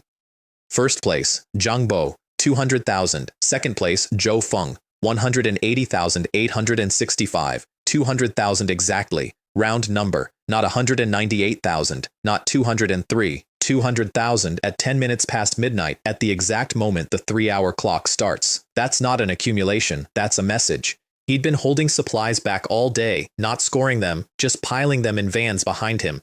Then he dumped exactly enough to pass me and set a round number, so that when I looked at it, I'd know it had been chosen. And his people were in the channel, right on time. It's been more than 10 minutes, and Zhou Feng's score hasn't moved. There's no way he can catch our leader. Chase? What chase? Zhou Feng just got lucky. How could our leader have taken first with such strategic planning? He's getting anxious. Look closely. This is the first place on the entire planet Earth. Even if we're only number 1 in resources, as long as our leader wants it, first in rank and first in vehicles is a matter of time. Damn it, I must be crazy to be here at night watching lackeys fawn. I read all of it. And then I looked at the number again. Only 200,000? And that number? Ha. Because here's what a round number tells you. If he can display exactly 200,000, he has more. Nobody lands on a round figure by accident. He was holding a reserve so he could top up incrementally every time I climbed, and drag it out, and humiliate me in installments.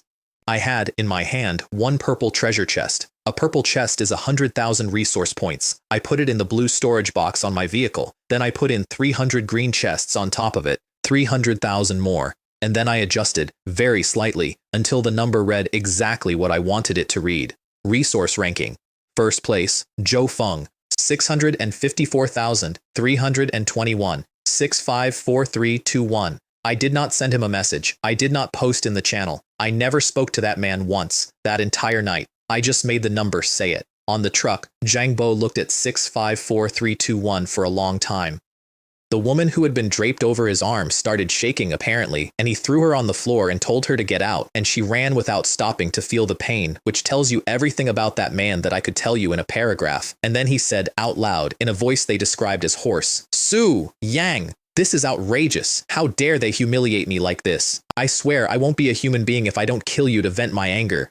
He had opened with a deliberate insult and reserved 60,000 points specifically to keep insulting me with, and when it came back, he experienced it as an atrocity. I want to be clear that I understand what I did. It was petty, it was a schoolyard move, it cost me nothing, and it accomplished nothing tactical. I would do it again immediately. The channel, on the other hand, had the time of its life. Where are they? Oh, sorry, I misspoke. Where are Jangbo's lackeys? I laughed. I really laughed. 654321. That number is amazing. He was holding supplies back so he could add them when Godfeng added points, and now he can't take them out. He still has the nerve to bring it out? With such meager supplies in front of my Godfeng? I just want to ask, what happened to those wise and shrewd people who knew when to back down? Charles William Croft, 300,000 points assembled from an entire family's holdings, looked at my score and did the arithmetic and decided not to compete, which is why he was the second best player on Earth. And then I opened the purple chest. 3 blue vehicle part blueprints, each adds a component slot, and blue vehicles cap at 3 extra, so I used all 3 and went to 9 slots. 3 blue star up cards, which upgrade a vehicle's star rating, and which, I discovered this by accident, and it became one of my most important tools, also restore the vehicle to 100% durability. I went from 68% to blue 2 stars and full condition in 1 card. That's not an upgrade item, that's a med kit for a house, and I had 3 of them, and I immediately stopped thinking of them as upgrades at all. 10 purple parts, which I saved, and a card, vehicle group card, purple quality. After acquiring a convoy, creates a vehicle group that can accommodate 3 convoys. Note, a purple vehicle group card can randomly acquire a purple level vehicle group attribute. A group of convoys, I hesitated and then used it, mostly because I suspected there'd be a vehicle group leaderboard eventually, and being first to build one had to be worth something. Successfully using the vehicle group card. Please name your vehicle group. I am terrible at naming things. I'd named my convoy after myself. Gao Lei, what should we call it? She thought about it and said with total sincerity, how about Godfeng? That's just too much self-aggrandizement. It's true though. It's still too embarrassing. I have since discovered that Gao Lei's naming skills and Gao Lei's cooking skills come from the same place. Since I have a system that kills monsters, gets chests, and levels up, chests are endless, upgrades are endless. Let's call it infinite. Naming successful. You have created a purple vehicle group, infinite. And then the sky said something else. Congratulations to vehicle owner Zhou Feng. You are the first person in the entire region to create a purple vehicle group. As a reward, your vehicle group has been upgraded to orange grade, and you have gained attribute awakening at all vehicle group levels. I sat down. There are such rewards? Very far away, in a district I would never visit, on a highway I would never see, a young man with a third eye in his forehead was at that exact moment holding an identical card, extremely pleased with himself. His clan had gathered the resources of most of the 3-eyed people who entered this world, traded them up into enough chests to synthesize a purple treasure chest as a top 3 leaderboard reward, and pulled a vehicle group card out of it. On purpose, as a project. Because the first purple vehicle group gets upgraded to orange and unlocks all 5 attribute tiers, and that would be a decisive advantage when the vehicle group boards opened. He pressed the button. Naming successful. You have created a purple vehicle group, 3-eyed God Clan. And then he waited, and nothing happened. What happens next? Shouldn't it be upgraded to orange grade? I did not know that man existed for another 2 weeks. I want that on the record. I did not beat him to it. I was not racing him. I bought a lottery ticket for a lottery I didn't know was running, on a whim, at 4 in the morning, next to a dead worm. Here is what I got. Vehicle group, infinite, grade, orange. Orange attribute. The group leader receives 1 mysterious treasure chest every 10 days. Purple attribute. 10 vehicle group parking spaces, and vehicles left in them repair themselves. Blue attribute. A vehicle group warehouse, 100,000 cubic meters, accessible by any member from wherever they are. Green attribute. Convoy capacity multiplied by 5. A basic 2-person convoy becomes 10. White attribute. Every ordinary member generates 10 copper coins a day. Every team leader 1 silver. The guild leader 1 gold, paid directly into the group account. Note, the mysterious treasure chest can yield mysterious items. The white attribute looks like the worst of them, and it is the one that quietly made me rich. 10 copper a day per member sounds like nothing. It scales with headcount, and headcount is the one resource in a world where 10 billion people are dying that you can always get more of. The warehouse was the one I understood immediately though, a shared 100,000 cubic meters that any member can reach from anywhere, which means Chen Wei, 700 kilometers behind me, could put his hand into a box in my vehicle. Which means I could put ammunition into it in the morning and a man in another district could take it out in the afternoon. That's not storage, that's logistics. And the mysterious treasure chest once every 10 days for as long as I live. I had walked out into a sandstorm to fight a worm, and I came back with a purple chest, 3 medkits, a company, and a payroll. The worm itself had one more thing to give: sandworm essence, blue quality, 10 of them. Jelly spheres about the size of a grape, faintly luminous, and I want to say they looked appetizing, but that would be a lie. +1 to all 4 attributes, and a chance to awaken the sandworm's own ability. I ate one and my attributes went up and nothing else happened. A shame. If Iron Skin had awakened, I'd have been unkillable. Gao Lei was standing there watching me eat luminous jelly at 4 in the morning, so I handed her one. She swallowed it without asking a single question. That still bothers me, a little, not that she trusted me. That she'd been in a world for 9 days where trusting anyone was stupid, and she'd calculated that trusting me was less stupid than the alternative, and she was right, and I don't love what that says about the alternative. Talent awakening, impact, ram anything, with your vehicle, with an object, with your own body, and for the duration your speed and defense multiply by 5. We tested it on an empty stretch at dawn. She put her hands on the wheel, and the armored RV went from stationary to gone. 3.6 kilometers in 10 seconds. It broke the sound barrier. A house broke the sound barrier. Was that me? That was you. Your talent's a good one. It hits, and it also gets you out. 5% durability per activation, which is steep, and which meant it was an escape hatch, not a tactic. She looked at her own hands for a while after that, and I let her. Then I recruited Lin Ruohan, and I did it in the most efficient way available, which was to show her my numbers. I sent the vehicle group invitation with the attributes attached, all of them except the orange one, because a mysterious chest every 10 days is the kind of detail that makes people ask questions. She read the list: the warehouse, the 5x convoy multiplier, the parking spaces that repair vehicles, the daily payroll. Wait, are we even playing the same game? Manhwa made the argument for me, which I had not expected, and which was better than anything I'd prepared. Ruohan, I know you want to stand on your own, but this is the survival world. We lost 3 white chests today because we were digging. Our old way of thinking was naive. 20 years old, unluckiest person on the planet. And she'd worked out in 8 days what most people never work out at all, which is that independence is a luxury good. I pushed the convoy connection to level 6, which matters because a convoy link at that level can only be severed by a gold grade item, and gold grade items barely exist. Then I pulled them both in, the van into a vehicle group parking space, the 2 of them into my cabin. Manhwa cried, actually cried, standing in a living room doing 400 kilometers an hour. This is living. This is happiness. Gao Lei looked at 2 20-year-old university students weeping over air conditioning and kept a completely straight face, which I respected. Lin Ruohan did the arithmetic out loud because she's that kind of person. We're at 1,500 kilometers, you're at nearly 4,000. Correct. At 3,900 there are 30 large black iron scorpions mixed into every group. Also correct. And you just killed 130 of them with 130 bullets in about a minute. Now I understand how you keep ending up in front. Told you you wouldn't regret it. Just tell me what you want from us. And here's what I wanted, and it's the trick I'm proudest of in the entire second stage. Manhwa had a blue motorcycle, 300 kilometers an hour, and after I upgraded it to blue 3 stars with a green stabilizer, 400. Manhwa was in Lin Ruohan's convoy. Lin Ruohan was in my convoy and my vehicle group, which means when Manhwa arrives at the station, the system counts it as my convoy arriving at the station. I didn't need to be first. I needed a member of my organization to be first, on a motorcycle, 4 days ahead of schedule, while I stayed in the desert farming worms. She left at dawn. The rewards came in that afternoon and I read them in a chair. First in District 9527, 10 silver. First in the Dragon Kingdom, 100 silver. First in the Blue Star Zone, 1 gold. 57th in the entire region, 10 gold. 57th, 3 days into the second stage, and I was not in the top 50 of the region, and that one line did more to calibrate me than anything else that week. Blue Star is 1 planet. The region is a filing cabinet, and we are 1 folder in it. Sansi Station did not sort its shops by how much money you had. It sorted them by where you ranked. Regional shop, Blue Star shop, Dragon Kingdom shop, and the Hell Mode bonus multiplied my rewards by 10 and handed me 110 gold, 1100 silver, and 1 privilege that the top 10 of the entire region did not have. The right to buy purple. Only the top 3, and anyone who'd chosen Hell. So I went looking for the most boring possible item, and I found it. Blue Star Up cards, 10 gold each. Stock in the Dragon Kingdom shop, 100. Blue Star, 10,000. Regional, 1,000,000. My personal purchase limit had tripled, 10, 100, 1,000. I dumped 15,000 gold into the group warehouse and bought 1,110 cards.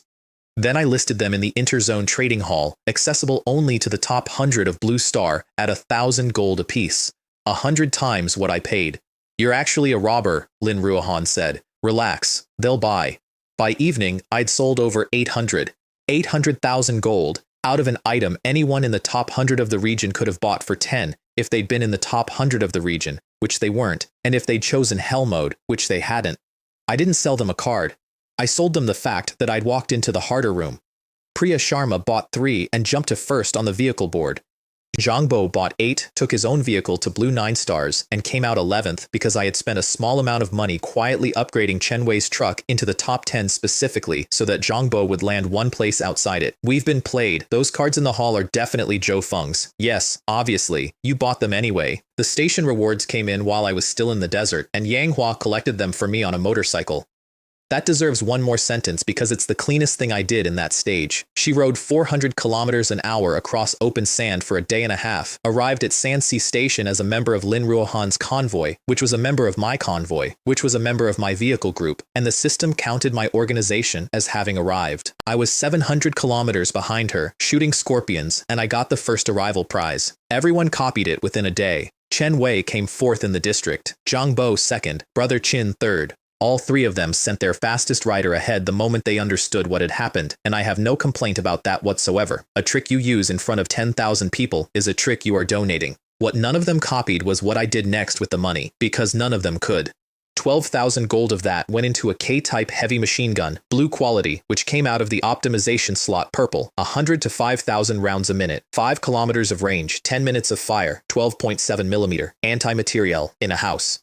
And the house by then read, Armored RV, 100%, blue 7 stars plus, 400 kilometers an hour plus, purple body, blue components. Then I got to work on the thing I actually wanted, which was a red treasure chest. The synthesis ladder is simple and it is brutal. Day 6, 15,000 white chests. Day 7, 25,000 white, synthesized down to 9,500 green, and then the greens went to exactly 1,000 blue.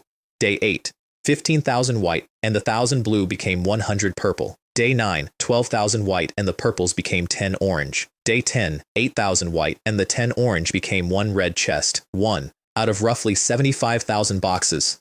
The engine underneath that was not me. I killed maybe 1,000 a night with my own hands.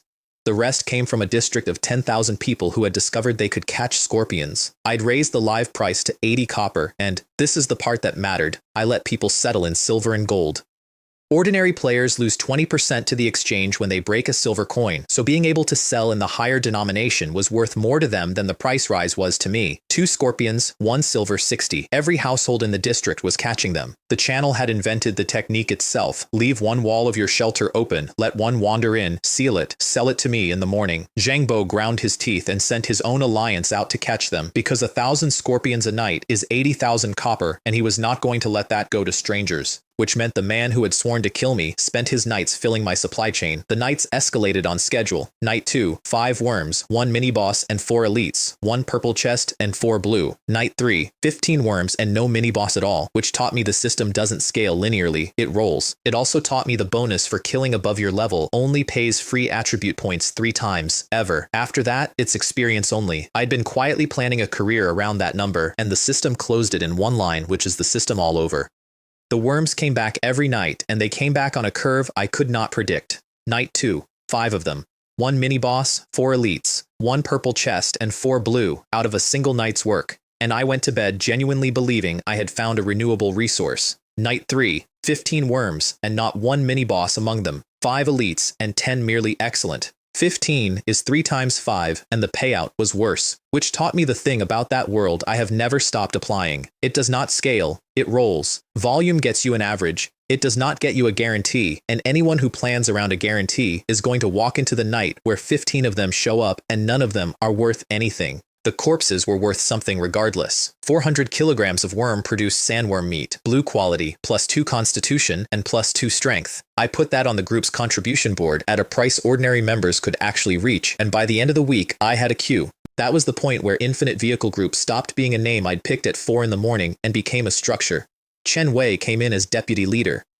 Gao Lei as captain, and the charter I wrote was, I will admit freely, severe. Any vehicle brought into the group becomes group property permanently. Leave voluntarily, get expelled, doesn't matter, the vehicle stays. Gao Lei read it and asked the reasonable question, won't that stop people joining? It stopped nobody. Not one person hesitated, and I want to be honest about why, because it wasn't loyalty, and it wasn't the charter. It was that I had meat that raised attributes and live monsters that converted into resources, and nobody else on the planet had either. A contract holds people for about a week. A supply of things they cannot get anywhere else holds them indefinitely, and both of us knew it. Chen Wei, when one of his own people complained about the purchase restrictions on scorpions, said the thing that told me he understood the shape of it better than I did. Restrictions? The more restrictions, the better. It means God Feng needs us. It means we're safe. He wasn't being obsequious. He was making a structural observation, and it was correct. The most dangerous position in that world was being useful to nobody. And then, poking at the warehouse interface at 2 in the morning, I found the thing that reorganized the entire operation. You can put a living monster into the group warehouse. Not a corpse, not a chest. A living, thrashing, level 10 desert giant scorpion. Which means I don't need chests to move inventory. I don't need the trade hall. I don't need Chen Wei to physically drive anywhere with a truck full of hostile wildlife. I need a crew of catchers spread across 500 kilometers of desert, all putting live monsters into one shared box that I can reach into from a kitchen. I stopped being a merchant that week. A merchant moves goods. I had just stopped needing to. Chen Wei arrived at Sanxi Station 4th in the district, 76th on Blue Star. Zhang Bo came 2nd, Brother Qin 3rd. Everyone had figured out the convoy arrival trick within a day of me using it, which is what happens when you use a trick in front of 10,000 people. And Manhua turned out to be a detector. She could spot a blue treasure chest at 10 kilometers, through sand, in the dark. I have no explanation, and neither does she. What she could not do was open one. Blue chest, opened by Yang Hua, a green capacitor blueprint. Second blue chest, a white blueprint. Third, a case of bottled water and 1 cup of instant noodles. Out of a blue chest, 10,000 resource points of container, and it produced a cup of noodles. I don't believe it. I'm definitely going to get something good. Hua, be quiet. This is a dictatorship. This is hegemony. I protest. So I sat Lin Ruohan down in front of the boxes instead, which was itself a promotion. And here is how the 3 of them did with the leftovers. 36,000 unopened white chests. The 3 of them made it to about 1,000 and quit. Yang Hua pulled a single scrap of iron out of 4 or 5 in a row and put her head on the table. I swear I will never touch another treasure chest as long as I live. I have heard her swear that 4 times now. Lin Ruohan holds the record for the worst white chest I have ever personally witnessed. 1 bottle of water, 3 iron scraps, and 1 packet of noodles. She opened the purple chest anyway, because I decided by then that luck was a resource and hers was worth testing. 4 items, all purple. A purple star-up card, which the shop does not sell at any price. A purple vehicle upgrade blueprint. A purple high-energy engine that burns gasoline, diesel, electricity, coal, and wood chips, and doubles as a generator. And an in-vehicle ecosystem. Oxygen, climate control, which I bought entirely because of one memory of a stuffy night under the sand. Then the orange chest. She opened it, and gold light came out of it and went into her. You have obtained an advanced talent awakening opportunity. As you are the first this year to open an orange treasure chest, your chance has been elevated. You have received a special awakening opportunity. Talent. Luck. She could see her own luck level, refreshed daily, never falling below green. She could transfer it to another person, and she could bank a day's luck into a short burst of a higher grade. Gao Lei suggested we wait for a better roll before opening the red chest. No, because first open rewards are elevated, and somebody else is going to get to red eventually. It has to be first. Lin Ruohan offered me her blue luck, either 1 full day of blue or 10 seconds of purple. Opening a chest takes 1 second. I took the seconds. 10 red items, or near enough. 10 red universal materials, which substitute for any material or component in any crafting recipe. Not a stack of steel, a stack of anything at all. A red supercar, not a blueprint, an actual finished vehicle in card form. 2-seat coupe, 100 cubic meters inside, 12 slots, self-repairing. And the part that mattered, the card restores driver status to someone who's lost it. There were thousands of people on Blue Star by then who had wrecked their vehicle, walked, and were living as passengers in other people's convoys with no way back. That card was a door for one of them, a red interior space, 1,000 cubic meters, layout to taste, and a blueprint for a vehicle shield, red quality, 360 degrees. Plus, for being the first person in the world to open a red chest, a red upgrade card, which raises anything to red. A blueprint, a component, a convoy, a vehicle group, a vehicle, and a line I had to read twice. Driver rating, Tier 4. As a human being, you have completed the first evolution of life. You are unquestionably the strongest human alive. I want to be honest about how that landed because it wasn't triumph. It was fine, and then it was hollow. I'd hit 30 in all 4 attributes 2 days earlier and triggered the evolution, which, contrary to every cultivation novel I've read, involved no agonizing marrow cleansing whatsoever. It felt like a warm ocean. I woke up 2 or 3 hours later covered in a layer of expelled filth and ran straight for the shower, and my health and mana had tripled. 300 to 900 because a point of constitution now gave 30 instead of 10, strongest human alive. And the thought that arrived immediately after was, for some races out there, 3 points of constitution is more health than I have right now. After everything. Mighty races. Ha. Wait. I'll keep climbing until every one of you is behind me. Tier 4 also unlocked the 4th ability of my talent. Light energy, 0 out of 100, regenerating 1 an hour, spend it, and the vehicle returns to 100%, and a second optimization slot. I put the red interior space in it first, because I wanted to see what would happen, and what happened is that it turned gold and expanded from 1,000 cubic meters to 1,000,000 cubic meters, gold grade, in my house. I took it out again, because the other candidate for that slot was the shield, and a golden space full of nobody is a very large empty room. Safety first. The space would have been gold. Without people, the best space in the world is worthless. The shield went in the optimization slot. The space went in an ordinary one and stayed at 1,000 cubic meters, and I have never once regretted it. Before that, I want to describe the single most expensive afternoon of manual labor in the history of the survival world. 35,000 treasure chests, 4 people, 6 or 7 hours. I rented the luxury suite at Sansi Station, which cost an amount of money I no longer noticed, and we set up an assembly line. I stood at one end pulling chests out of inventory in batches. Gao Lei, Lin Ruohan, and Yang Hua sat in a row and opened them without looking at the contents, throwing everything straight into the group warehouse. Chen Wei had 50 people in the adjoining rooms sorting what landed. By hour 2, nobody was speaking. By hour 4, Yang Hua had developed a technique where she opened a chest with her left hand while her right hand was already reaching for the next one, and she had stopped blinking. By hour 5, Lin Ruohan said, to the ceiling, "I can't feel my fingers." "Neither can I," said Gao Lei. "I could feel mine." That was worse. Mine had locked into the shape of a treasure chest lid 2 hours earlier and had declined to come out of it. Somewhere in that pile, I hit material synthesis level 3, which lets me fuse 100 iron blocks in one action instead of 10, and then level 4. 30,000 chests also produced an absurd quantity of inventory expansion scrolls, and I learned the rule the hard way. Past 100 slots, 1 scroll gives you 5. I burned an entire mountain of them to reach 110. Marksmanship 6, bullet manufacturing 6, precision 6, and at the very end, with about 400 chests left, Yang Hua opened 3 in a row and got 1 iron scrap out of each, then a 4th with 1 iron scrap, then a 5th with 1 iron scrap. She put both hands flat on the table. I swear on my life, I will never touch another treasure chest as long as I live. You said that in the desert. That was a different oath. This one is legally binding. Then Lin Ruohan opened one and produced the worst white chest I have ever personally witnessed, and I have witnessed roughly 70,000 of them. 1 bottle of water, 3 iron scraps, 1 packet of instant noodles. Yang Hua laughed so hard she slid off the chair. I made them dinner afterward because it seemed like the least I could do, and dinner was the packet of instant noodles from the world's worst treasure chest, divided 4 ways. Nobody complained. That's how tired we were. Then came the day I spent 1,000,000 gold coins in a single transaction. The Hell Mode reward for anyone in the top 100 of the region was a special vehicle enhancement paid for in gold with a ceiling of 1,000,000. 1,000,000 gold. For context, most players in that district were counting in copper, and 100 copper made a silver, and 100 silver made a gold. I sold everything I could sell. I kept supplies for 100 people for a month and liquidated the rest. I synthesized blue blueprints and sold those. I emptied the trading hall.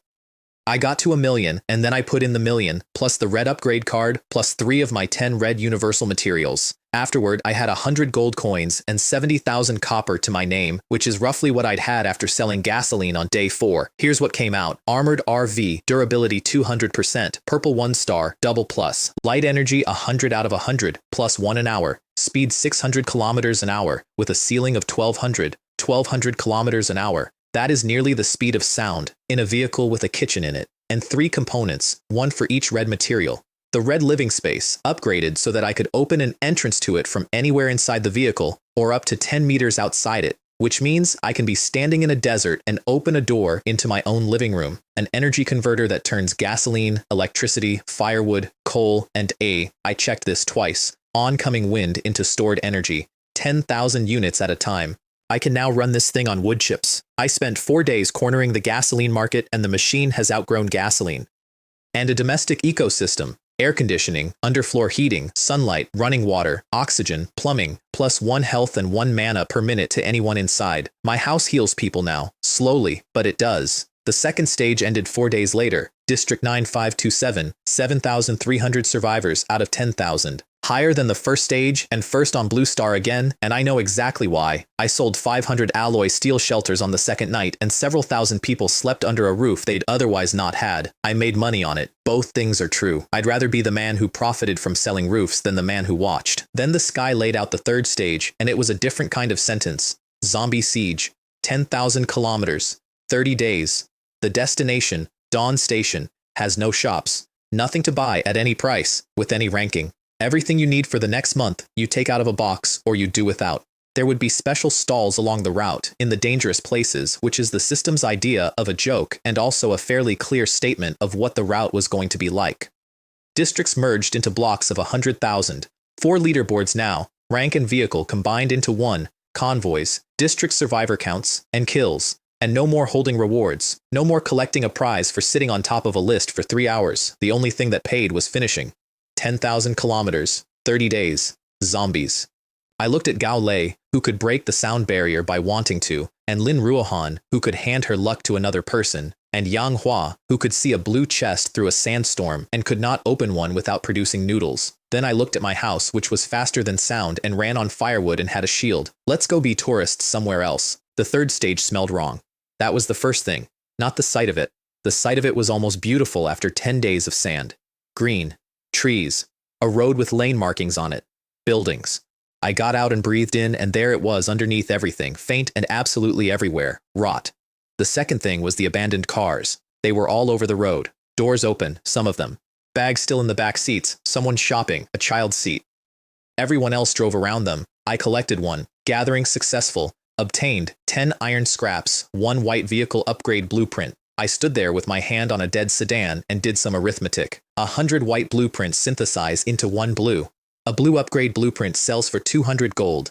There were, at a rough count, tens of thousands of abandoned cars between me and the horizon. Everybody, out, start collecting. We filled a 500 cubic meter storage room inside the living space with dead cars in about 2 hours. And I want you to picture that. 4 people walking down a highway at the end of the world, putting entire vehicles into a pocket. And a few hundred kilometers back, Zhang Bo had the same idea because his talent let him sell abandoned vehicles to the station. 100 copper each. 100 cars is 1 gold. There are tens of thousands of cars here, maybe hundreds of thousands. He ran to the trading hall to start buying them from other players in bulk and found that somebody was already buying them. At 80 copper, he could offer 10, maybe 20.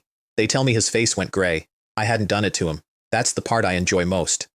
I'd have bought those cars if he'd never existed. The zombies started at about the same time. Normal zombie, level 5, 50 health. Skill, zombie virus, and the road at every town split in 2, straight through the middle or around. Around adds 100 kilometers, which explains the 30 days for 10,000 kilometers, and it also explains the design. All the treasure chests are in the town center. All the shops are in the town center. You can go around every single town on the route and arrive safely with nothing. The shops turned out to be screens on a wall, free.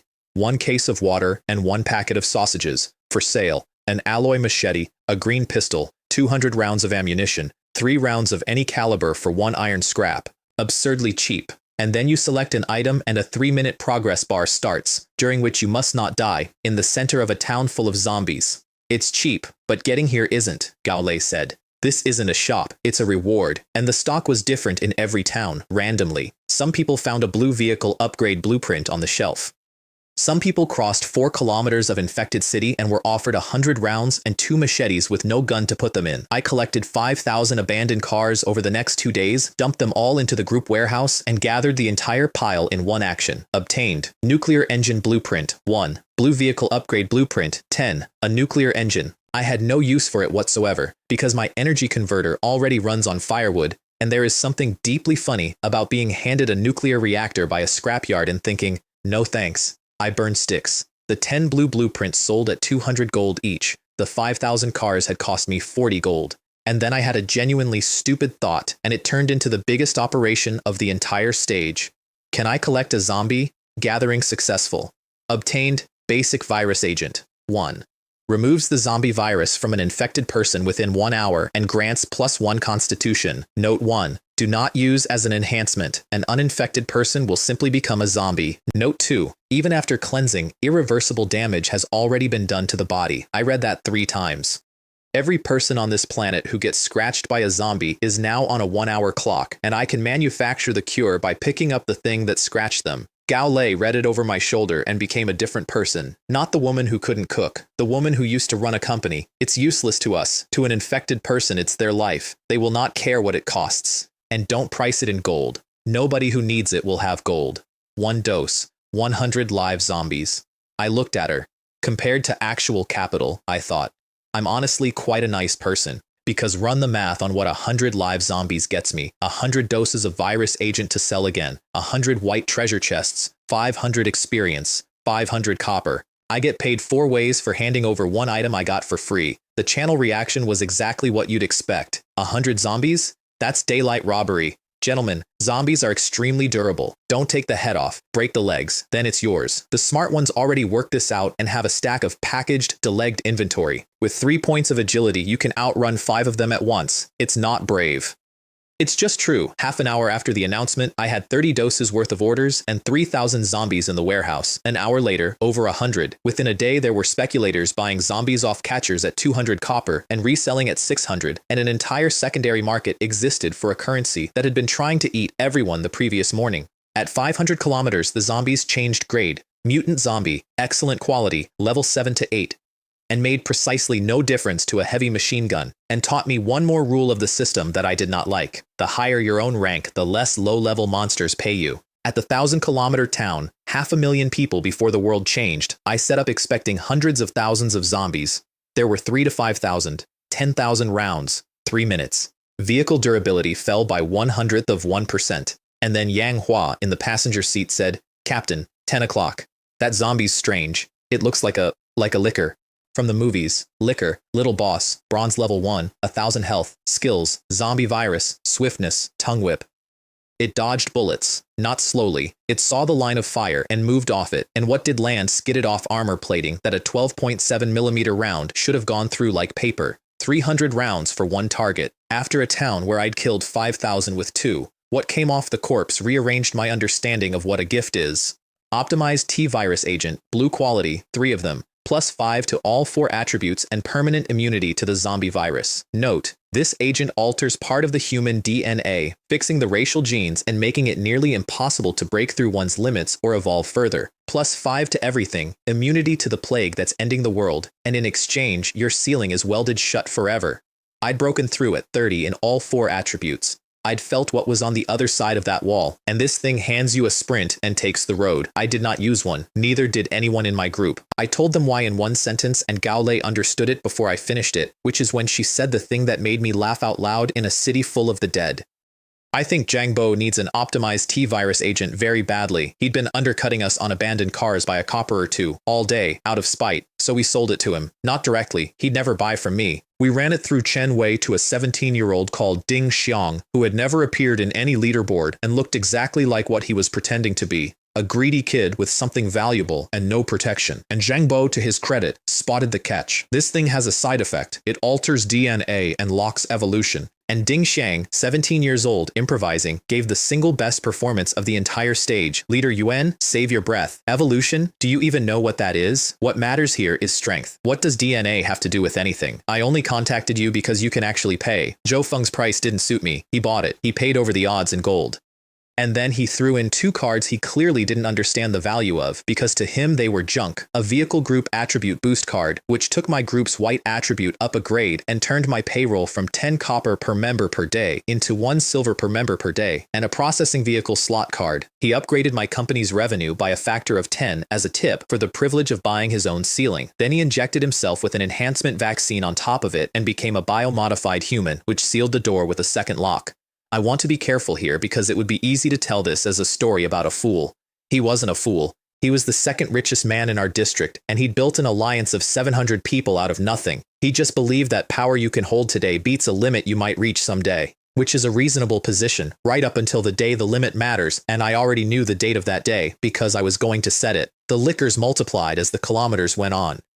Most of them were elites rather than little bosses, which mattered because the advancement quest to gold rank required 5 mini-bosses. At 2,000 kilometers, there were 10 liquors in one town, and one of them was a mini-boss. Advancement quest complete. You have reached gold rank. Gold gives 5 attribute points a level. It also costs 100,000 experience for the next level and 400,000 for the one after, and I looked at those numbers and understood that the free ride was over. Everything from here would be paid for in volume. Material synthesis hit level 6, and that was the real prize of the week because level 6 let me synthesize purple blueprints, and this is the part that changed everything. Choose the target of the synthesis, which means any white blueprint for a specialty vehicle, an excavator, a bus, a tanker, a camper, becomes a purple blueprint for exactly the thing I want. First thing I made, a purple upgrade blueprint for a double-decker bus. That sounds like a joke. It is the single most in-demand item among every large convoy on the planet, and here's why. Convoy's nest. A 10-person convoy where each member has their own small convoy is 28 people or more, and every one of those people has to physically sit somewhere. The big alliances weren't short of fuel or guns, they were short of seats. I put it up for sale and said priority goes to special items and blueprints, not coins. Front row, basking in Godfeng's radiance. Why can't I message Gao Lei or Lin Ruohan? Wake up. Without a certain amount of capital, those two block you automatically. There was a purple chest in that town, and Yang Hua saw it first, because of course she did. She had spotted it from about 9 kilometers out, through 2 rows of buildings, while eating a sausage. Then she put her hands out for it. Gao Lei intercepted her wrist mid-air with a speed that suggested she had been rehearsing. You may hold it, you may not open it. What followed was a performance I have replayed in my head many times. Yang Hua's eyes filled up on command. She turned to Lin Ruohan, slowly, the way people do in the last 10 minutes of a very long drama. Ruohan, every day your luck goes to the captain now. Every single day. I've known you 5 years. We were friends in school. And you? She didn't finish. She just let it hang there, with the corners of her mouth going down. A 20-year-old woman doing an impression of an abandoned concubine in a ruined city over a box. Gao Lei's face did not move a millimeter. Lin Ruohan's did, which is why I stepped in and offered a settlement. 5 green chests, hers to open, no supervision. Yang Hua accepted with tremendous dignity. Out of 5 green chests came about a dozen items, of which exactly 1 was green quality, and it was a blueprint for a fuel tank. A fuel tank, for a vehicle that runs on wood chips. Ruohan, did you not put the buff on? The blue luck. Put it on, quickly. Lin Ruohan had put the buff on. That was the problem. Blue luck had gone into those 5 chests and produced a fuel tank blueprint. And that's the thing I noted at the time and have never solved. Yang Hua can find a blue treasure chest through a wall at 10 kilometers in the dark while distracted. She has never once been wrong about where a chest is. She just cannot open one. Whatever is measuring luck in that world is measuring 2 different things and has decided to give her all of one and none of the other. And I would very much like a word with whoever designed that. Brother Chin won it and paid with something I did not expect. Copy card, category, mystery, quality, special, copies any item. High-level items have a chance of failure. I tested it immediately because a card like that is either a toy or a foundation. It copied a purple blueprint. Fine. It copied a red universal material. Better. It copied the red supercar card. At full success. First attempt. Which means the copy card is at minimum red grade itself, and Brother Chin had traded it for a bus. He knew, by the way. I asked him later. He said a bus he could use today was worth more to him than a card he couldn't, because he had 300 people standing in the road, and the instant he got it, his cousin Heiwa, whose talent duplicates a vehicle by fusing an energy copy onto an existing one, turned that one bus into 3. Where did the copy card come from? A purple chest in a zombie nest in the very first town on the route, a zombie nest I had driven straight past. Because my routine was to scout a town on the blue motorcycle, read the health bars, kill everything that had one, and leave the moment the bars ran out. Efficient, fast, and completely blind to anything the system hadn't tagged as a monster. I'd optimized myself into missing the best item on the road. I changed the routine that afternoon.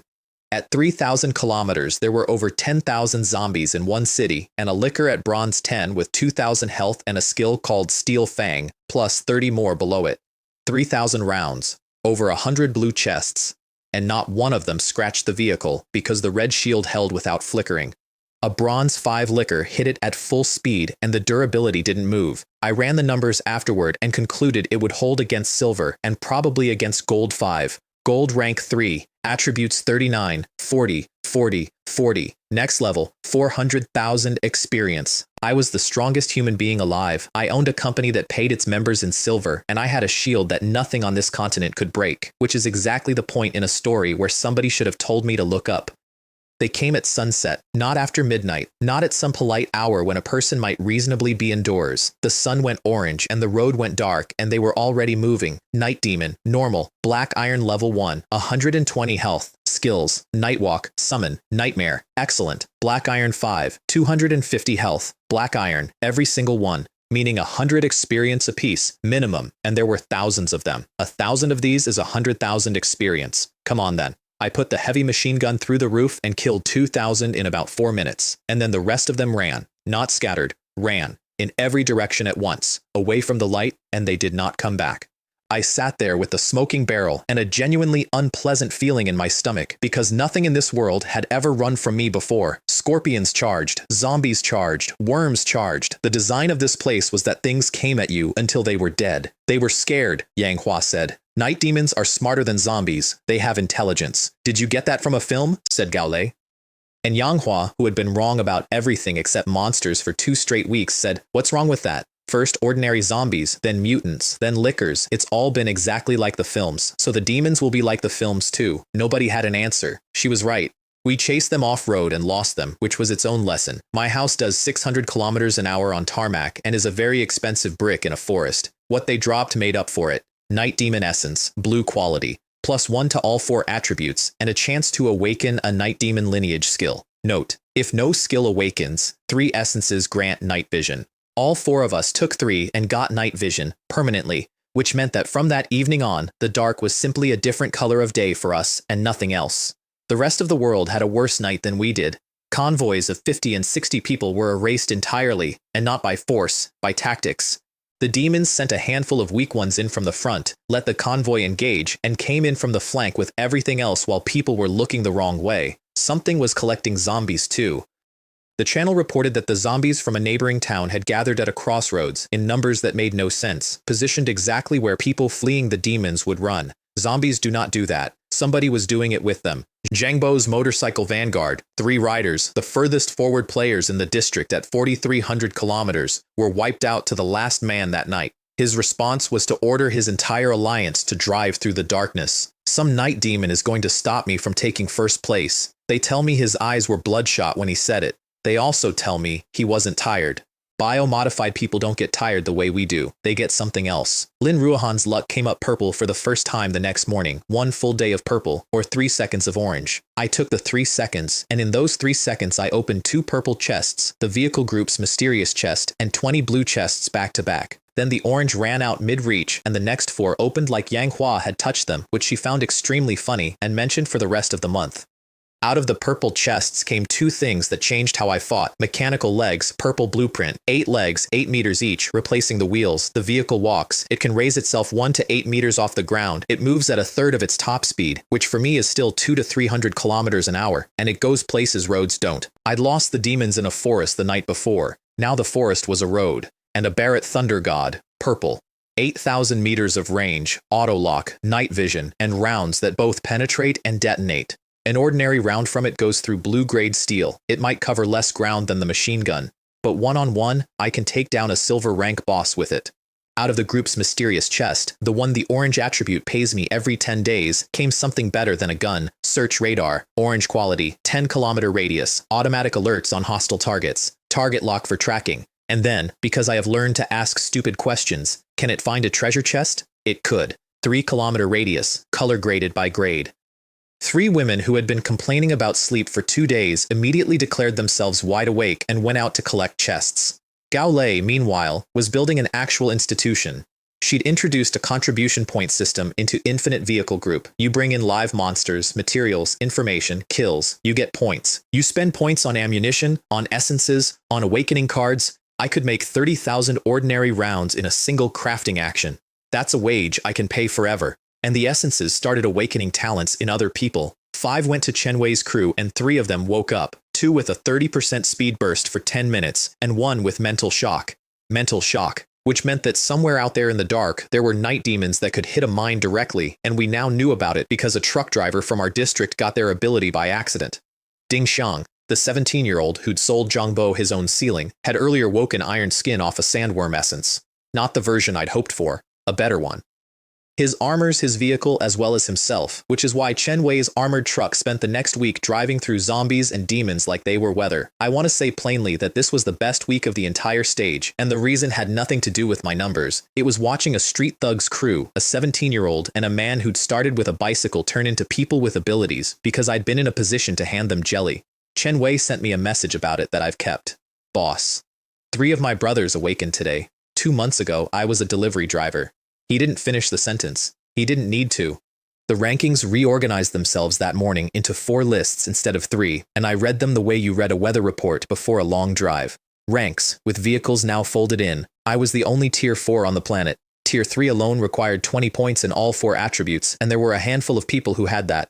District populations, 9,527 was still first, and 9,527 had lost 1,300 people the previous night. The district ranked 100th had lost 5,000. Convoys. Almost every motorcycle vanguard on Earth had been wiped out by night demons. The second furthest driver was at 2,100 kilometers. I was at 4,300. Kills, 50,000. Second place, 5,000. The channel had opinions about that last one. 99% of his kills are zombies he bought. That's not skill, that's shopping. Correct, it was shopping. It was also 50,000 zombies that are no longer standing between anyone and Dawn Station, and I have never once claimed to have earned a number honestly when I could buy it. Then, from 3,000 kilometers onward, the road changed shape again. Every town now had 2 gas stations, and they were both on the bypass route, the safe route, the one that adds distance, and the bypass had lengthened from 100 kilometers to 150. Each gas station had a treasure chest of green quality or better sitting in plain view, and between 200 and 500 zombies standing around it. That's bait, said Gao Lei. That is unashamedly bait. It was. It was also correct bait, because the reward was real. I took one, and in the basement I found a blue chest and separately a blueprint lying on a desk. Not in a container, just on a desk in an office where somebody had presumably left it. Ultraviolet fluorescent lamp, white quality. I stood there with it in my hand. Hold on. Ultraviolet. Night demons hunt after dark. Night demons have a skill called night walk. Night demons had, twice now, broken off an approach and gone around a lit position instead of through it, and I'd assumed they were being tactical. Does this thing keep them off? There was a second blueprint on the fuel tanker outside, a tanker upgrade, and a third at the cash register for an oversized barrel, and neither of those mattered at all compared to the piece of paper from the desk. The system had put the counter to the Polar Night in an office drawer at a gas station 3,000 kilometers before anyone would need it, on the route most people were too scared to take. It does that. I've noticed it does that constantly. Everything you need is out here somewhere, and it's always behind the door with the monsters on it. I made one that night, and the demons would not come within 100 meters of the light. Then I built the blue version and gave the blueprint away to Gao Lei's brother, not to Chen Wei, because Chen Wei's convoy already had Ding Xiang and his vehicle plating iron skin, and there is no sense stacking 2 answers on the same problem. Elsewhere, Zhang Bo found a hole in the ground. Underneath a town square, there was a biological research laboratory. 40 or 50 of his people went in. 3 or 5 came out. He considered this a triumph because in the deepest room, there was a purple blueprint. Biochemical laboratory vehicle. Bioexperimentation, biomodification, bioenhancement, biotreatment. His truck became a black armored bus with a laboratory inside it, and his first stated principle upon acquiring it was, test on others first, then on myself. He got his wish, in the sense that matters. Overall, rating, Tier 4. You have evolved into a biochemical species, separating from humanity. The sum of your 4 attributes exceeds that of all current humans. Strength 50, Constitution 45, Agility 47, Spirit 36, Health 900. Mine was 900 too, and my Constitution was 40. Because for a biospecies, 1 point of Constitution gives 20 health. For an evolved human, it gives 30. He had 5 more points of Constitution than me and exactly the same health, and he did not notice because he was busy reading the line about exceeding all current humans. He'd separated from humanity. The system said so in the notification. He read it as a compliment, and his talent grew a new branch. He could now issue loans. With this, he said, I'll build an army of the biospecies. He sold biomodification on credit, plus 5 to every attribute and immunity to the zombie virus, no money down. To people who were being hunted at night by things that had learned to flank. I understand why it sold. I want to be fair about that. If you're a level 2, nobody with a hatchback and something in the dark ate your convoy last night, +5 to everything today is not a stupid trade. It's the only trade anyone's ever offered you. I posted a warning in every channel I could reach, 3 times. To everyone considering becoming a biospecies, humanity has one privileged first evolution, and after modification, you cannot have it. Zhangbo answered publicly, and it was, I'll admit, well aimed. Humanity finally finds a way to survive, and you say something like this? Where is he? Too ashamed to show his face? Chen Wei answered for me, which I'd told him not to do, and did anyway. Last time I'll say it. Bioengineering is not the road. Those who trust our god Feng, stay out of it. Those who don't, do as you like. That was all we could do. I had no proof except a notification I'd read on my own screen, and the alternative on offer was 5 free points to people who were dying. Thousands took it.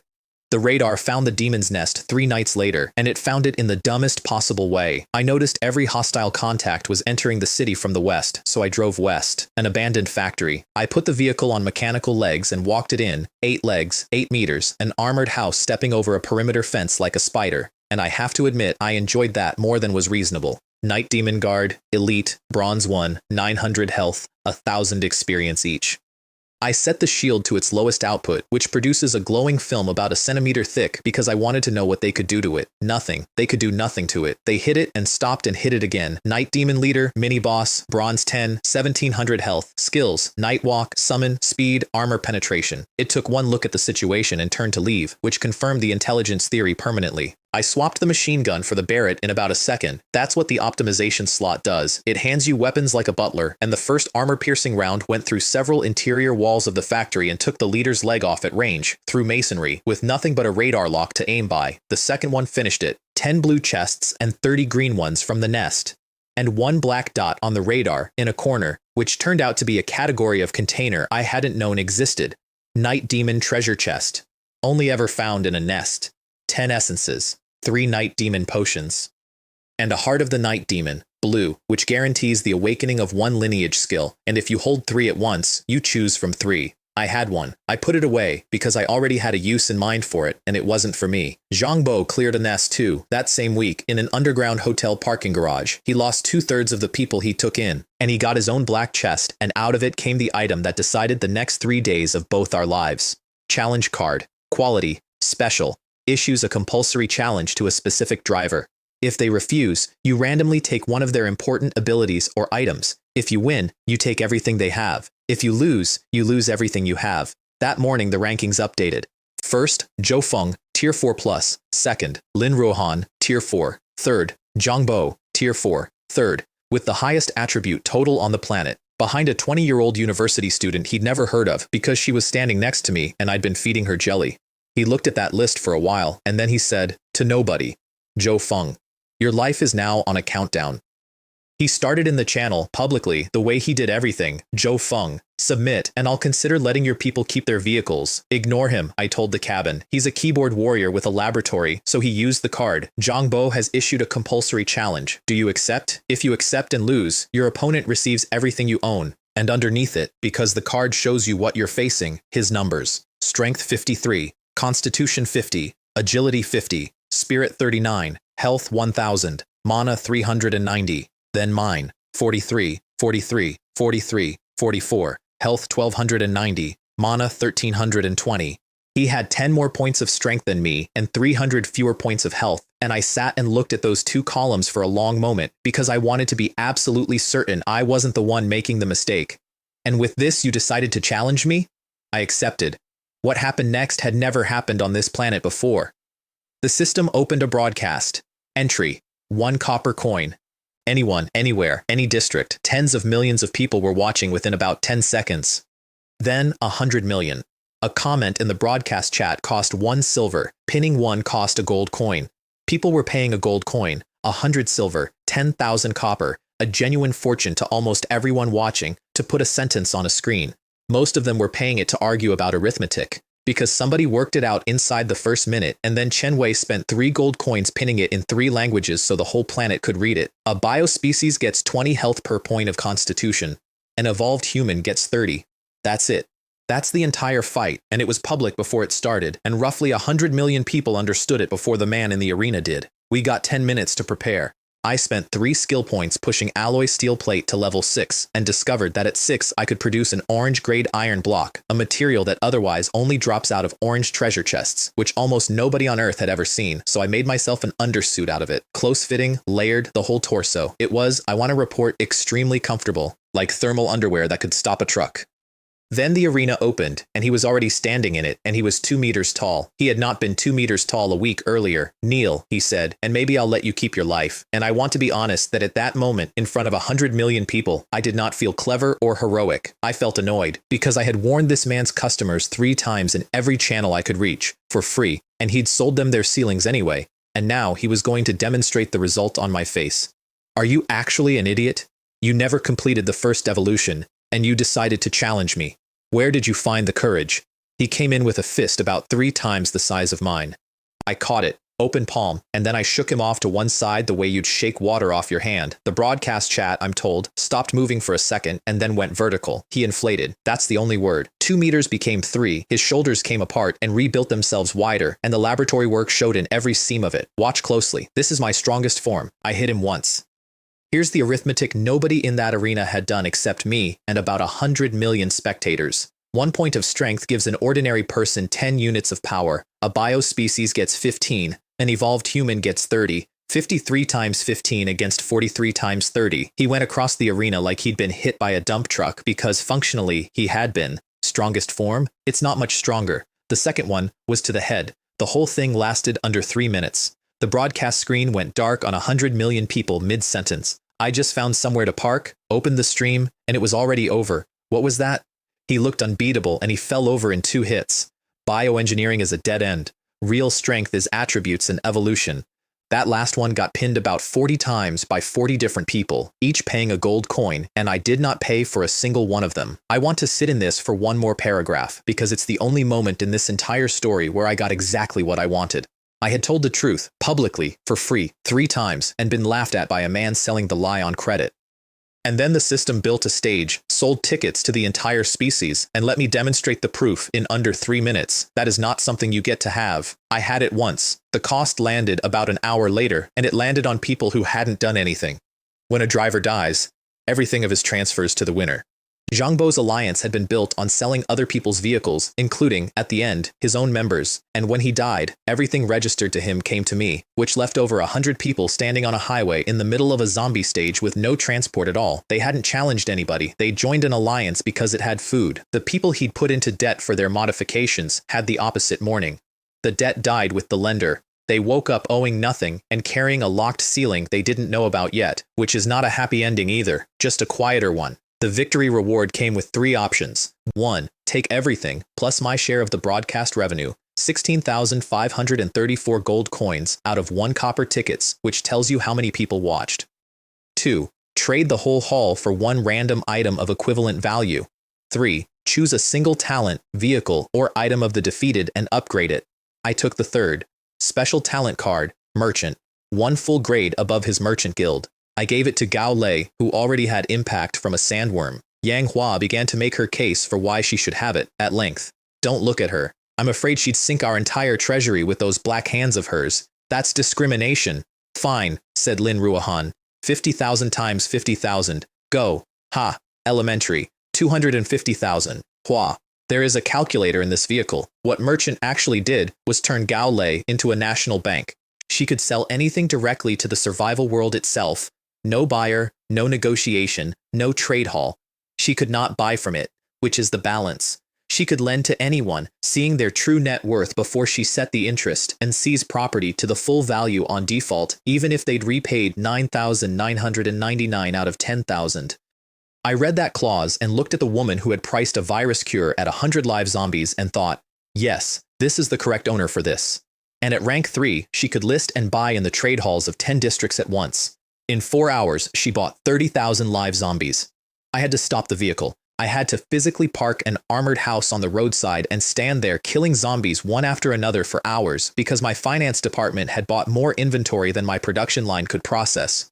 I want to describe that afternoon because it is the least heroic thing in this entire account, and it is also, in pure numbers, one of the most productive.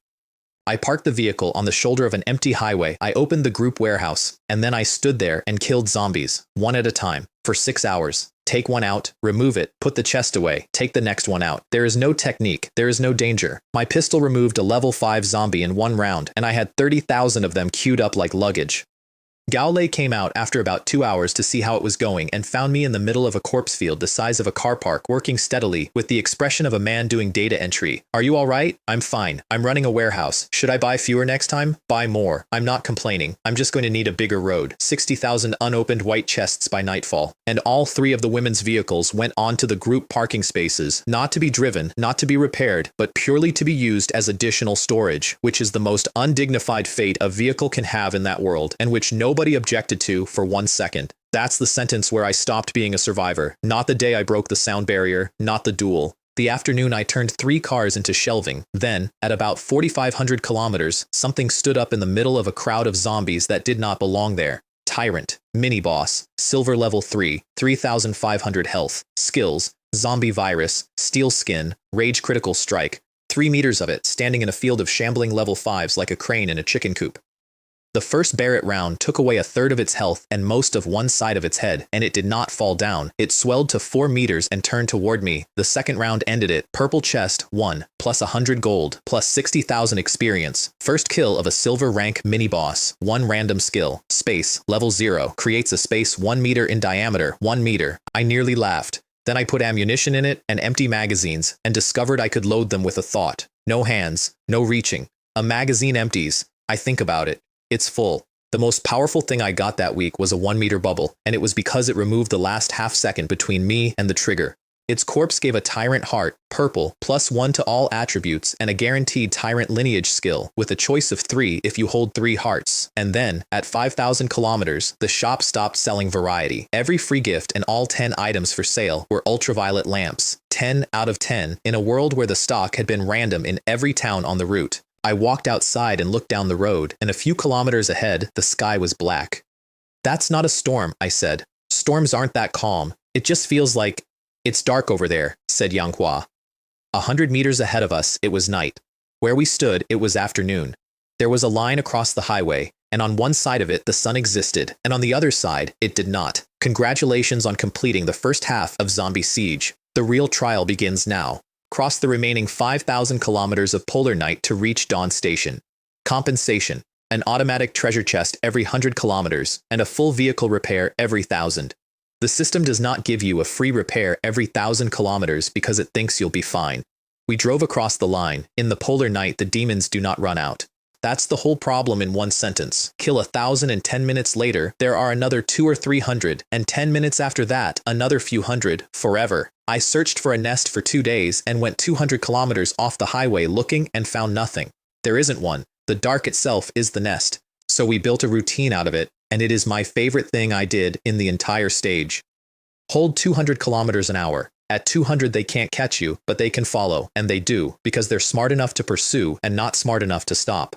Drive for 3 hours. By hour 3, there is a tale of 10,000 night demons strung out behind the vehicle across the dark like a comet. Then open the roof hatch and cut them down for 10 minutes straight. Gold 7 in a single morning. 3 night demon hearts came out of that, and 3 hearts means a choice of 3. Summon, speed, armor penetration. Mental shock was not among them, which I noted with some irritation, because that was the one I wanted. I took summon. Level 0. 100 mana. Summons a guard, no higher than your own rank. 3 minutes. I pushed it to level 3, 500 mana, 10 minutes, and 1 word changed. A guard no higher than your own level. Gold 7, 12,000 health. My summoned demon had 10 times the health I did, and its kills counted as mine, and I want to point out how absurd that is. I killed things for 2 weeks to earn the right to have something 10 times tougher than me kill things on my behalf, and get the credit. 3 silver 1 tyrants went down to 3 shots that afternoon. 3 purple chests, 60,000 experience, and out of one of them, tyrant potion, blue, plus 10 to all attributes for 10 minutes, followed by -5 for a while afterward. An emergency button with a hangover. I put it in the 1 meter bubble where I could reach it without hands. Then the radar found something with a title I hadn't seen before. Night Demon King, Mini Boss, Silver 5, 3,000 health, Iron Skin, 100,000 experience. And its heart counted as 3 hearts on its own. I gave it to Lin Ruohan, who took the choice of 3 and picked the one I'd wanted. Mental shock. Power scaling with the mana she pours into it, range 100 meters. We tested it on Manhwa. She stood perfectly still, upright, eyes open, for several minutes, and when she came back, she wanted to know why everyone was looking at her. Manhwa and Gao Lei both drew Iron Skin instead, at the 3rd tier, which Manhwa immediately named Iron Head. Well, at least now when Gao Lei accelerates suddenly, I hit the wall with my head and it doesn't hurt. Gao Lei said nothing at all and accelerated suddenly. 2 days into the polar night, I stopped the vehicle in the middle of the road on purpose. Within an hour, there were night demons on the roof, on the hood, on the windows, hanging off the mechanical legs, packed 6 deep in every direction, all of them hitting the shield at once, continuously. I turned on the soundproofing, and the 4 of us sat down and ate hot pot. I'd set the radar to beep if durability dropped below 100%, which is a joke of a threshold and was the point. Even 10 hours of that would cost me under 20%, and 1 purple star-up card puts it all back. Manhwa kept looking at the window, where a demon's face was pressed flat against the glass, silently screaming, about 40 centimeters from the soup. Should we close the blinds? Why? He's not doing anything. Then I did the thing that I keep doing, which is give the whole plan away for free. I put everything I knew about the polar night into the Blue Star channel. That the demons don't stop, that there's no nest, that 200 kilometers an hour outruns them, that ultraviolet keeps them off you. The market reacted within minutes. Ultraviolet lamp prices went vertical, and then the lamps simply stopped existing at any price because everyone who had one kept it. And Brother Chin, who had liquidated his entire inventory the previous evening, including a dozen ultraviolet lamps, to fund a bus upgrade, sent me a message consisting entirely of the following: ask me, go on, ask me, that's all you're good for. He couldn't buy his own lamps back, not because he lacked the money, though he did, because nobody on the planet was selling. He got his revenge about 6 hours later, and it cost me almost nothing, and it was the best trade of my life. He had a white blueprint for a processing vehicle. That's the empty slot in my vehicle group, the one I'd been staring at for 2 weeks with nothing to put in it. He named a price designed for haggling: 3 purple upgrade blueprints, 5 blue firearms, 20 green ones, 100 white pistols, a mountain of ammunition, and 50 ultraviolet lamps. I said yes before he finished the sentence. He was visibly upset about that for about a day.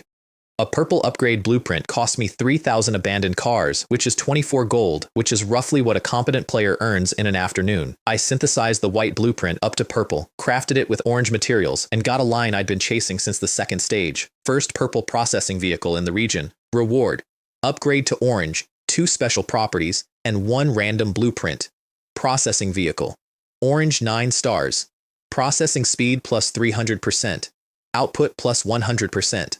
Optimization plus 100%. Blueprint reverse engineering. Blueprint synthesis. Reverse engineering. I could scan the Barrett and get its blueprint. I could scan the Red Shield and get its blueprint. The Barrett would take 10 days of continuous operation, and the machine runs 24 hours a day and pulls its own materials out of the group warehouse without being asked. I had spent a month personally manufacturing bullets. That job was now retired, and the random blueprint reward was a large meat bun, a bun with meat in it. Pork, beef, mutton, egg, cabbage, or kimchi. 200 grams. Costs 2 iron scraps to make. Restores 5 health and 5 mana. I want to be clear that this was, in practical terms, one of the 3 most valuable things I acquired in the entire stage, and Gao Lei saw it before I did. Give one to every member every day and group cohesion goes through the roof. Because here is what people had been eating: instant noodles, sausages from a wall screen. And at the stations, if you had 10 silver, a steamer basket of dumplings. I have never eaten a meat bun in this world. The station sells breakfast. Tried it. 10 silver for a basket of soup dumplings. That's not food. That's a mugging. God Fung is selling meat buns at 1 gold each. That's not a mugging. That's a legendary grade mugging. I priced them absurdly and gave them away internally, which is the whole trick. An ordinary member got 1 every 3 days. 1st tier members, 1 a day. 2nd tier, 3. 3rd tier, as many as they wanted. Nobody left Infinite Vehicle Group after that, not 1 person. I had ammunition, attributes, and a shield, and what actually welded 300 people to me was a pork bun. Gold 10 came at 52, 52, 52, 54. And the advancement quest to Platinum was doubled because the system had noticed me. Kill 10 silver mini-bosses, already done, and kill either 1 gold great boss or 3 gold bosses. I chose the 3, and I chose them specifically to delay my own advancement because the moment I ranked up, everything below me would pay less. There is a point in this game where climbing costs you money, and I'd reached it. At 9,000 kilometers, the radar showed me something worth the delay. Frenzied Tyrant, Big Boss, Gold 1, 10,000 health. Skills: Tyrant Virus, Horde Control, Steel Armor, Berserk, Shockwave, Horde Control. That was the answer to the zombies at the crossroads 3 weeks earlier. Something had been arranging them, and it was this, and it was smart. It knew what I was the moment it saw the vehicle, and it turned to leave. A shame. Once I can see your health bar, you don't get to run. 500 or 600 armor-piercing rounds, 2,000 to 3,000 gold worth of ammunition spent on one target from 8 kilometers away while it ran. The thing that made me stop and think was Horde Control. Because 3 weeks earlier, the channel had reported zombies gathering at a crossroads in numbers that made no sense, positioned exactly where people running from night demons would arrive. I'd read it, filed it as strange, and driven on. That was this. Something had been arranging the dead as a trap, and it had been doing it for weeks, and it had been doing it well enough that convoys walked into it. It saw me before I saw it. That's the other thing. 10,000 health, a boss title, and the first thing it did upon registering an armored vehicle at 8 kilometers was turn around and start moving away. Everything intelligent in that world ran from me now. The lickers didn't, the tyrants didn't. The ones with a brain behind the eyes did, every time, immediately, and I had begun to find it genuinely unsettling, not because it made them hard to kill, but because it meant they were all sharing the same conclusion about me, and I had no idea where they were sharing it. A shame. Once I can see your health bar, you don't get to run. 500 or 600 armor-piercing rounds fired at a sprinting target across 8 kilometers of dark, with a radar lock doing the work my eyes couldn't. 2,000 to 3,000 gold worth of ammunition spent on one animal, worth every coin, and here's the arithmetic. 200,000 experience, 1 orange chest, 1,000 gold, and, because it was my first gold rank boss, 3 more orange chests and a special item on top. I could have skipped it. It was leaving. It would have been out of my life in 90 seconds, and I'd have saved 3,000 gold. That's the whole game, in one decision, and it's the thing almost nobody in that world understood. The expensive kill is not the one that threatens you, it's the one that's walking away. Orange chest, 1, plus 1,000 gold, plus 200,000 experience. First kill of a gold rank boss, 3 orange chests and 1 random special item. Skill point card. Grants between 1 and 10 skill points. Between 1 and 10. That's a spread wide enough to matter, so I put it away and waited for Lin Ruohan's luck to spike, which is a sentence I would not have understood a month earlier. And then the road ran out. Not literally. The city was there, exactly where the map said, and the map had not prepared me for it in any way. It was a circle more than 30 kilometers across, with Dawn Station at the center, and the radar rendered it as a single unbroken sheet of red. Not contacts, not clusters, a field, tens of millions of zombies and night demons. I ran the honest assessment first, because that's what you do before you do something stupid. Could I personally get through? Yes. The shield holds against anything I've met. I have purple star-up cards to reset my durability, and Gao Lei can put us through a wall at 5 times speed. I could drive in, cross 30 kilometers, and reach Dawn Station alone tonight. 2 things stopped me. The first is that District 9527 could not. 7,000 people were behind me on that road, and every single one of them would have to cross that city, and most of them would not. The second is that a radar field of tens of millions of monsters is, in the only unit I have ever really counted in, tens of millions of treasure chests. I want to be honest about the order those 2 arrived in. The second one arrived first. The first one is the reason I stayed. I said it out loud in the cabin first, because I wanted to hear how stupid it sounded. We take the city.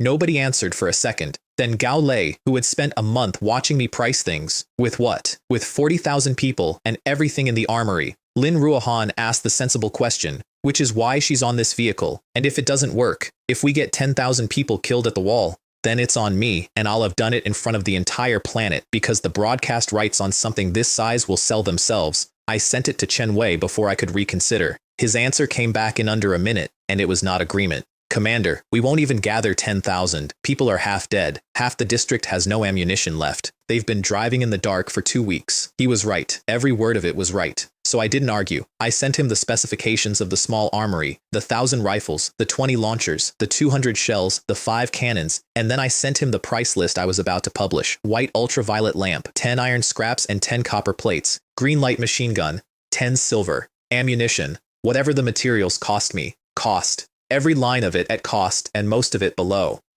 He went quiet for 4 minutes. I have been called a robber in 3 languages on a planetary channel. I have sold gasoline at 150 copper a liter to people who had no other option, and I have sold the cure for a plague at 100 live monsters a dose, and I would do both again tomorrow. And I understood exactly what I was doing with that price list, which was buying something that money doesn't normally reach. 30 kilometers of city is not a thing 4 people clear. It is not a thing 400 people clear. An armed district is worth more to me than a rich one, and I had reached the point where I could afford to notice that. When the announcement went out, the channel changed tone inside an hour, and one line in it stayed with me longer than any of the compliments I got after the duel. Before this, there was almost no hope. Now I can see the dawn. The station at the middle of that city was called Dawn Station. Somebody had named it a month ago, before any of us existed as far as this world was concerned, and it had just become a pun that 40,000 people were prepared to die on. Lin Ruohan's luck came up purple again, and she went through 16 purple chests in one sitting. Ultraviolet incendiary bomb. Purple. It hangs in the air for 3 minutes and burns out a circle 3 kilometers across, and it takes almost all the health off an ordinary night demon. A blueprint for manufacturing ultraviolet lamps, which went straight into the processing vehicle, which meant that by morning, I was producing the single most wanted item on Earth 24 hours a day out of scrap. And a green light machine gun blueprint, which is how the 10 silver guns got made. The only thing that didn't go my way was the gold boss I needed. Night Demon King. Gold rank 3, at 8 kilometers. It felt the shot coming, not heard, not saw. At 8 kilometers in the dark, it moved off the line before the round arrived, and the explosive round that clipped it took 800 health off something that had far more than that, and then it ran for the city and did not stop. Damn it. Why are you running? Everything intelligent in that world had started running from me, and instead of feeling powerful, I mostly felt like I was being herded somewhere, which, it turned out, I was. Because while I was standing outside a city of tens of millions preparing to take it with 7,000 people and a bun recipe, on the other side of the planet, at somebody else's finish line, an entirely different species was preparing to do the same thing with 80,000, the Blue Shadow Clan, skin with a faint blue luminescence under it, technology decades ahead of anything Earth had built. Specialists in genetics, which is the part that mattered, because they had unlocked their own racial gene lock long before they arrived, which meant the survival world had not offered them a first evolution at all. They didn't need one. Their baseline was the 3rd level of life. 1 point of constitution, 50 health. Mine gave 30. I was the strongest human alive, and their farmers had a better exchange rate than me. Some of them were already at the 4th level, 100 health per point. And their 3rd prince, Xiaojun, had been born at the 4th level, reached the 5th by adulthood, and was rumored to have passed the 6th.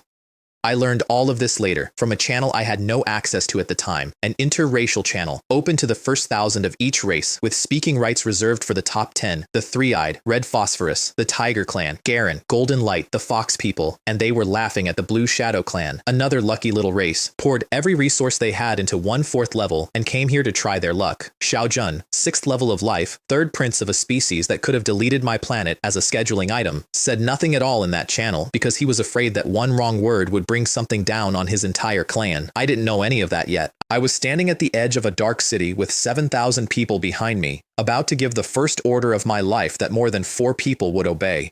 3 seconds of orange luck went into 5 orange chests, 5 purple, the group's mysterious chest, and the skill point card, all in one sitting, because I had learned by then that you don't spend a luck spike on the boxes you have, you save boxes for the spike. The skill point card rolled 5 out of a possible 10, middling. I'd waited 2 days for middling, and I'd do it again, because 1 out of 10 was on that table too. The mysterious chest gave me a stabilizer, which sounds like the least interesting item in this entire account, and is the one I'd fight hardest to keep. The cabin stays level through a 720-degree roll. At 600 kilometers an hour, the vehicle handles like it's doing 60. Yang Hua tested it by putting a full cup of tea on the table, while Gao Lei did something to the steering wheel that I did not authorize, and the tea did not move, and Yang Hua made a noise I can only describe as religious. The orange chests were another category of thing entirely. A crafting potion card, which synthesizes any potion and, crucially, shows you the properties before you commit, lets you rework the mix, and guarantees the final product has no side effects. I fed it the zombie agents and the tyrant potions, and came out the other side with a clean brew. Plus 10 to all attributes, permanent, no crash. A small armory. A room 1,000 square meters, containing enough firearms for 1,000 fighters, 20 rocket launchers, 200 shells, and 5 sniper cannons. Single use in the sense that matters. Each weapon vanishes when its ammunition runs out. An inventory upgrade card, taking every slot to 200 items, and a heavy marauder card, 20 meters long, 8 meters tall, orange grade. 2 of those deserve more than a line. The crafting potion card was the one I underestimated. It synthesizes any potion, but the part that matters is that it shows you the properties of the result before you commit, lets you pull the mix apart and rebuild it, and guarantees the finished product carries no side effects at all. I had a shelf of things with side effects by then. Zombie agents that fixed your DNA shut, Tyrant potions that gave you 10 points for 10 minutes and took 5 back afterward. Every one of them a deal with a hook in it. I put them all in and rebuilt them into one clean brew, plus 10 to all 4 attributes. Permanent, nothing taken back. The world's most expensive kitchen appliance, and what it does is remove the catch. The small armory I understood immediately and still didn't understand properly. 1,000 square meters. Firearms for 1,000 fighters. 20 rocket launchers. 200 shells. 5 sniper cannons. Every weapon disappears when its ammunition runs out, which sounds like a crippling limitation and is actually the only reason the system was willing to hand it over. I opened the door and stood in it for a while, because up to that moment, every single thing I had acquired in that world made exactly one person stronger. The vehicle, the guns, the attributes, the evolution. One man, scaling. This one made 1,000 strangers stronger once, and then evaporated. Manhwa put her head in and said what everyone was thinking. Captain, who are you planning to give 1,000 guns to? I didn't have an answer that day. I had one about a week later, and it turned out to be 40,000 people standing in the dark outside a city. Space went to level 6, 100 meters in diameter, 5 spatial gates, and 1 marker. I can walk into it. I can open a gate inside somebody else's vehicle, and with the marker, I can pull a person to me from wherever they are. Manhua looked at that description for a while and then asked the only question that mattered, which is a thing she does about once a week and which nobody ever expects. If you open a gate inside someone else's vehicle, can they come through it into yours? Yes. And on the next stage, if our vehicles end up in different zones? I stared at her. 20 years old. Cannot open a treasure chest without producing noodles. Just solved a problem I hadn't noticed I had, 3 weeks before it arrived. 3 tyrant hearts gave me shockwave, 1,000 mana for a 20-meter blast that tore a silver tyrant apart at level 0, and then I found out what the 5th tier actually costs. It isn't 50 points in one attribute, it's a total of 300 across all 4. I got there through synthesis scrolls and 11 purple chests under purple luck, and I want to mention the scrolls because of how I got them. A man called Sun Li had them and tried to gouge me through an intermediary, and I read their negotiation directly. Captain's privileges in a vehicle group include a great deal more visibility than most members realize, and then simply declined. He came back at half the price 9 hours later. I declined again. Some purchases are worth making twice as expensive to teach one person something. Getting there involved a man called Sun Li, and I want to tell that one properly because it is the only time in the entire month I paid extra on purpose. He had chess synthesis scrolls. I needed them. He knew both facts. So he ran it through an intermediary, a decent enough player called Ding Yue, and quoted me a number that was roughly 4 times what the scrolls were worth, on the theory that a man in a hurry pays what he's asked. What he had not accounted for is that Ding Yue was in my vehicle group, and a captain's privileges include rather more visibility into member activity than most members ever think about. I read their negotiation, both sides of it, including the part where Sun Li explained his pricing strategy in some detail and used the phrase he'll pay, he always pays. I declined. 9 hours later, the price came back at half. I declined again. Ding Yue, to his credit, sent me a message that just said, "I'm sorry. I didn't know he was doing that." I know. That's why you're still in the group. Sun Li got there in the end at a number below what I'd have happily paid on the first morning, and he lost about 2 days of his life to the exercise. I didn't need the discount.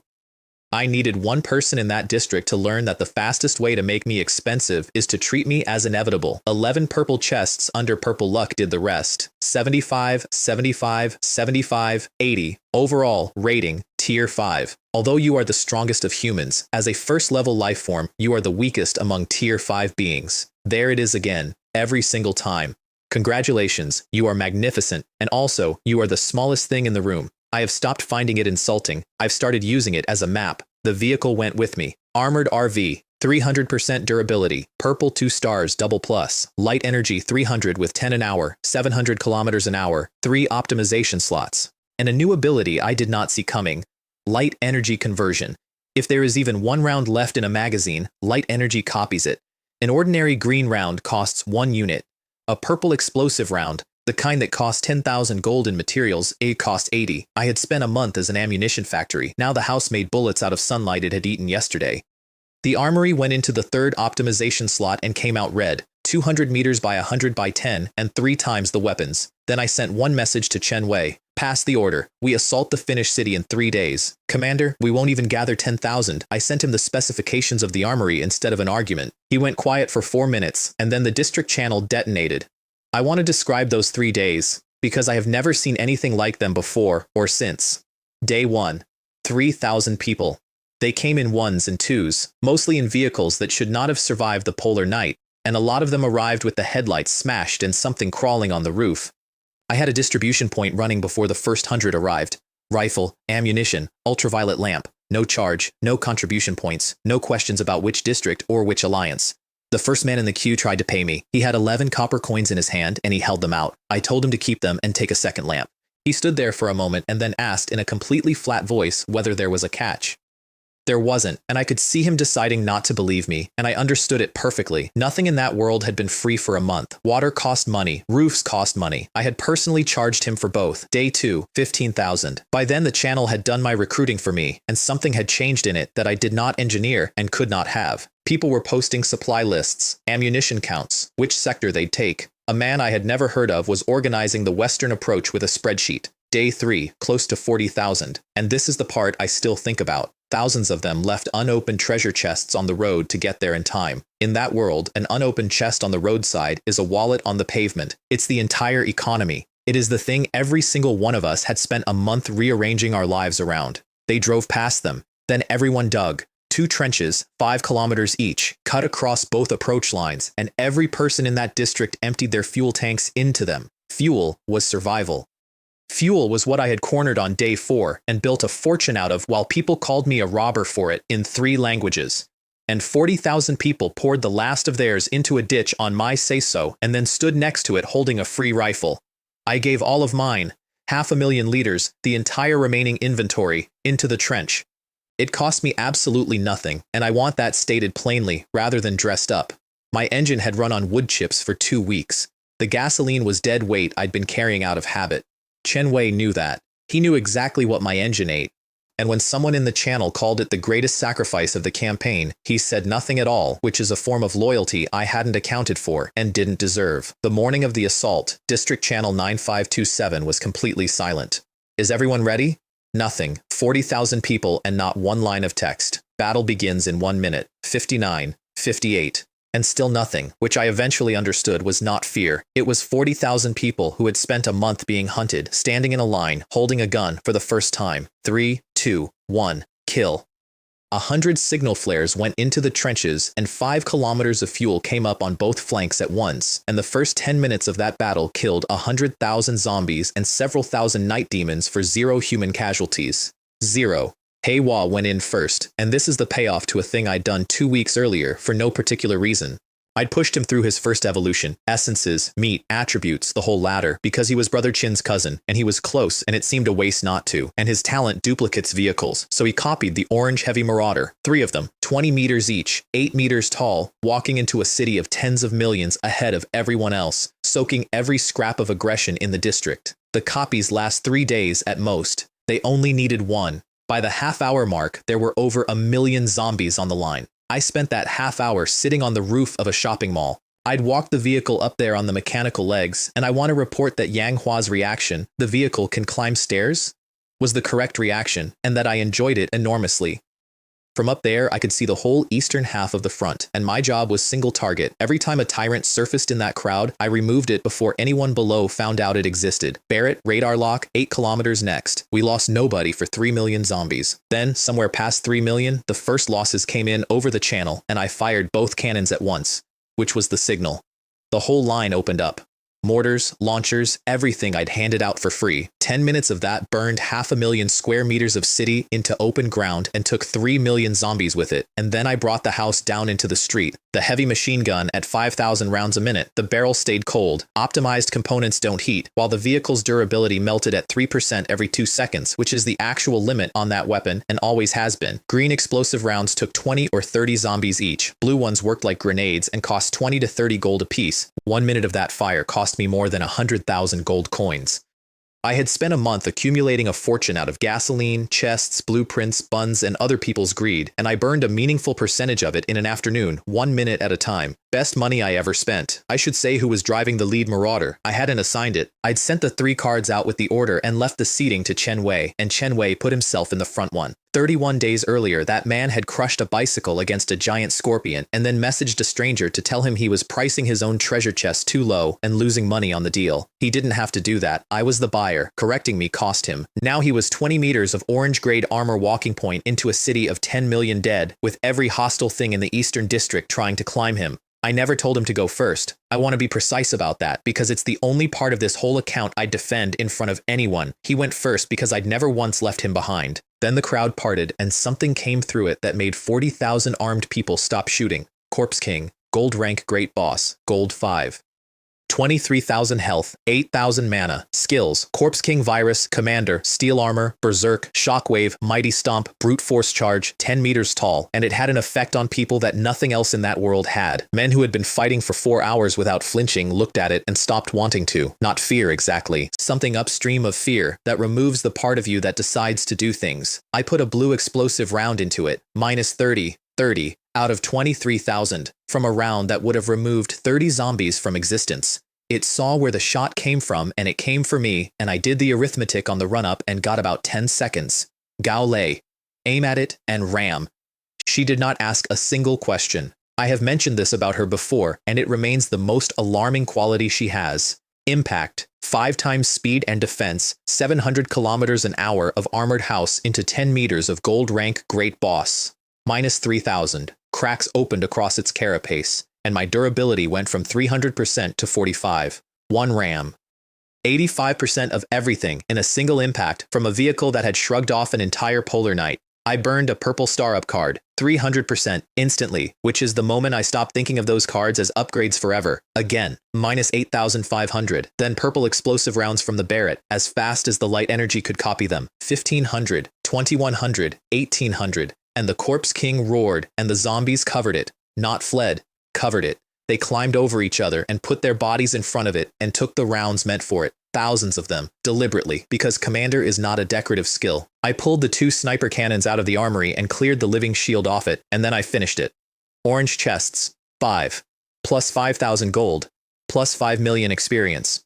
First kill of a gold great boss. 1 gold treasure chest. First kill of a gold rank great boss. 1 red treasure chest, and 1 random special item. And then a line I had to read twice because it referred to a kill I didn't know I'd made. Somewhere in that living shield, one of the bodies I'd cleared away with a cannon had been a frenzied tyrant, a gold boss. It had thrown itself in front of the Corpse King, and I'd removed it without ever seeing its health bar, which closed the other branch of my advancement quest. Both branches, 1 gold great boss and 3 gold bosses. As the host has completed the additional quest, this advancement is an evolutionary advancement. Platinum 1. Health 7,600. Mana 8,100. 1 point of Constitution now gave 100. Overall, rating, Tier 5+. You have progressed from the lowest life form to the 4th level of life in a single month. Impressive. 4th level, not 1 step. 4. Because I'd done both halves of a quest I could have done half of, out of pure stubbornness about not ranking up too early. I stood in a burning street holding a red treasure chest and thought about the blue-skinned people I'd never met, whose farmers had 50 health per point, and thought, I'm at 100 now. Then the radar filled up with tens of thousands of contacts that had not existed a second earlier, not arriving, appearing, being made. They were coming out of a tunnel in the city square, 10 meters across. It went 500 meters straight down, at an angle the mechanical legs handled, and my stomach did not, and there were no radar contacts ahead of us at all, which was somehow worse than a wall of them, because it meant everything down there already knew where we were. The walls were wet. I'll leave it at that. Going down that tunnel was the only genuinely frightening thing I did in 31 days. Then it opened into a cavern that could have held 100,000 people standing shoulder to shoulder, and 2/3 of it was occupied. Night Demon Matriarch, Gold Rank Great Boss, Gold 10, 98,000 health, 48,000 mana. Skills, Night Stalking, Summoning, Rapid Reproduction, Iron Skin, Mind Control, Mental Shock, 98,000. For scale, the Corpse King had 23,000, and he had cost me 2 rams that each took 85% of my vehicle's durability. She did not move when we arrived. She didn't need to. She had spent a month producing the entire population of a polar knight from a chamber under a city, and the reason I'd never found a nest on the surface in 2 weeks of searching 200 kilometers off the highway is that there was only ever one, and it was here, and every demon I had killed since the darkness started had come out of her. Attacking her directly was never the plan. I'd worked it out on the way down. Her mana was the plan. 48,000 of it, and every demon she births costs some, and we were standing in the only doorway. So we killed what she made, as fast as she made it, and watched the second bar instead of the first. She solved it the way I would have. She ate her own children and put the mana back. I stopped enjoying myself at that point, and it wasn't squeamishness. It was recognition. I had spent a month converting my own production into growth, and here was something running the same arithmetic, faster, in the dark, under a city, and the only real difference between us was inventory. So I changed the unit she had to spend it on. Summon Night Demon went from 4 to 6 to 7, and at 7 it stopped saying a guard no higher than your rank and started saying the highest available. Night Demon Guard, summoned. Platinum 10, 50,000 health, mental shock, 50,000. I had 7.5, and I could see through its eyes, which is an experience I do not recommend and will never forget. Running at her across that floor at a speed my own body has never produced, watching the mass of her fill the whole field of view, and knowing the entire time that the thing I was riding behind the eyes of had about 4 seconds left. It hit her with a mental strike. She answered with hers and took its head apart.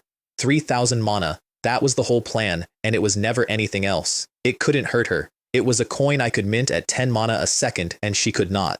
I minted them for a very long time. When the bar got low enough, she started firing eggs out of her abdomen. Blood red, the size of a person, each one containing a gold rank Night Demon King, hatching in about 15 seconds.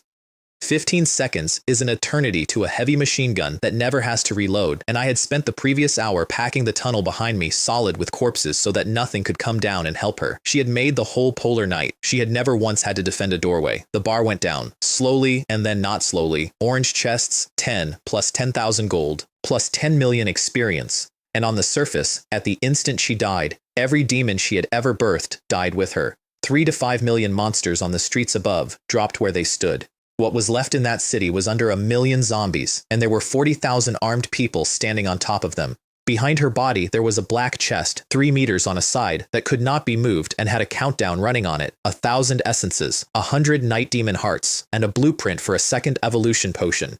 That last one is the one that mattered, and it took me a minute to see why. After the first evolution, a human at 50 points in their attributes can undergo a second, but only through a special item or a potion, and no such thing existed anywhere on Earth.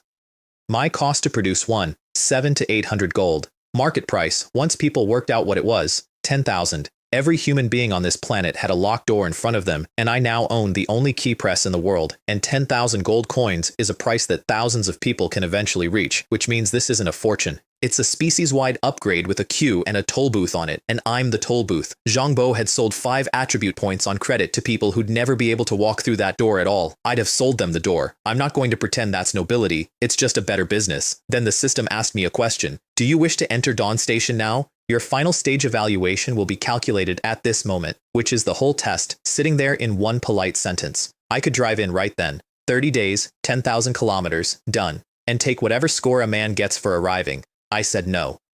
And for the next 24 hours, 30-odd thousand people cleared a city of 10 million, block by block, street by street, with free rifles and mortars, and 3 walking marauders, and a man on a shopping mall roof removing anything that stood up too tall, to the last zombie. And when the last one went down, the city stopped being a battlefield and turned out to be a city. Actual shops, actual warehouses, stocked, supplies for tens of thousands of people, sitting there behind doors nobody had been able to reach for a month, and every single person who fought got a share. That's what had been waiting behind the option to just drive in. I checked the channel that night while Gao Lei made dinner, and the district was arguing about the same thing it had been arguing about since day 4. Where does God Feng get his water? He's got an oasis. He must have found an oasis in the second stage. Nobody has that much water. Nobody. I told you on day 1, he has Coke and Sprite. I had, by that point, sold 500,000 liters of gasoline, cornered the virus trade, financed a war, and killed 2 gold-rank great bosses. And in District 9527, the standing theory about me was still refreshments. I never corrected them. Why would I? Dinner was instant noodles. Gao Lei has a talent that breaks the sound barrier, the merchant card, and a company. She runs a treasury, a payroll, and a lending desk. And after 4 attempts at cooking scorpion, tyrant meat, and something she declined to name, we had reached a working arrangement in which she boils water and I say nothing. Noodles again today. Would you like to cook? No. Noodles are perfect. Noodles are the finest food produced by human civilization.